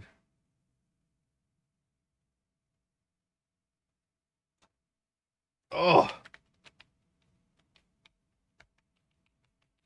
this is why I opted to go minimalist as possible in my last sculpt. That bit me in the butt in the end, but only because there were certain things that I did not do right that had nothing to do with being minimalist the entire time. Minimalist on the high res, but when you start to retopologize, you want to make sure that the retopology has enough polygons that you can texture. That's basically where I went wrong, and I didn't flip the normals, which is a very basic thing I just forgot. I was trying to commit things to memory a little too early. Didn't have it all figured out yet. Well, I still don't, but we're getting there. We're getting there, and there we go. We got something. Just smooth that out. Just want to try to keep the shape. We're still not done with the general shape, but I just want to make sure that we don't lose what we have. here. Okay.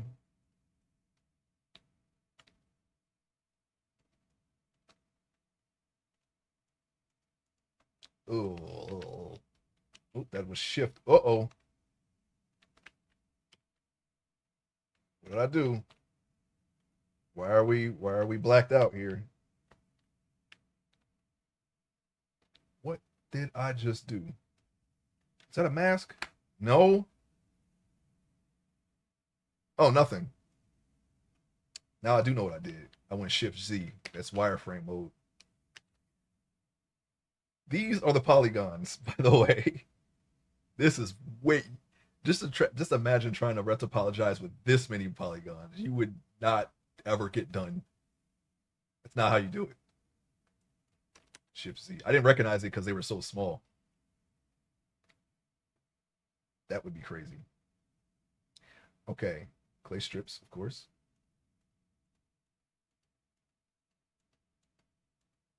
We're still trying to repair our toes here. No, we didn't go. See, we're beyond the limit that we can go back. So we just have to fix that manually. Uh,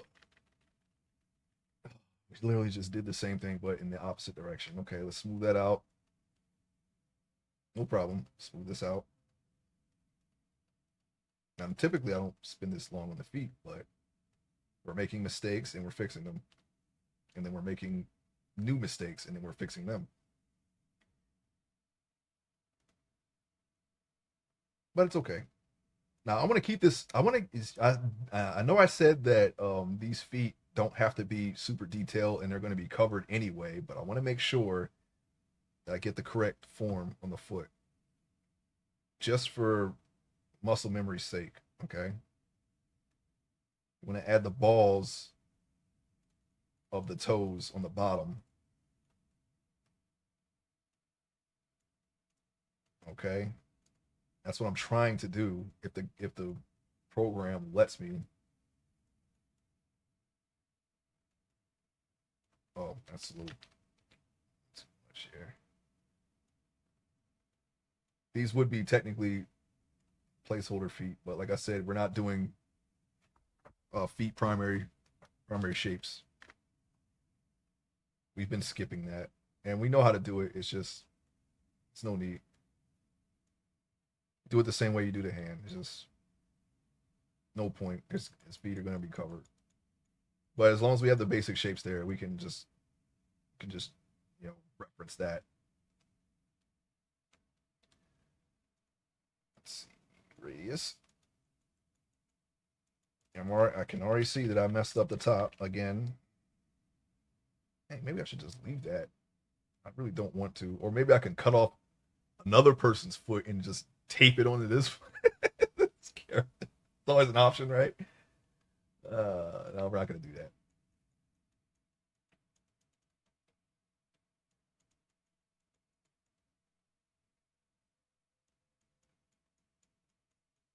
Program was loading there for a second.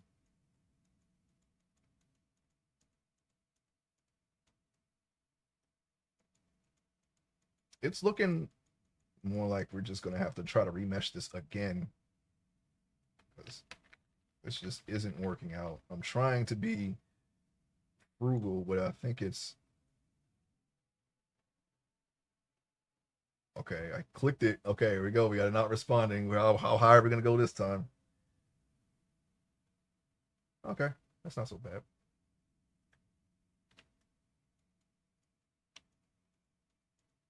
All right, I think we're good here. Now we can fix it, sort of.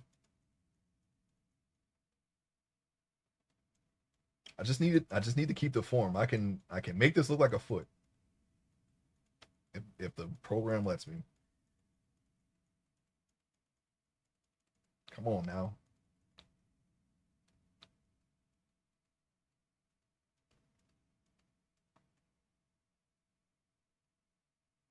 Okay, one, two, three, four, five. A little skinny for toes, but beggars can't be choosers. We're gonna take grab here. Actually, yeah, we can. We can choose. We can definitely choose to fix these the length of these toes here. Now, technically, this toe is going to be longer than that toe. And we still got to shape that toe. That's okay, though.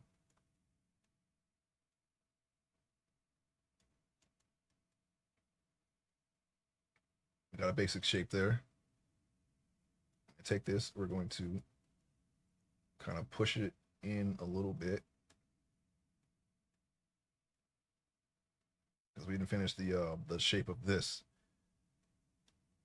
It's almost like the thumb shape, so kind of like a snake's head, sort of. And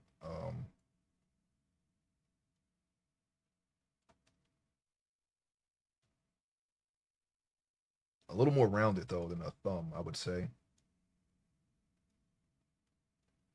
Okay, now let me take this and move this out some more. And we're pulling the other toe with it. That's fine because, they're all attached. It's okay. If they need to be longer, they can be. And we don't really need to pull this one as much. That's a very stubby toe. It's very curled for a lot of people.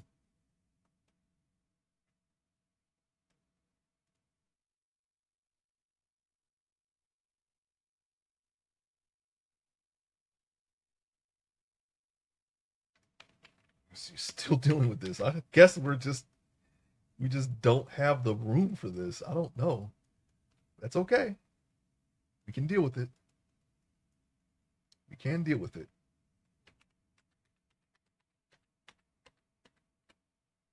Yowza. When there's a will, there's a way.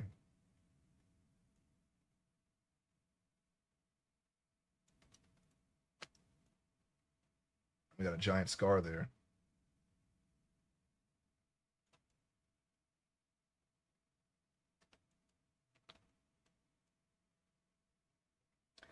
This is what you would do this and then remesh and fix it. We could try that. Do I want to hit this again? Hold on, wait. Let me save it. So we have a restore point at least.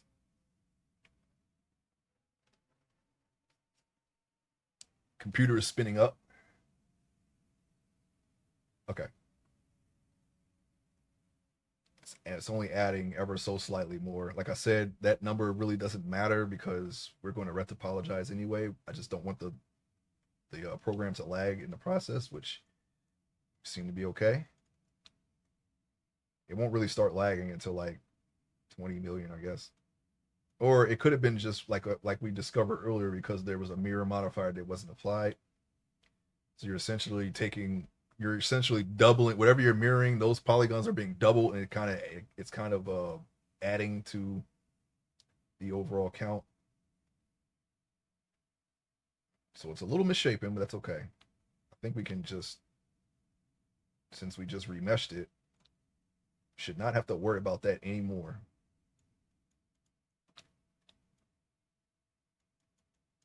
So now we have a better understanding of sculpting, so we can, as long as we know where we want to go. So how we get there isn't as important. There's really no specific route to taking to getting a character done here. Many ways to do it, and we're going to do it. Let me add the foot forms back in here because we seem to have lost them, and that's a little bit more than we need. So I'm gonna smooth that down a little bit. Okay. We can see most of the toes there. We should probably put a little bit of a line there. We kind of didn't do that because we've been spending most of the time trying to fix the deformities in that area, but that's okay. Can still do it. Not really a big deal. I think the foot should be thick enough to where we could just do this without worry. Okay, hold on. We got a little auto save there, I guess. A little worry without worry of messing up the top.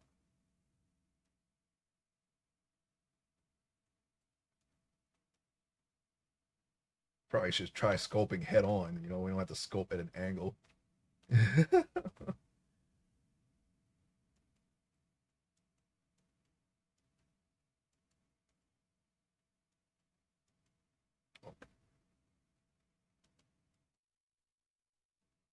Should probably go back to using my stylus, but I gotten so used to using the mouse that I just keep using the mouse now.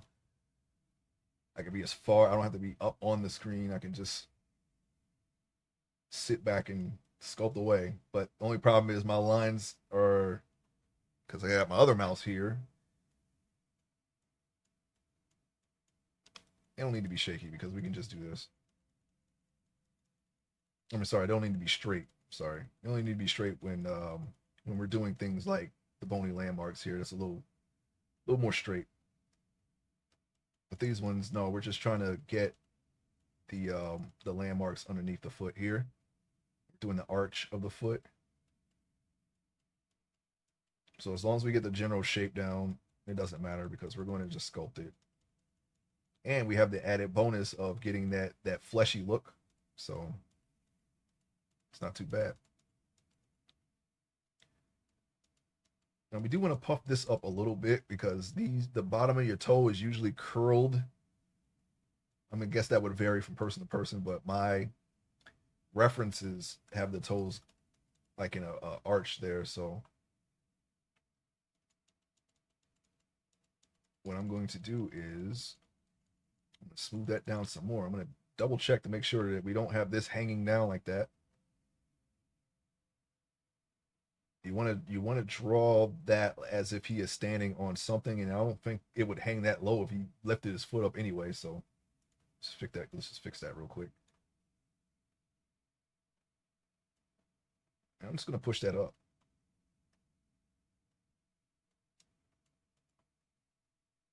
And you can still see that there's some meat there and it doesn't stick down.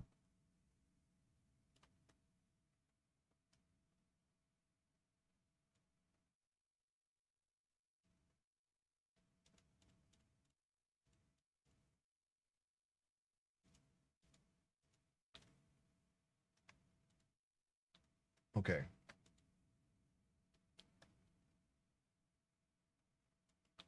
Looking at the heel now, we kind of got that going. There's really not much other than to just beef it up just a little bit, make it a little more round. Kind of go like that. We're not affecting anything. This can probably be smoothed out a little bit more. And of course, we still got that kind of like that skin texture that you would find on a foot. It's like little wrinkles here. We're gonna leave that there for now because that is something we're gonna revisit later when we do the micro details.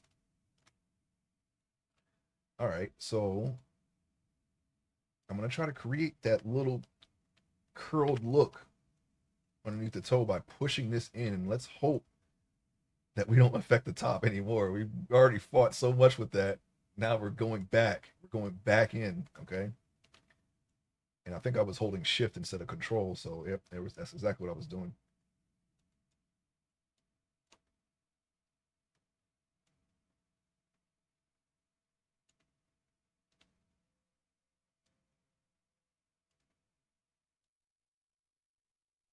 Whoa, whoa. Oh, ho, ho, ho. Whoa, okay, there we go.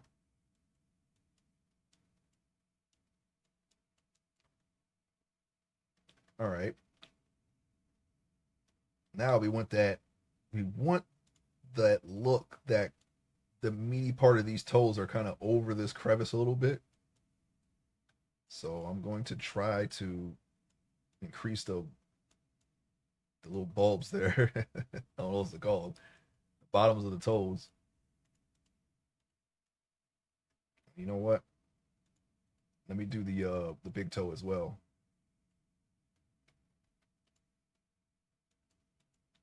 That's shift. I have a habit of holding shift because I probably do more smoothing than anything, to be honest. Most of this is just pulling and grabbing. But yeah, I smooth everything. Everything gets smooth eventually. So probably the most used tool. So I always end up holding shift just out of habit.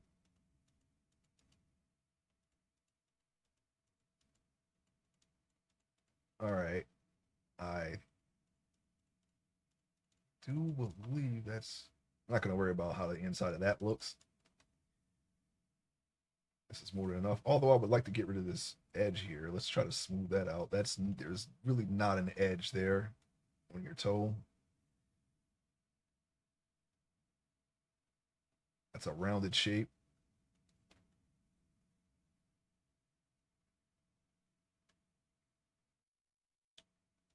I'm going to continue to accentuate that area there. I think these are a little too long here. This is a very long pad underneath of your toe.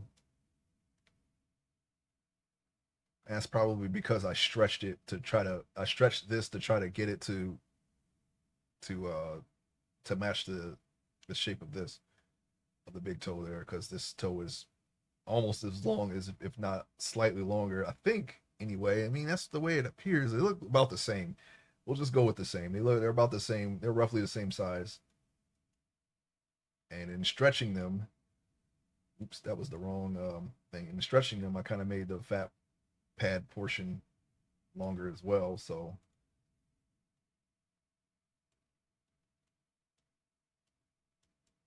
I'm going to try to adjust that right now.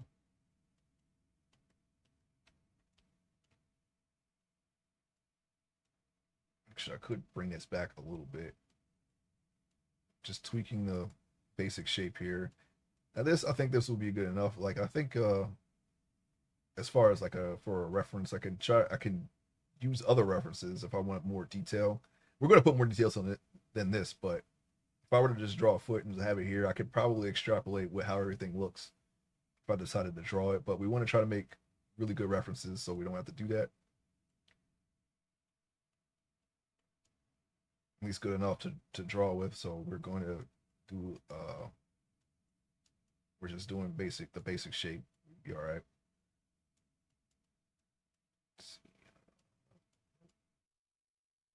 Okay. Maybe we can pull this up some too.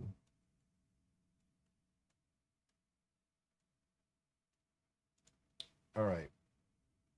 I'm going to lower this radius, deepen this crevice here, and try to fold the toes over that a little bit more.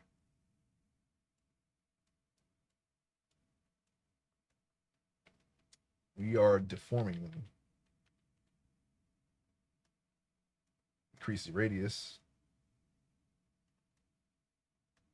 Oh, look at that. That's not the way they should look. I'm just trying to curl them a little bit, and we're going to make those a little bit more round because that's what they should be. They should be round. They shouldn't be um, long like that.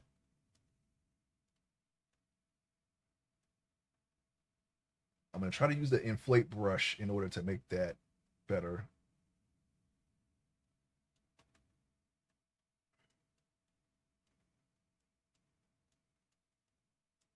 Well, I can't wait to apologize this. It's gonna take a while.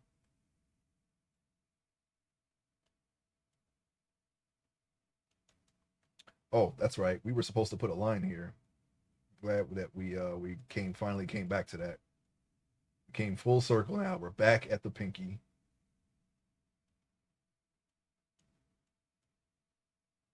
I should probably use draw sharp.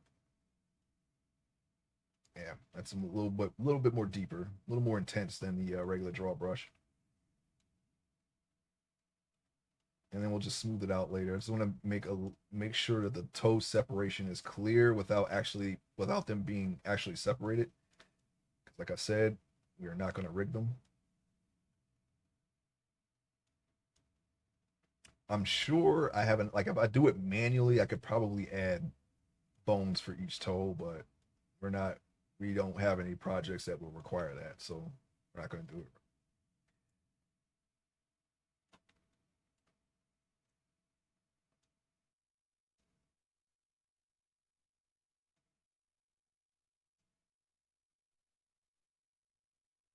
I'm going to smooth all of that out, of course. Let's see here. Uh-oh. Oh no.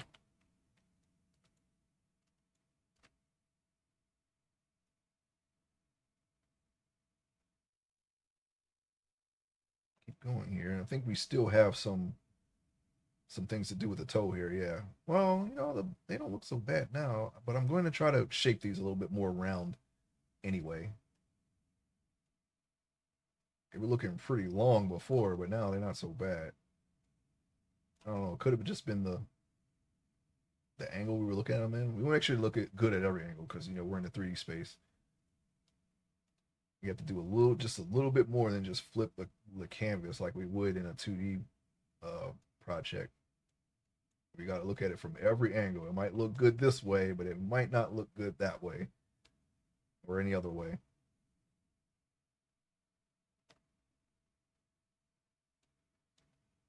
I'm going to deepen that. We're going to make it a little more triangular there.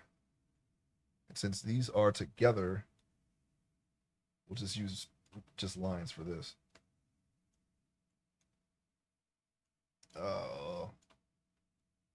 Okay, we're going to start smoothing this out now because that looks just a little rough. Hang on, let me save it. Okay. I don't see any immediate problems, so we should be okay to save it.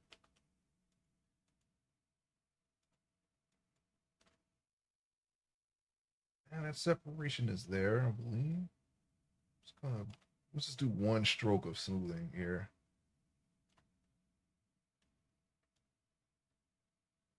Just want to make sure that they all look like a separate thing. Go here. And we're going to go there.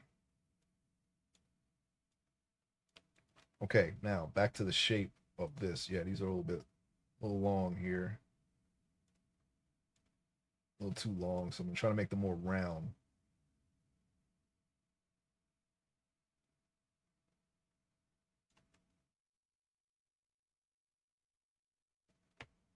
I need to see a different angle of a toe. That's not the big toe. That's what I want to see. We have that. I'm just going to look in the references here real quick.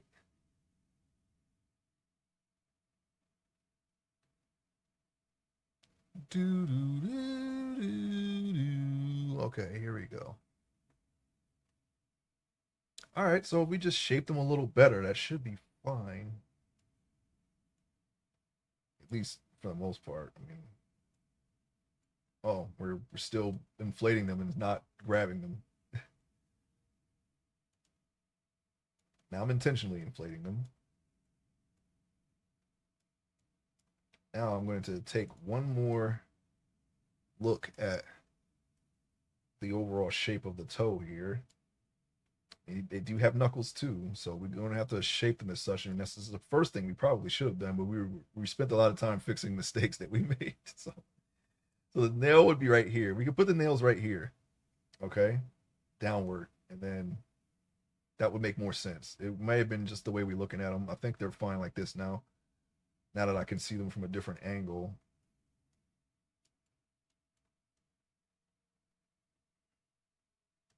All right. Let's add once more some bony landmarks there. Do do do.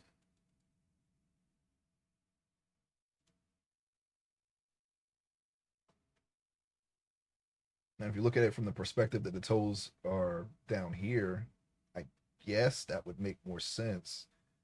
Still look a little big though, but like I said, if any corrections need to be made after the fact, we can just draw those corrections in. And I don't even think there's any barefoot scenes with this guy anyway that would require the camera to be right here. So,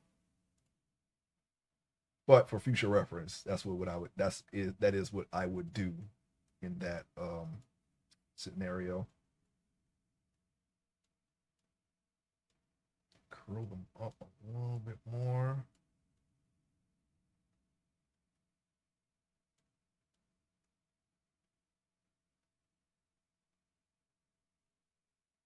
we have a little separation here.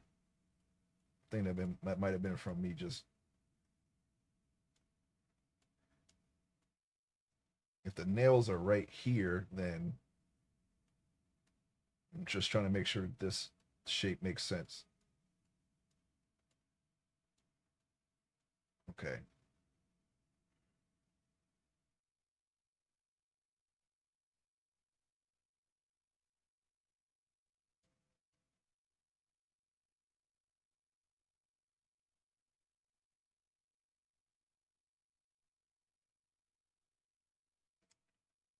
Ooh, that's not what we want. That's what we want. So we put a little crease right there.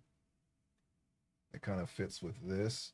We didn't taper that crease off. We kind of let it end right there. So I'm going to smooth that out.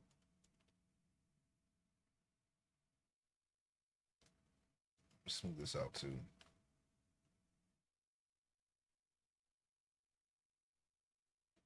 Very bare bones feet, but I think this could work. I think we can roll with this.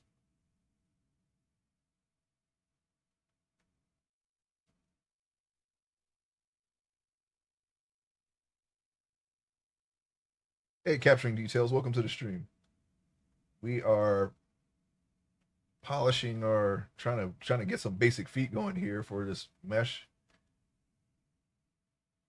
I think his feet might be kind of large, but I'll shrink them, I think. Oh, no, you know his head's small too. But we'll adjust that. I am trying to get the proportions together here. Could do, maybe I could grab it, just push them back a little bit. Hopefully I won't kill any of the details we did.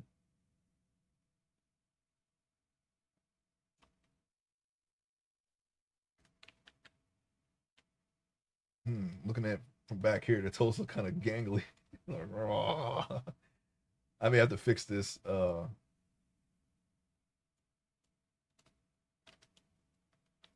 a later date and have more time, but I might have to come back to this. 1 second. Just trying to, because this is as far as we're gonna go. We're not really gonna do primary shapes for the feet. So I'm just trying to get some really basic feet here. They'll be covered by boots, and not really worried about trying to put too many details on them. I just want to make sure they look okay. Look a little crooked here. It might have been from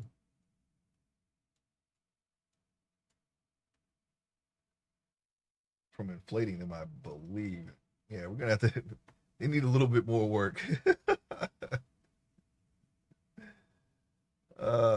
Let me see what I can do here. Now, the basic shape of the feet probably needs a little bit more tweaking. This a little bit.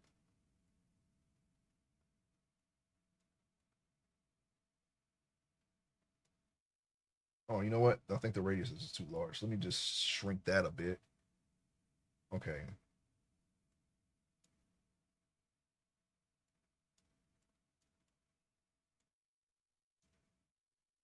Try to restore the shape of the foot here. I guess it got a little deformed while I was trying to fix some other stuff. How you doing today, Captain Details? Capturing Details, sorry. Hope you're having a great day so far. My day is going pretty good. Pretty soon here, we'll be able to tweak this and start retopologizing it.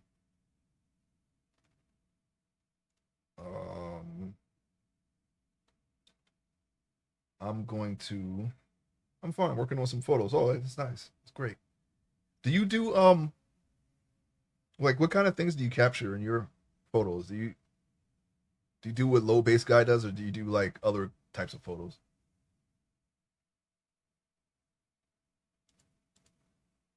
Was that you who did you did wedding? Was that you who said you did wedding photos? There was someone. There was I know there was one like a couple of photographers that visit low base guy stream. I think some of them do wedding photos and things like that. I don't think that was you, to be honest. I think that was someone else. Weddings are not on my are not in my list. I know people get really picky with that stuff, so yeah. Now that looks a little better. We got a little better art share.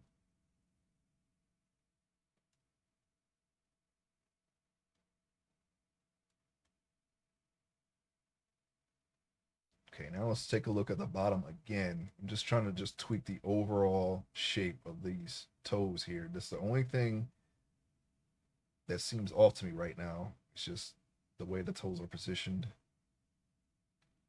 And we do have references for this, so we can easily fix it. Just tweaking some things here, and then I think the next thing will be hand primary form, but I don't know if we'll be able to get to that on stream today. Do you have any anatomical study, or is everything about observation? I use anatomy for sculptors to as reference for this. These characters, I am sculpting these for a project. I'm doing a web comic, and I'm what I want to do is I want to have references for all my characters. This is one of them. I'm sculpting them in the order of appearance, and I want to make sure the anatomy is correct. So I'm using anatomy for sculptures here, and as well as some additional things here. Here's some of it right there. Just show a little bit of that there. Things like that. Anatomy for sculpture is very helpful for sculpting. And it's just that's basically it. I haven't really formally studied anatomy or anything like that, if that's what you're asking, but that's what I use to do this. This is like my third sculpt. No, actually, no. I streamed three sculpts, at least like half of the process anyway. But this is like my fourth or fifth sculpt. Oh, thank you. That's because yeah, I did this like two other times on stream, so we're just getting better at it. I'm glad you think so. Thank you. Um, I think we are making improvements. I felt like we're doing the same as before, but I do see some minor things here and there that are different. Not just the foot, just like overall. I think the yeah, I think we are doing a little bit better than before, especially with the back anatomy. Well, I don't know. The back still looks weird to me, but I know that's correct. It seems like it's correct. So we'll see. I don't know. But the proportions, the head's not attached yet, so that needs to be adjusted. So his head looks kind of small there. Matter of fact, I should adjust it right now. But thank you. Yeah, it's just I just do this as a hobby. I don't. There's really no formal training here. Let me see head, and we're just gonna hit S and scale it up. That's a little too much. Wait, this is where we were. Okay.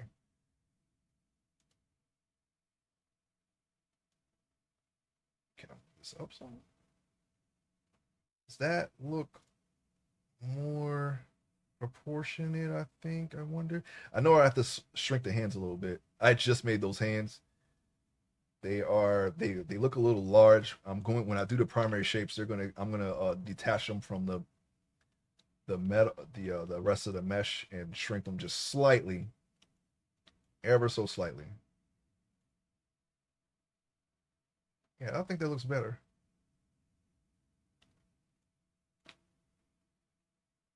Might be his feet that I think his feet are a little large, but the boots, I have boots that I'm going to wrap around the feet there, so that will be a little bit they'll be a little larger than usual, so it'll be fine. I'll just when I draw it, I'll correct it. I'll correct the size. I think I can shrink these though without deforming the thing here because I don't want to mess with these toes anymore.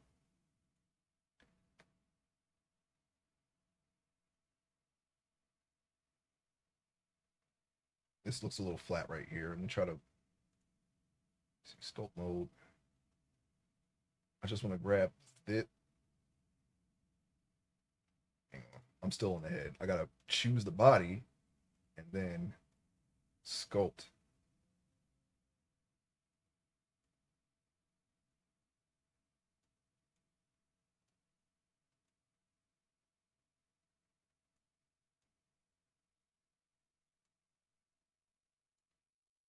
This is just a little bit too, okay. I'm trying to make these a little bit more round here. Thinking about the form. Yeah, a lot of this is I've kind of old clay strip the effect of clay strips this to some of this too. It really helps with the way the muscles look under the skin.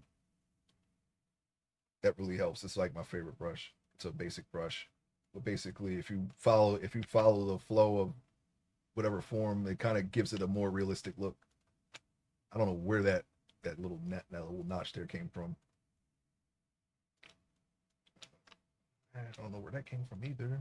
Probably from, yeah, it creates little effects like this, and you're gonna have like those types of wrinkles around your the feet anyway.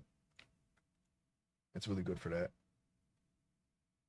But these are right now we're just trying to work on the basic form and the basic forms and some of the primary forms as well. We're not going to get into the secondary, tertiary, or micro details just yet. That's a little further down the line. I just want to make sure that there are no problems at this stage. But eventually, yeah, we will get to get to all the little smaller details. Also, I need to put the toenails on because this is as far as we're going to go with the foot. We're not going to go too into detail here. They'll be covered anyway. Just so we have the form there. See, okay. That.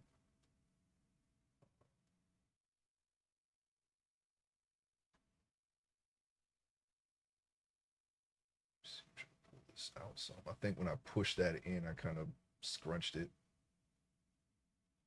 I feel like it's too much like a club. I don't know. Maybe I'm just being picky. I think they're. I don't know. Maybe I should just walk away. Just walk away from it. Gotta walk away. I'm gonna walk away from it now. I think we're just gonna let's see. I need to. What I want to do is I want to work on the area around the toenail.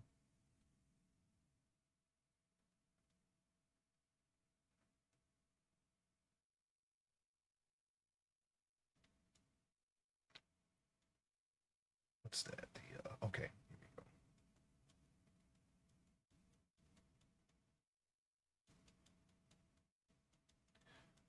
Okay, now this little area is kind of raised up until you start getting into where the toenail is.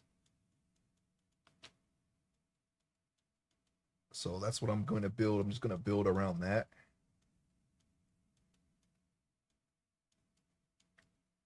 And I probably won't, well, I might be able to get a little bit of a toenail on there if I, well, no, his toenails ain't going to be that long, but uh, I'm thinking about how I should tackle that. I know how to do it. I don't know if I should bother putting any toenail length on his toe there.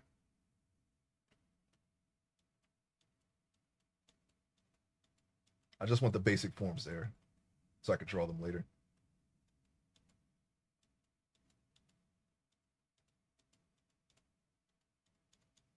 Let's see. Uh,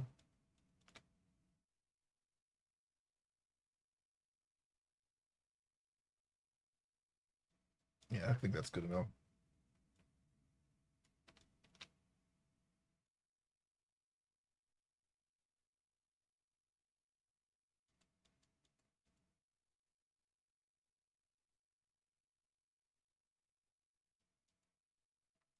There, and when we smooth it out, it'll look a little. It should look a little more natural if we smooth it out. Let's see here. Just want to add some of the. I probably went too far in that direction there. And we don't have the nail fleshed out yet, but that's where it's going to be.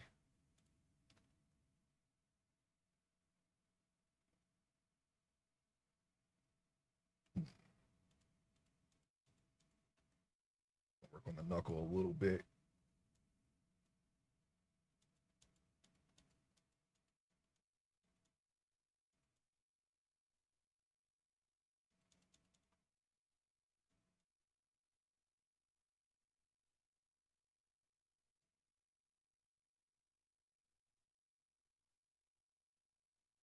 See, that's how I look. That's what I want to do. What I've been trying to do is successfully pull this a little further out so it's more round, but it's looking more like a club. Now I can see it from this angle. I see that I'm just may have to spend some time fixing that, or I could just leave it. I don't know. At this point, I'm kind of over it. I'm supposed to walk away, but this looks this looks off to me.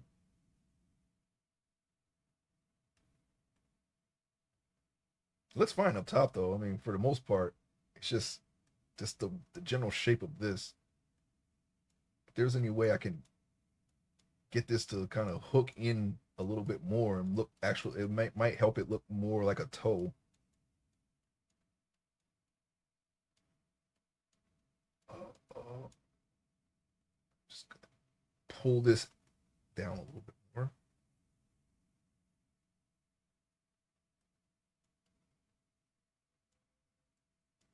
Like there should not be that much toe meat. I guess I mean that's the term that we're going for here. Toe meat past the toenail. You know. Normally this is the tip. It kind of curls in like that, but it's not doing that here. It's too much. I added too much. Maybe I can try shrinking it with um smoothing. It seems like it might actually work. I'm gonna put that on my to-do list to do later. I'm not gonna worry about it right now. Does it work symmetrically on both feet? Yes. This right here is your symmetry option right here on the x-axis. Everything that I'm doing here should in theory work over here. So yes, it has been doing it. Sometimes it doesn't. Sometimes there are mistakes that the program makes. But yeah, you have to turn that on though. You can do symmetry by the x-axis, the y-axis, or the z-axis. We're doing x, of course, and then there's a if you need like if you need to, what you could do is you can sculpt. We have to. That's another thing we got to fix later. But you could sculpt one eye and then just mirror it with a modifier. By going here, you go modifier, generate, mirror. You just have to make sure that all the transforms and the positioning is correct, and then you can mirror it on the other side. That's what I did here with for these eyes. But it pretty much works with anything. With a little bit of math, you can involve, which is all this stuff right here. It's like a Euler, XYZ Euler. It's all math stuff. But if these are in the correct position, then it should work. I only use Euler. I don't use quaternarian. Yeah, quaternion or anything like that. Euler is the the uh, the parameters that I learned how to work with. But yeah, it saves a lot of time. Or yeah, and you know if you like say like if you had a mesh and you I don't know you messed up this side of the mesh, you could just cut this mesh in half, delete this messed up half, and then just mirror this other side, and you'll pretty much fix it that way. The only problem with that is you're going to have a super symmetrical face, and it's not going to look very natural. So you'll have to add the asymmetry back, unless that's what you're looking for. I mean, I know there's a lot of art styles that don't that don't have asymmetry, like anime. Like if you're doing an anime character, you can draw everything exactly the way it is on the other side, and it will be fine. But since we're kind of working with a little bit of realism here, you're gonna have some asymmetry. And in this case, normally you would add it yourself, but in this case, I did not have symmetry on when I did the eye, so it's a little different from the other eye. Okay, so we have some natural asymmetry there, some unintentional, but it works because it's the face. It's completely fine.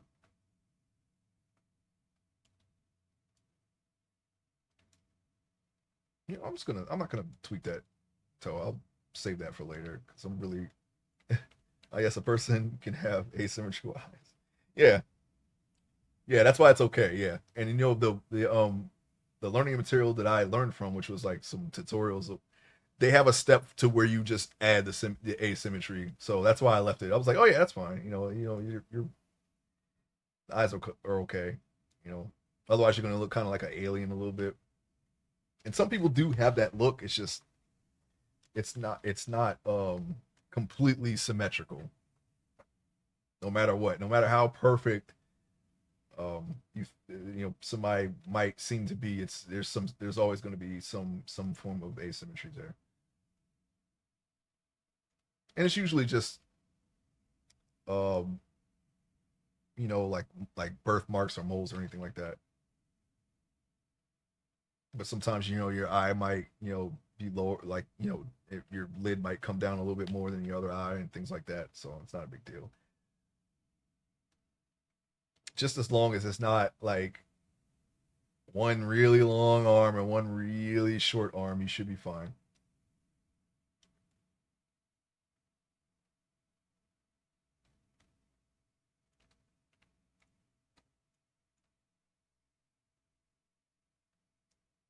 Let me go to this. I'm just gonna add a little bit more here. Just want to make sure that we get some kind of form here,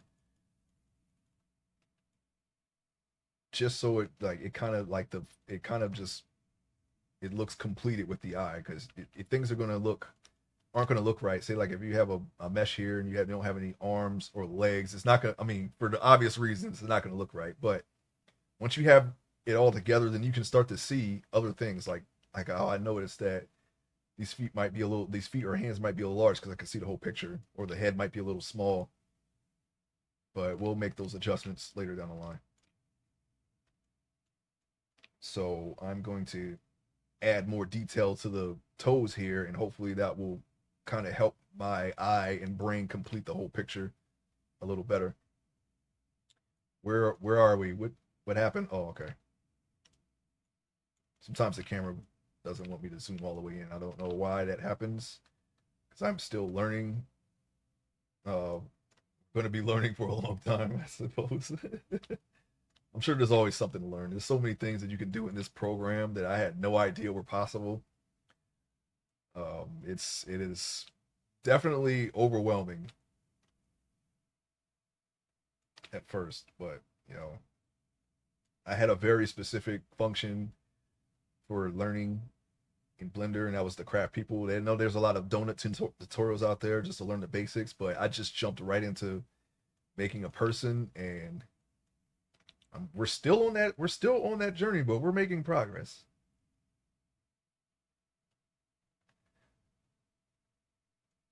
Just some general refinement would be helpful. We'll see. We'll get there eventually, I'm sure. Okay. Toes here. Actually, don't have too much longer here. I gotta leave soon-ish. So I'm gonna try to get these toes together here, and then yeah, I guess that could be.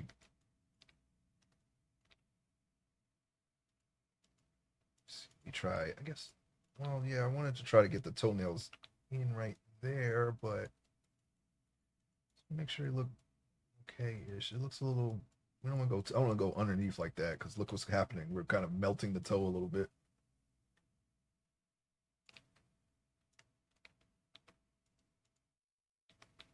Let me see. No, not smooth. We're already using smooth. What I want to do is I want to scrape that. They're not all even. They like toenails are not. They're not all even. Sometimes it can be stubby and whatnot. I just want to see that they're there.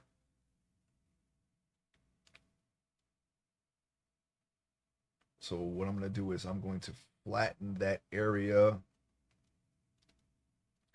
Just a general idea that there's a toenail there. I'm not going to really go too far into it.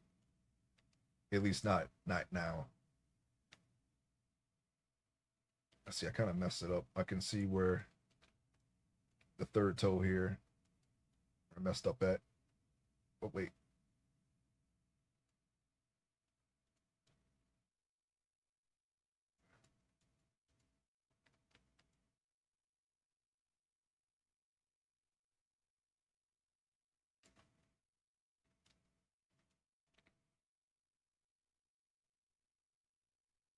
Okay, let me make these a little bit more round. I'm gonna add some polygons there. There's some strokes. I'm not even sure if that's really what's actually happening. I just feel like it is. But I'm gonna add some mass there and kind of round it out so it looks more like a toe there, and it kind of deepens this valley that we already made.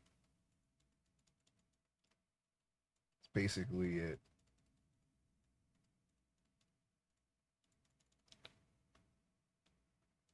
Hmm. We'll just treat that as if like the turtle toes are a little more curled than normal. They're not actually straight out; they're very curled. So, what if I hold on, round that back out because I feel like I flattened it too much there.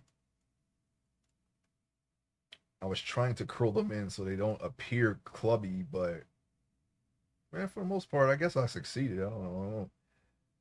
I feel like we're at the good enough phase, at least for now. And we'll try to have to find some time tomorrow to add the actual toenails on. Push them together a little bit more. Okay.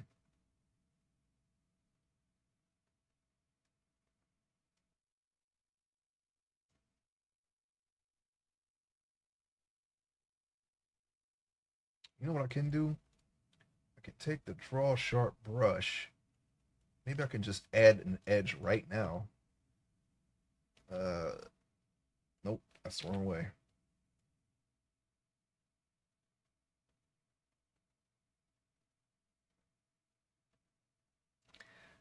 Just add an edge there where it should be a toenail edge and then build around that. I probably should have done that from the start, but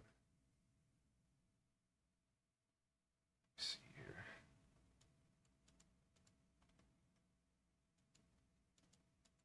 Oops. Let me decrease the radius a little bit.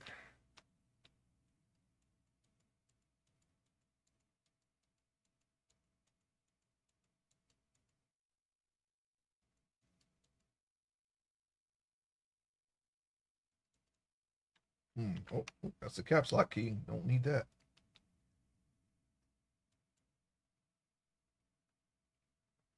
Now, I wonder if I can take the draw sharp,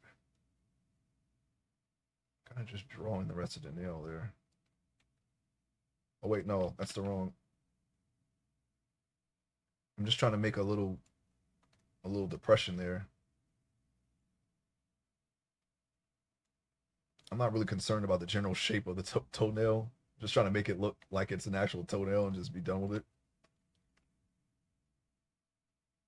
I kind of didn't do that when I first started this. I'm gonna fix that right there. I can smooth that out. I want a toenail there, so I can retopologize over that. I won't lose any of the detail. Just for like a landmark of look making it look more like a foot, just putting a toenail on it.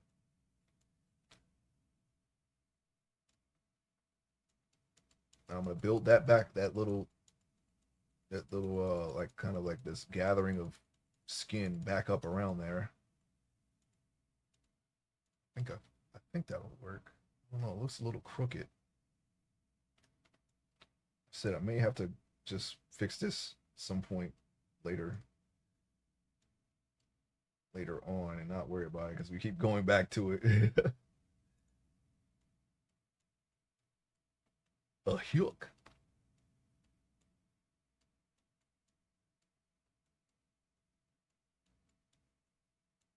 Okay, I'm just gonna try to adjust the shape a little bit. It looks more like a toenail at least, but it's kind of like a stubby toenail. It's not something I'm gonna get too picky about because people can have weird shaped toenails, I guess. Then we can just push it back some, and that'll automatically create the little bit of a little hill there on the back there, a little cuticle. It's like a little raised, smooth area.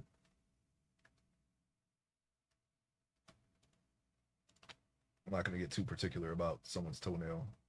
Just as long as there's a toenail there, that's all I really care about.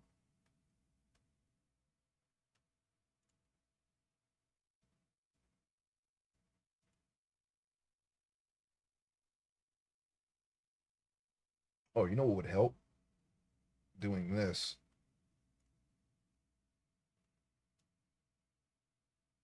Mask the toenail. I'm not going to make it too much longer, but this is what you would normally do. You would just take the area here that you designated for a toenail, right? Then you would invert that, just grab the whole thing and pull it out, and you can lengthen your toenail that way.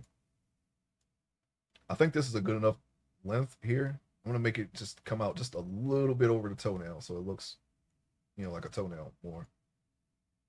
That way we don't have to push this back. We can just pull this forward without messing up the toe. See, guys, now it has a little bit of an edge.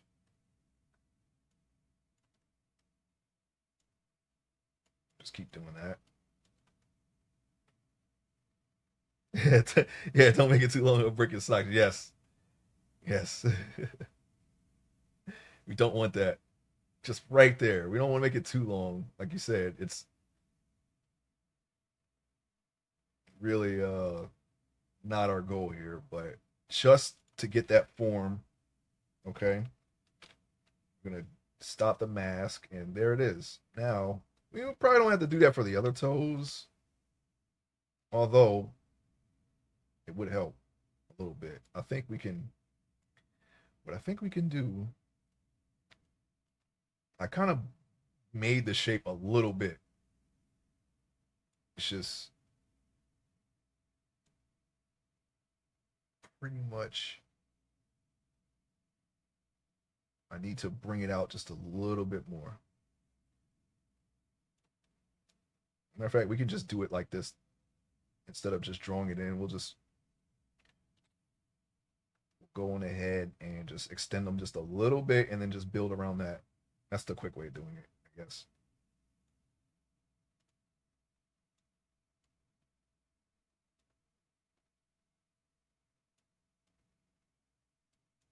Now you want to generally get closer than that. The reference that I am using, the toenails are pointed downward, sort of.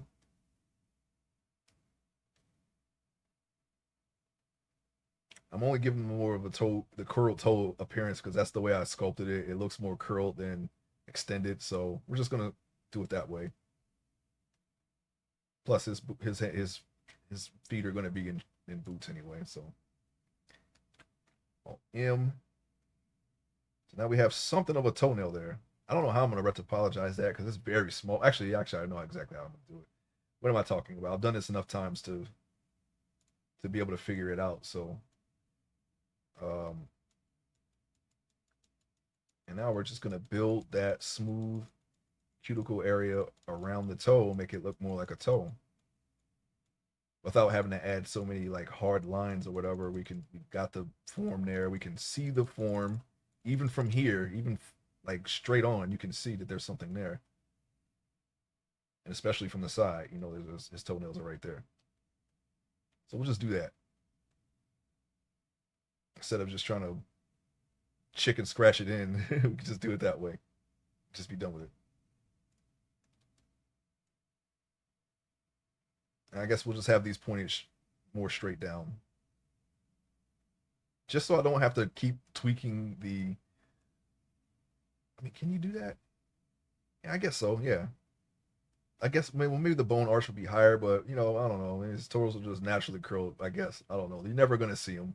Doesn't matter. uh, oops. Let me erase that. Can I erase it? You know what? Let's just do that. All right. Now we can. Already did it. Already did it. I was about to invert it again. Let's do this. Okay. Just do that. Maybe it's ingrown. That's a very curled toe. No, that's that looks a little deformed. Wait a minute. Yeah, let's not do it that way for that toe. Alt M. What I'm gonna do is I'm gonna try to push just that toe up some, so it doesn't look so down. There. Now if we do it again, it won't be too curled.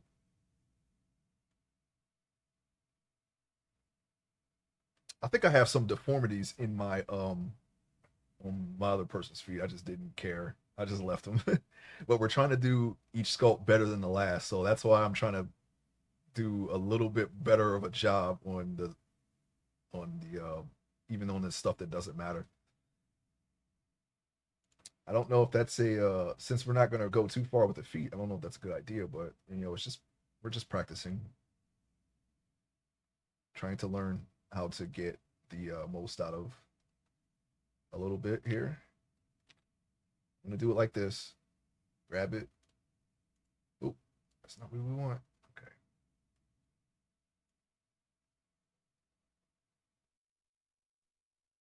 I'm gonna do it like that, and we're gonna, of course, make it a little bit more uniform.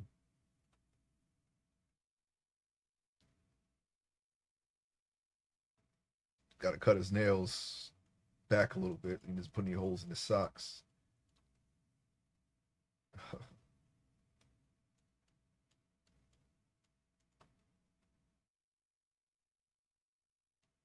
Also, if you do a lot of running and you don't cut your toenails good enough, that toe is gonna come off.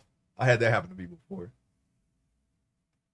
I did a lot of running, and one time my toe was hurting because I wasn't cutting my big I wasn't cutting my toe. It was my big toe, and then I took my sock off, and I saw there was actually no, I didn't take my sock off. I looked down, and I had New Balances on. There was blood soaking through the New Balances, and then I took the sock off, and the toe was loose, and eventually it came off. And that is very uncomfortable when you're trying to put socks on a toe with no toenail. That is the most uncomfortable feeling. It's not painful. It's just very uncomfortable because it's very sensitive under there. That was not a good feeling.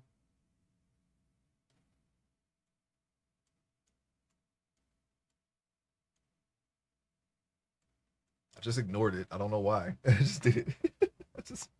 I ignored the toe, ignored my toenails, and that's what happened. We don't roll like that.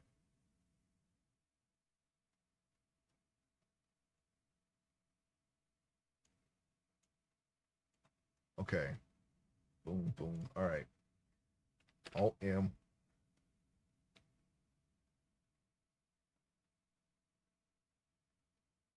Like I said, that's okay. We'll make the adjustments we need to make some other time.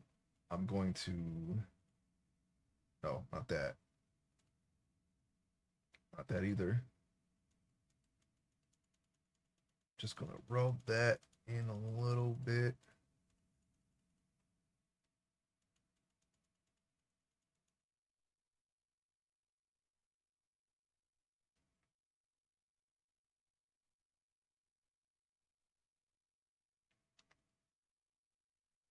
It does not have the same desired effect, but we'll just leave it. As long as we can see there's a toe nail there, that's fine. And I'm not even gonna worry about this one. I'll probably just put a square there and just be done with it because pinky toe doesn't really grow like that. At least mine doesn't, and neither does do the ones in these references either. Okay, so let's see. We'll just make these really small, just enough to see if there's something there. We got enough form there to where if we do need to draw this foot, we can draw it, and then we can. If there's some oddities, we can correct them.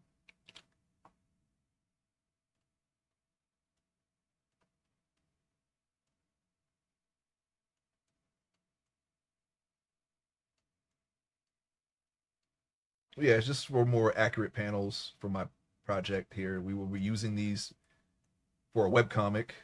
these references. These are my characters, and it'll be nice to say, hey, I made all my own references.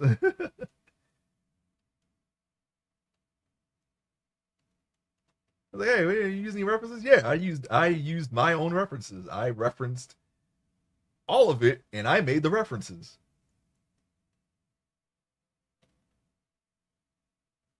Hopefully, it'll pay off. We'll see. I think it will. I already know how my art looks without reference. It's actually, you know what? Sculpting has already improved my art like a lot with very minimal references. So if I use exact references for my art, I think it'll turn out pretty well. It'll turn out the way I want it to turn out. And I feel like it's good enough. I could probably just start doing the pages now, but we're not going to we're not going to do any half measures with this project. We're going to make sure that quality is as best as it can be. I'm going to leave it like that. I can see the toenail there. And like I said, we're just going to do just a little bit of a toe there. And yeah, it's really doesn't matter the shape here. There ain't even going to be any.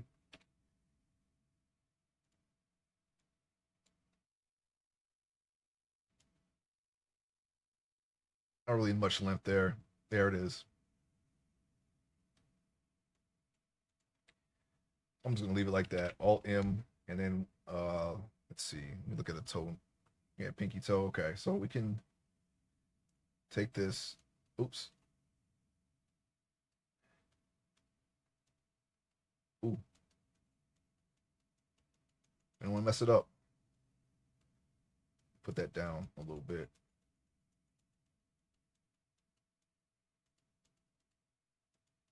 Kind of just put that there.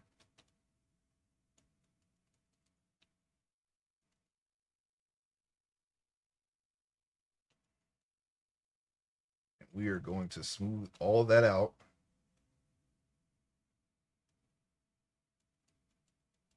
I want to keep the bony landmarks in. I'm not completely done with this, but put a knuckle there, I guess. We're pretty much there. It's just little small things, but we're not going to return to the feet after this. There's no, like I said, we're not doing any primary shapes with the feet. We got all we can get with this. It's a very generalization of a foot, which is fine. We're good. We got a little bit more to put in.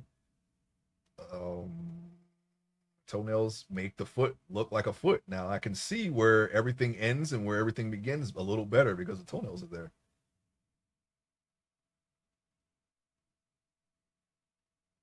Which is a-okay.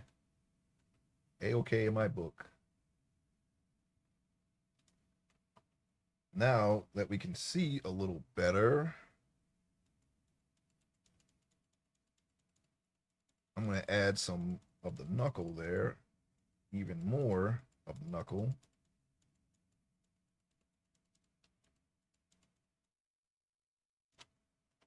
Using a clay sculpt here.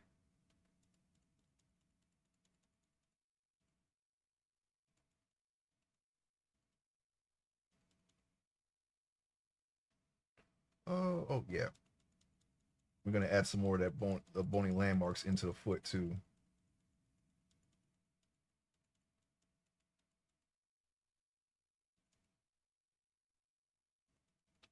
And let's see. Oh, a little too much there.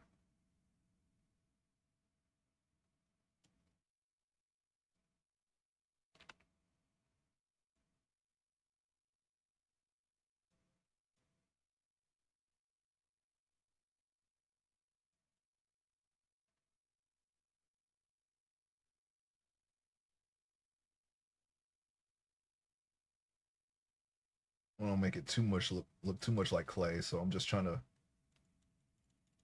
give it a more natural look here.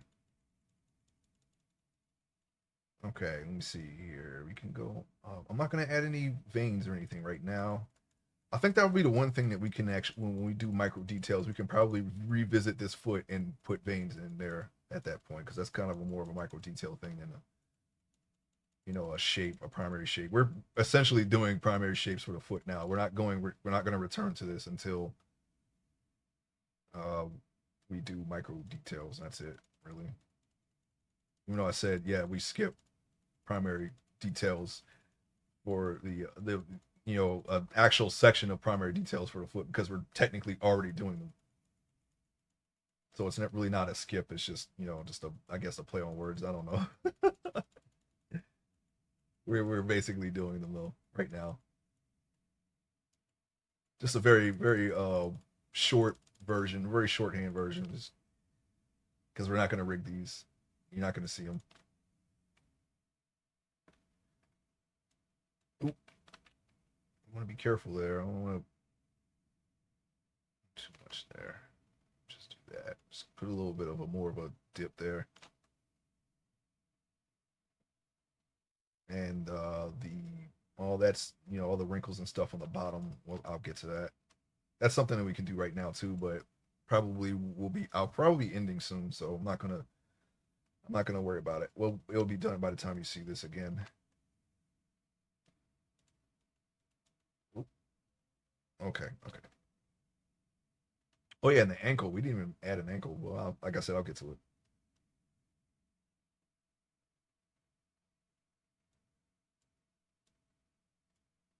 I'm gonna bring the values a little closer together right here.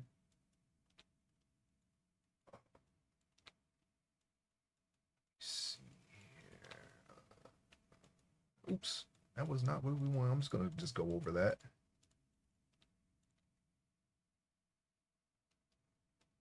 Yeah, we spent so much time in the front of the foot. I don't know why. For this for a very generalized foot, we spent a lot of time on it. I kind of want to add a little more there. We don't really need to do this, to be honest. We've done all we can on the bottom of this foot. Like I said, we're not rigging them, so they can be just like this. It looks fine for what we need it for. It looks like a foot. Toes are slightly more curled than normal, but for the most part, it's fine. We got to add an ankle. I want to add some more things here. Some more details here, and there's like some just general wrinkling here because, like I said, once this is done, besides, well, we're not going to add. We probably don't even need to add veins, to be honest. But once these feet are done, they're pretty much done. We're not going to return to these. You could add veins, but we don't really need to. This is enough. That's a micro details thing anyway. But that will be like the one extra thing that we could do. Other than that, I think. See, let me pull back details here. Yeah, his feet probably need to be reduced a little bit more. I don't want to just grab them and yank them back though, because that's not gonna bode well for everything we just did. All right, you know what? He just has size 14 feet. You know what? Forget it. There. That's fine. That's perfectly fine. Some people have giant feet. So there he is. Okay. I mean, now we're going to save our little progress here. All right. I think we're going to call it here for now. I think we've done enough. We got enough. We got some decent things here today, and there's more things that I will do later on in the day. And on top of that, we got some other things that we need to do. Just things everywhere. Okay, yeah. All right. So I'm going to end it right now. All right. I want to thank everyone who stopped by, everyone who watches the VOD or the videos on YouTube. I won't be able to stream tomorrow, at least not tomorrow morning. I might come back later on in the evening with a game stream. If not, I'll do it tomorrow night. I'm really not sure about that one. I'm trying to get in another playthrough of Shadow Hearts, but we're gonna try to. We'll get to it. If we don't get it, I'll get it to it eventually. Okay. But as far as art, the next art stream will be Wednesday morning. Okay, so because I have some stuff I got to do tomorrow morning, so I'm not gonna be able to stream. So if I don't see you, most likely tomorrow night, then I will see you Wednesday morning. Okay.